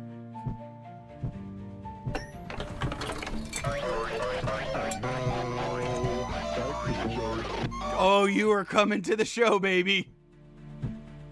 Oh, you are coming to the show. And Cam just doing his wiggle. Donning rubber gloves, the bespectacled and wild-haired man steps to the head of the bed. You watch as he opens Carl's jaw with his right hand, as the left hand guides a shining blunt metal blade between Carl's teeth.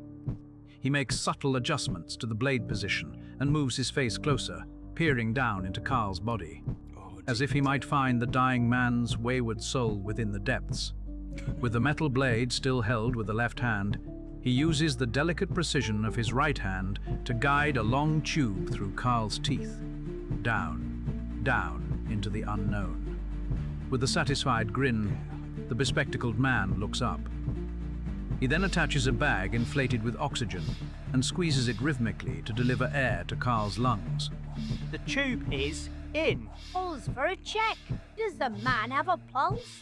Sweat drips down the aide's muscular arms as she pauses and places her fingers on Carl's blue, lifeless neck. No pulse. What I wouldn't give for another nurse right now.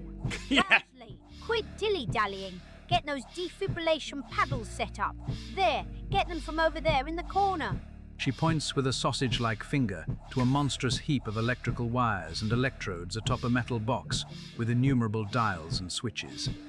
We need to get some adrenaline into this man immediately. She moves to the bedside and swiftly places an intravenous line into the man's arm.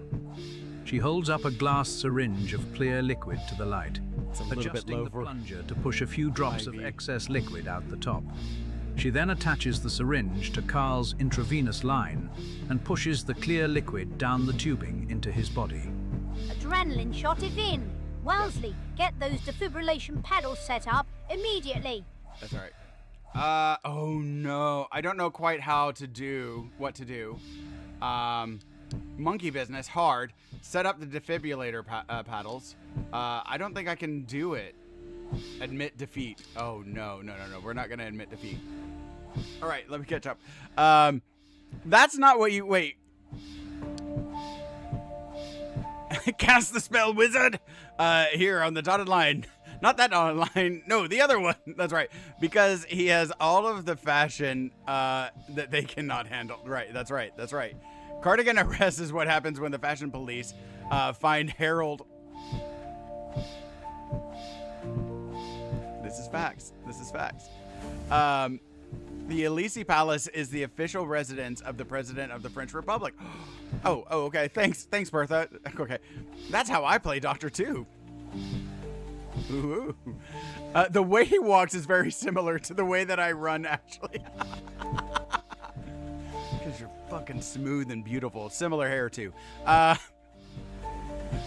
That's not what you told me when you were cutting me open with the kitchen knife.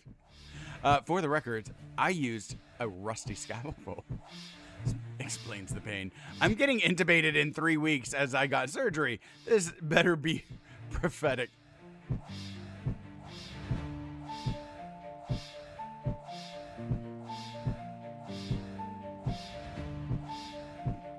Sausage fingers inbound. I know, Demorse. I wanted to go, Prince Charles? Do it. I don't know what to do. Typical NHS answer. Yep. Do the battles. Okay. I don't quite know what to do. You better reach deep inside that thick skull of yours and dig out the tiny crumbs of knowledge buried in there. This is an emergency. Oh, come the fuck on. Oh my God.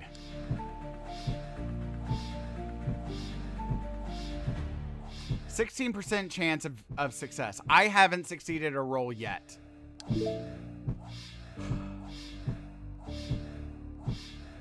I have failed every roll. This sausage. Roll it, baby! How is Carl not dead yet? Oh my god. Roll! Please, please save my boy! No, no!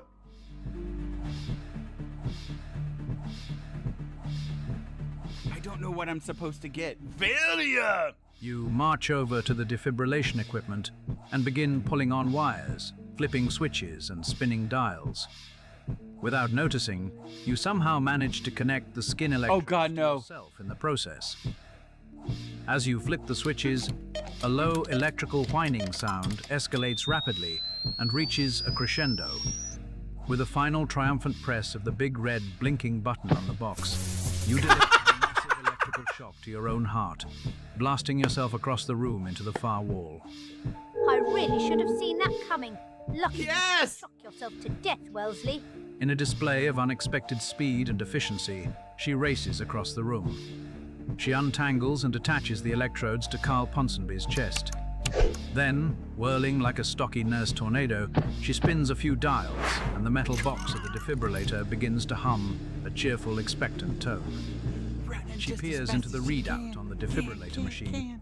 He's still in ventricular fibrillation. We need to shock. Charging to 200.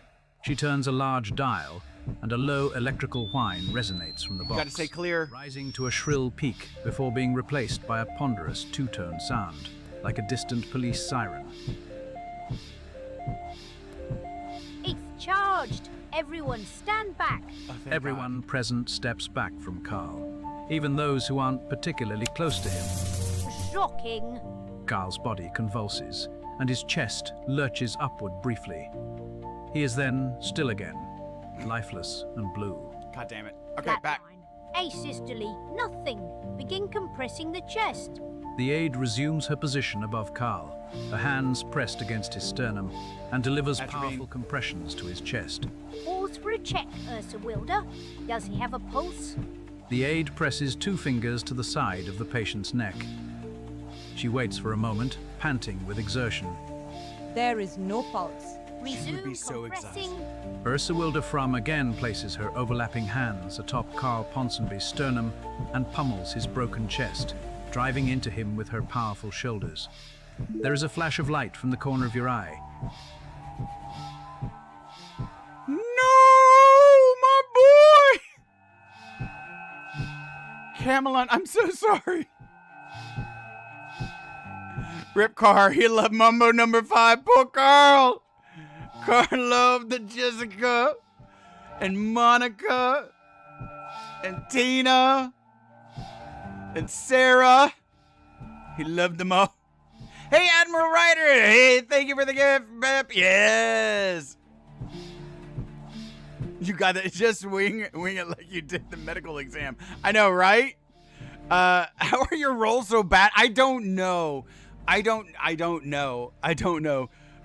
Carl will rise up and do the procedures himself, saying, for fuck's sake, people. I know, right? Yeet, clear. Okay, you have been yoked. You have been yeeted. Yeah, I know. This is British voice. Wish they were here. I know, right. Hello, among us. How are you doing? Cam deserved better. I don't say that often. You know what? I agree. Cam, you deserve so much better. Fucking hell, man. You are nearly blinded for a moment. No one else seems to have noticed anything. The flash of light scatters into a gauzy haze that slowly coalesces into a vaguely human-shaped, luminous form, glowing like a ceaseless electrical storm. The form stands in silence as it watches. He's doing a dance. Dance for me, Cam. Dance for us. Dance for us, Cam. You magical being. I think Cam has sent us pictures of this. In that outfit. We killed a man among us. We killed a man. Welcome in. Welcome in. Thank you for the first time chat. What brings you in, by the way? Get back in the body, Cam. I know, right? Aide Frome continues to wail on Carl's chest while panting and and trying to wipe away the sweat from her brow with her shoulder. Dear God, please. Please work it! Work it so hard! The bespectacled man continues to rhythmically squeeze the oxygen bag. Nurse Paisley lays in a crumpled pile on the floor. Nurse Pudding stands with her hand on her hips, barking orders occasionally.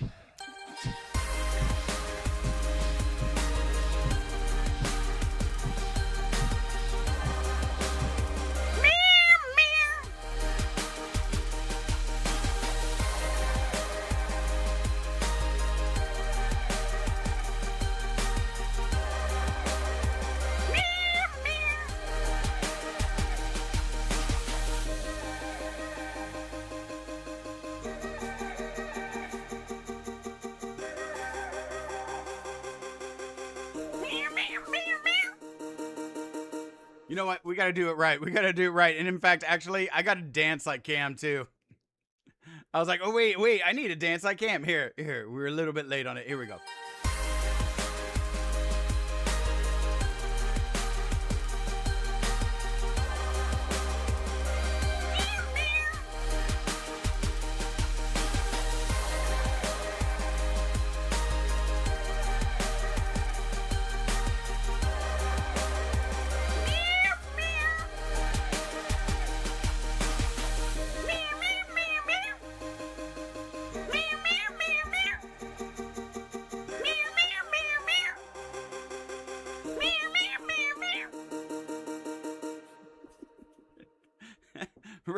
Raise them shoulders like Carl showed ya.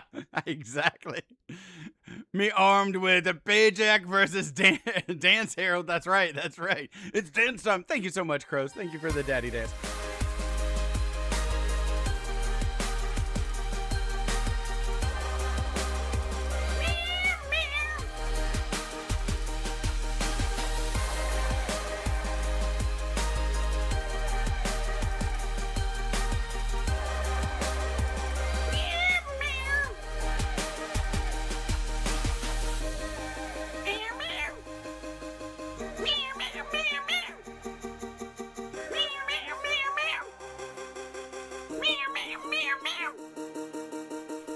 Thank you so much. Thank you so much.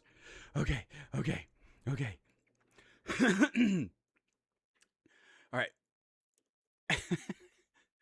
Okay, let's jump on over here. Okay, continue.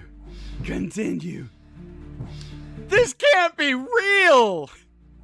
Nurse Pudding's gonna look at me and like, it is. Get used to it, you dumb son of a bitch. The form turns toward you. You perceive the vague shape of hands moving, as if it is trying to communicate with gesticulations. Oh, I see those. You see those gesticulations? You can almost hear the words, like faint whispers on a breeze. Strain as you might, you cannot understand what it is saying. Ooh, okay. A traveler from the great beyond has arrived. The unbridled psychic forces unleashed in this room have rent a portal through the ether, allowing a trans-dimensional pilgrim to wander into our world. Okay. Well.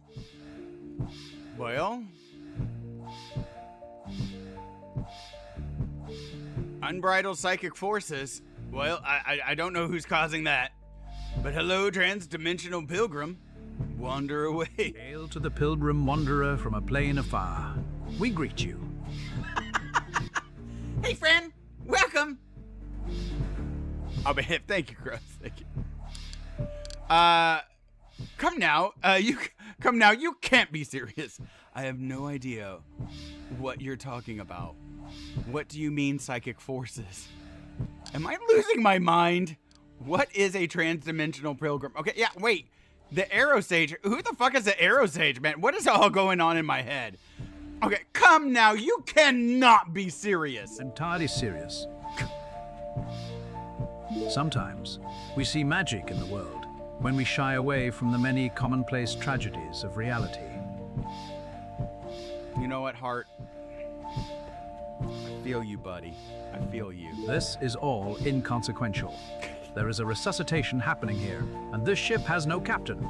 There's no time for indulging in bizarre fantasy or navel-gazing about your emotional state. You need to whip these people into shape and get this man breathing again. These are facts. I have no idea what you're talking about. What do you mean, psychic forces? Don't you feel them? This room is positively rippling with errant psychic energies. The anxieties, the fears, the passions. Okay, I was doing editing of the last Halo gameplay that I did, and with Eternal and books, and this, it feels like, again, I have multiple people in my mind and then on my shoulders, and God damn it, Cam. Howdy, Pilgrim. Shit. And it's just pure chaos and it's craziness, and I'm just like, the cosmic bewilderment, the existential symphony. A human life hangs in the balance. Okay. All right, fair. Oh, I have been reading Project Hail Mary this week, and yeah. A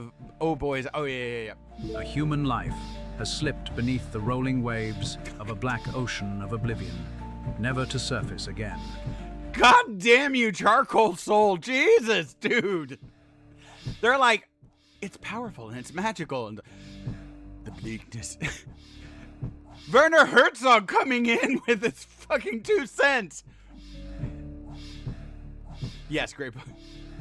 These are all the quibblings of a frail mind infested with a disease of fantasy. Shape up and get to work. There we go. Yes, Father. Yes.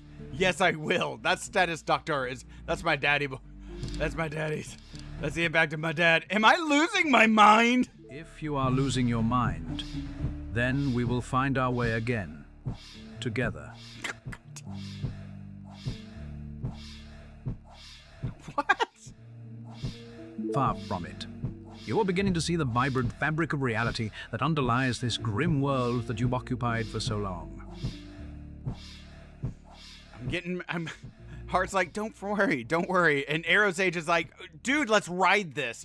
Arrow Sage is freaking Timothy Leary, and Heart's like, we got you, buddy. We'll come together. We'll fix it. What is a transdimensional pilgrim? A wanderer from another plane of existence.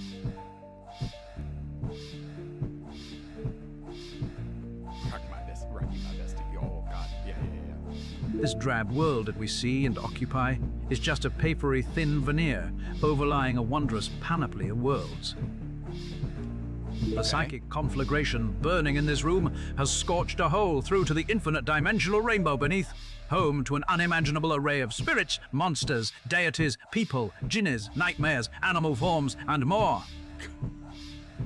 Hey, Jen, you're in here. You're part of the psychic conflagration burning in this room. Got you, Jen. See? God. Are you really going to stand there and entertain this frankly preposterous fairy tale indulgence? Shut up, Dad! Shut up!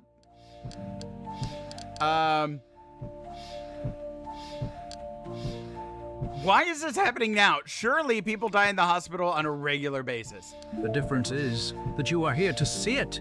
Something has awakened within and sensitized you to the threads of energy that bind the infinite planes of existence together. A great power is bubbling up from the hidden wellspring within you. I am so powerful. It is telling that you are the only person in the room who is aware of this shocking supernatural visitation. Whatever this means, it seems to be a message for you. You alone. That's right, because I'm so special. I'm the specialist. Who could this person be? This spirit form could be a projection of any manner of being. It could be a bored, middling deity from a realm of inextinguishable leisure, or a heavenly guardian come to protect you. We will only know more by seeking its counsel. We must learn more. Okay. All right, Arrow Sage. Or it could just be Carl. A dark wanderer.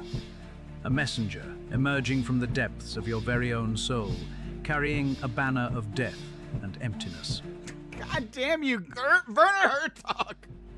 Werner Herzog, why do you do this to me? A message from your withered heart to its own self. God damn it! Eternal, this is what it's like. This is I don't know if you remember the Werner Herzog like TTSs that I used to do, but the Charcoal Soul is what it's like to listen to. It's the beauty of the darkness within. Maybe this is, indeed, a glimpse into your own pain and trauma. But what could you be trying to tell yourself by seeing this now? We are all doomed. Why is this happening now? Surely people die. Wait, no. Who could? How can I communicate it? All right, how can I communicate? Let's communicate. You need only begin. The language of the soul is inherent to all, but it is likely that you and the pilgrim do not share the same dialect. It may take some great efforts to understand one another. All right, well, we'll just keep on to the ghostly apparition. Hello, is it me you're looking for? Pause for a check.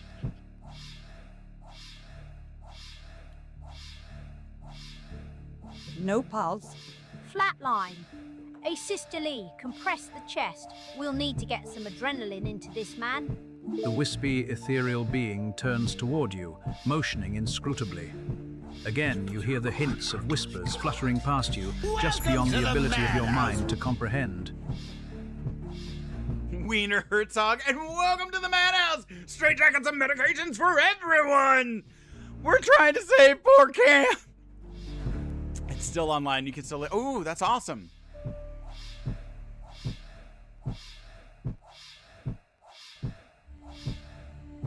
Oh, I think I've heard that.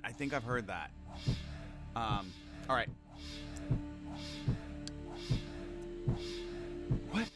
What are you?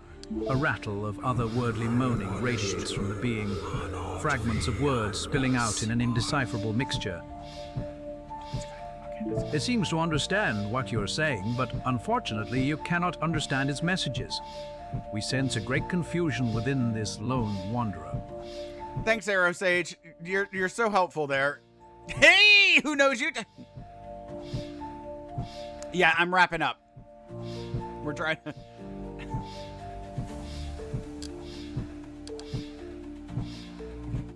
How did you get here? A long, guttural cry emanates from the spectral presence, as if an inhuman voice composed of shattered glass is dispersing and coalescing, again and again. Absolutely. The anguish of the apparition's cry resonates deep beneath your pale, chalky skin, all the way down to your twisted and deformed organs. You feel a sense of kindred, adrift together through this roiling torrent of pain. God damn you, Wiener Herzog. Stop it. There is such pain, such incredible pain. So much pain. Like the Charcoal Soul is turning my heart into into sadness. The heart was so hopeful. Can you help us? You sense the being slumping over and hanging its head. A faint whisper escapes it. Your organs are so fucked up. Alright. What in the world is going on here? Wellesley, who in the devil are you talking to? Well? I'm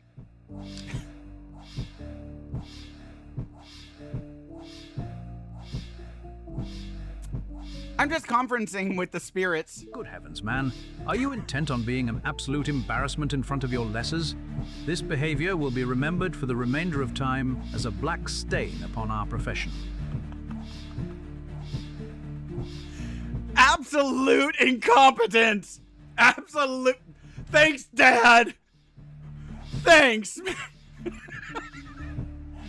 God damn it, Dad, I just wanted to make you proud! I just wanted to make you proud of me, Dad! What is this game? I can't say I didn't see this coming, Wellesley. but I'm afraid you may have gone ahead and lost your very last marble. I may have. This will need to be addressed, but right now we need to focus our attention on your dying patient. We need to take stock of the situation. The man is in cardiac arrest. He's received chest compressions, an electrical shock, intravenous adrenaline, and he has been intubated. He's had two rounds of IV adrenaline. Calls for a check. I think this is the third or fourth. There is no pulse. Asystole, flatline, no cardiac activity. Resume compressing the chest, administering more adrenaline. The spectral presence lets out a pained cry, a distant howl carried away upon an icy wind. The nurse levels her gaze at you from across the room. What would you like us to do, Wellesley?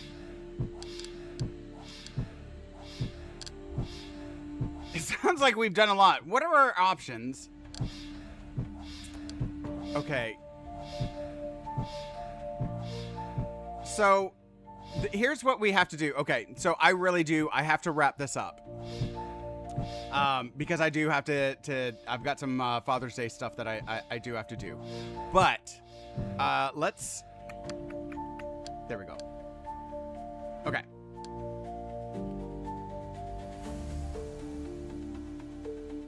So, I hope you guys enjoyed this game and its absolute insanity, because it is a hot mess of crazy and it is fantastic. And just know that when it gets released, it is a game that I am absolutely going to be playing. I absolutely loved every single second of that. That was crazy. I hope y'all enjoyed it. I am sorry, but it doesn't look like we saved Cam. Well, Cam, yep, twist. Cam is your game dead. I know, right?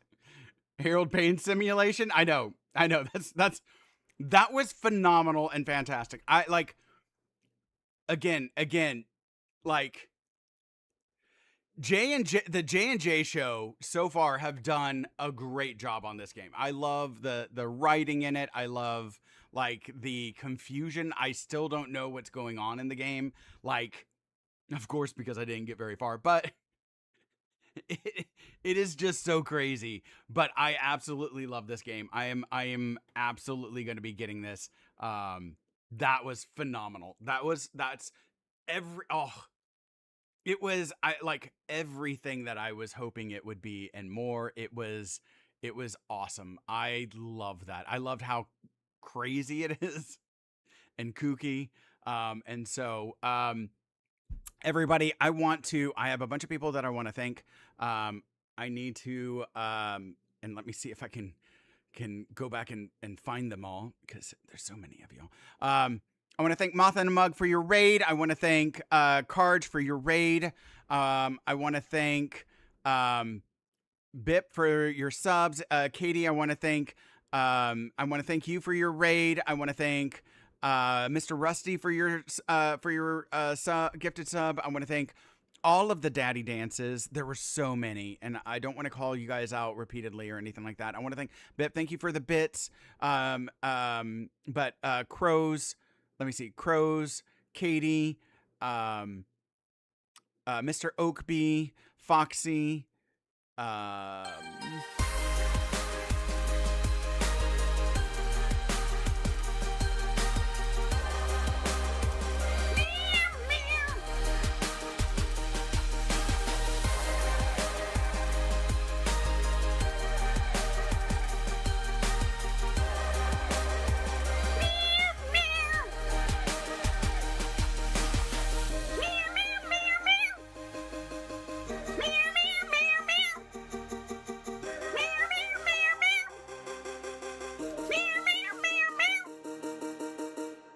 Thank you, Crows. Let me see who else. Hot Pink Barbie, thank you so much. And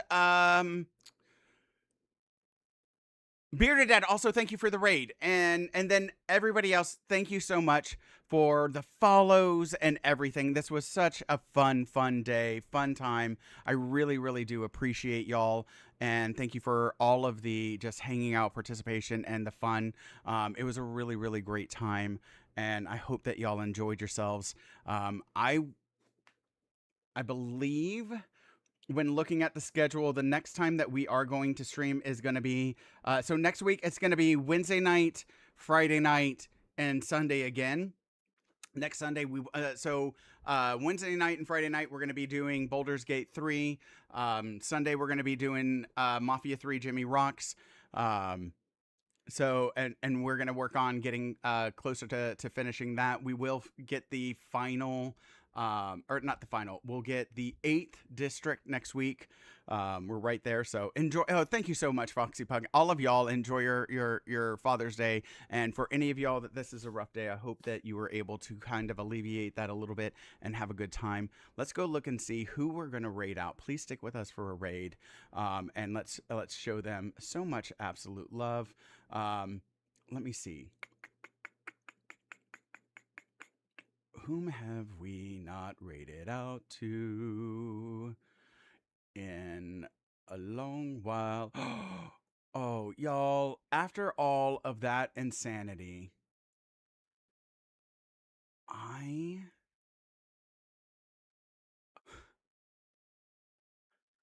think we need a show. I think we need to just like stick with the dirtiness that we all feel. I think we need to get a little bit stinky, y'all. Can we get a little bit stinky?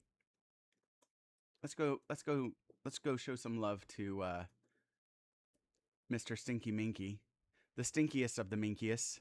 He's playing Wolfenstein New Colossal. Different kind of chaos. Less psychological damage. And let's show him lots of love. Yeah, so we'll be back Wednesday night, Friday night, and Sunday. Wednesday and Friday night, 9 p.m. Eastern, 6 p.m. Pacific, and then Sunday, 10 a.m. 1 p.m. Eastern, 10 a.m. Pacific. I thank you so much. As I always say, when the world's a little bit crazy, you always have a safe home here in the Madhouse. I hope that you have an absolutely wonderful Father's Day. Come check me out in Eternals. I'll be, if no one else is showing them, I'll be in there watching the World Cup on the days that I can in his World Cup section of the channel. So go follow Eternal Arcade. And show him lots of love, and you'll be able to see. We had such a good time. We've been having such a good time in there watching World Cup. So if you like World Cup, come join us over in Eternals. Oh yeah, thank you. Raid messages. Real fast. Let me cancel that real fast. If you're a follower, please use that message. If you're a follower or a lurker, and if you're a subscriber, please use that message. And then, yeah, we'll go see Stinky Minky, and hopefully I'll get to see you throughout the week. Much love, everybody. Until next time,